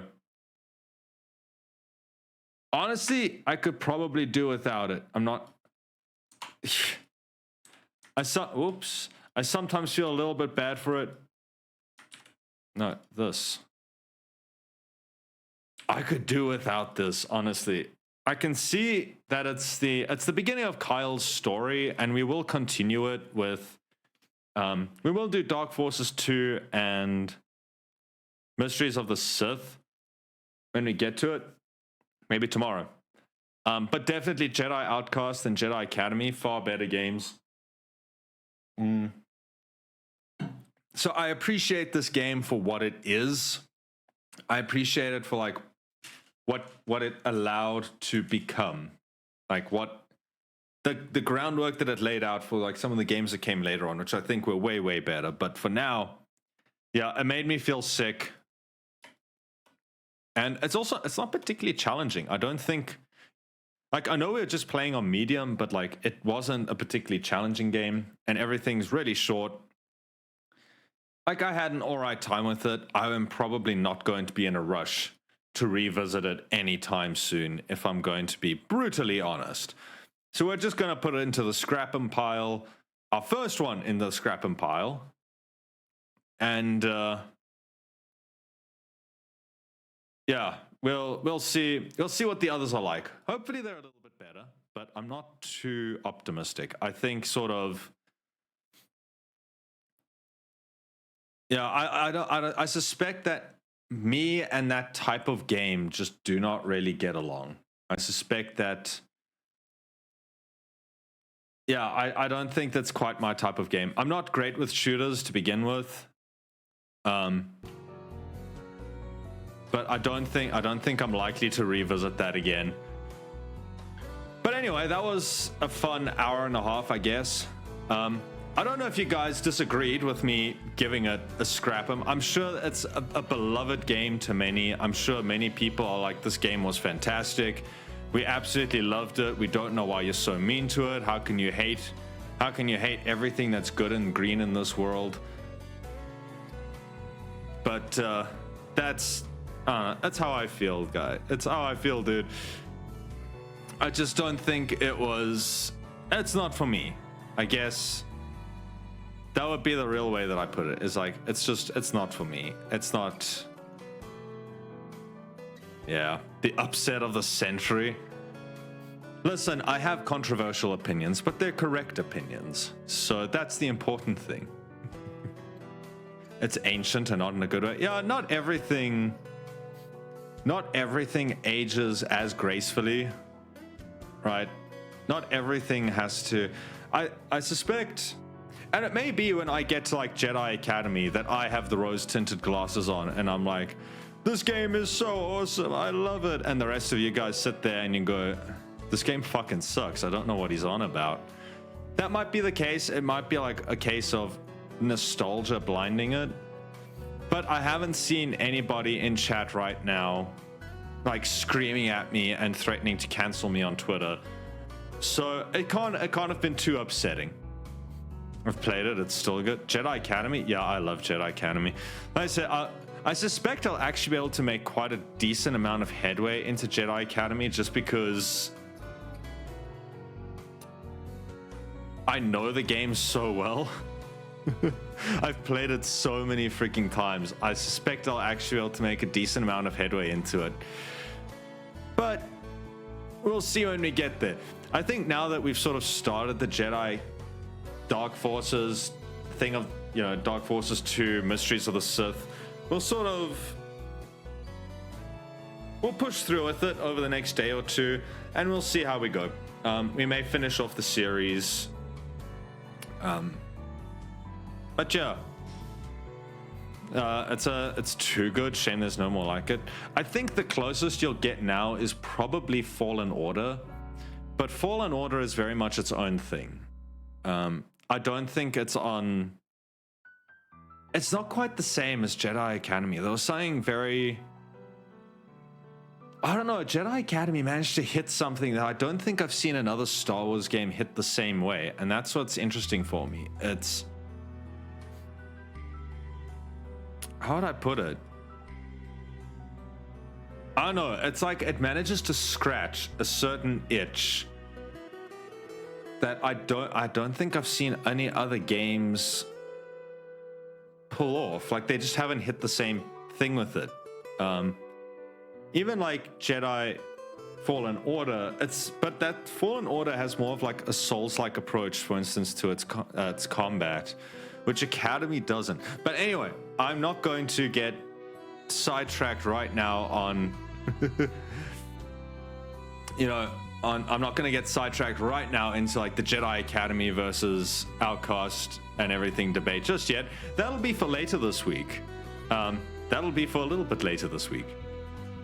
I'm going to raid someone heading into 5 hours. Yeah, this is starting to compete for one of my longest streams.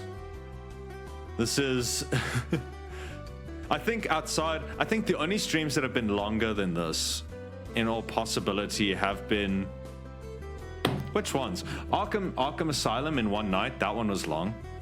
That one was very long. No, very long. It was like 6 hours. And then what else was there? There was the 12-hour stream, but this is a far cry from 12 hours. I don't think we have to worry about that just yet. So gonna assume it's just because of a little on me. Listen, you did help. It is nice just seeing people drop in. Whether new faces or old faces, whether it's people just hopping into lurk, I appreciate that as well. I've said it before. I appreciate having the fact that there are people watching, that there are people actually checking the stream and then hanging around or whatever. That's a lot. I appreciate it. So anyway, we're gonna raid Cyprus. She's busy doing Fallout New Vegas, otherwise known by many as the best Fallout. Clicks carrying the channel. Damn, my contributions not as important. Anyway, guys, I'm gonna call it here. I will be back tomorrow. We're gonna be doing some more art stuff tomorrow. That's generally what the weekdays are for. I haven't figured out what we're doing yet, but we'll be doing more of that. And we'll probably do Dark Forces 2 and maybe Mysteries of the Sith if we have time. But otherwise, guys, I hope you have a good rest of the day wherever you are in the world. I hope you have a good day, a good night, whatever it is that you need to, whatever you have ahead of you. Thank you for watching, and goodbye.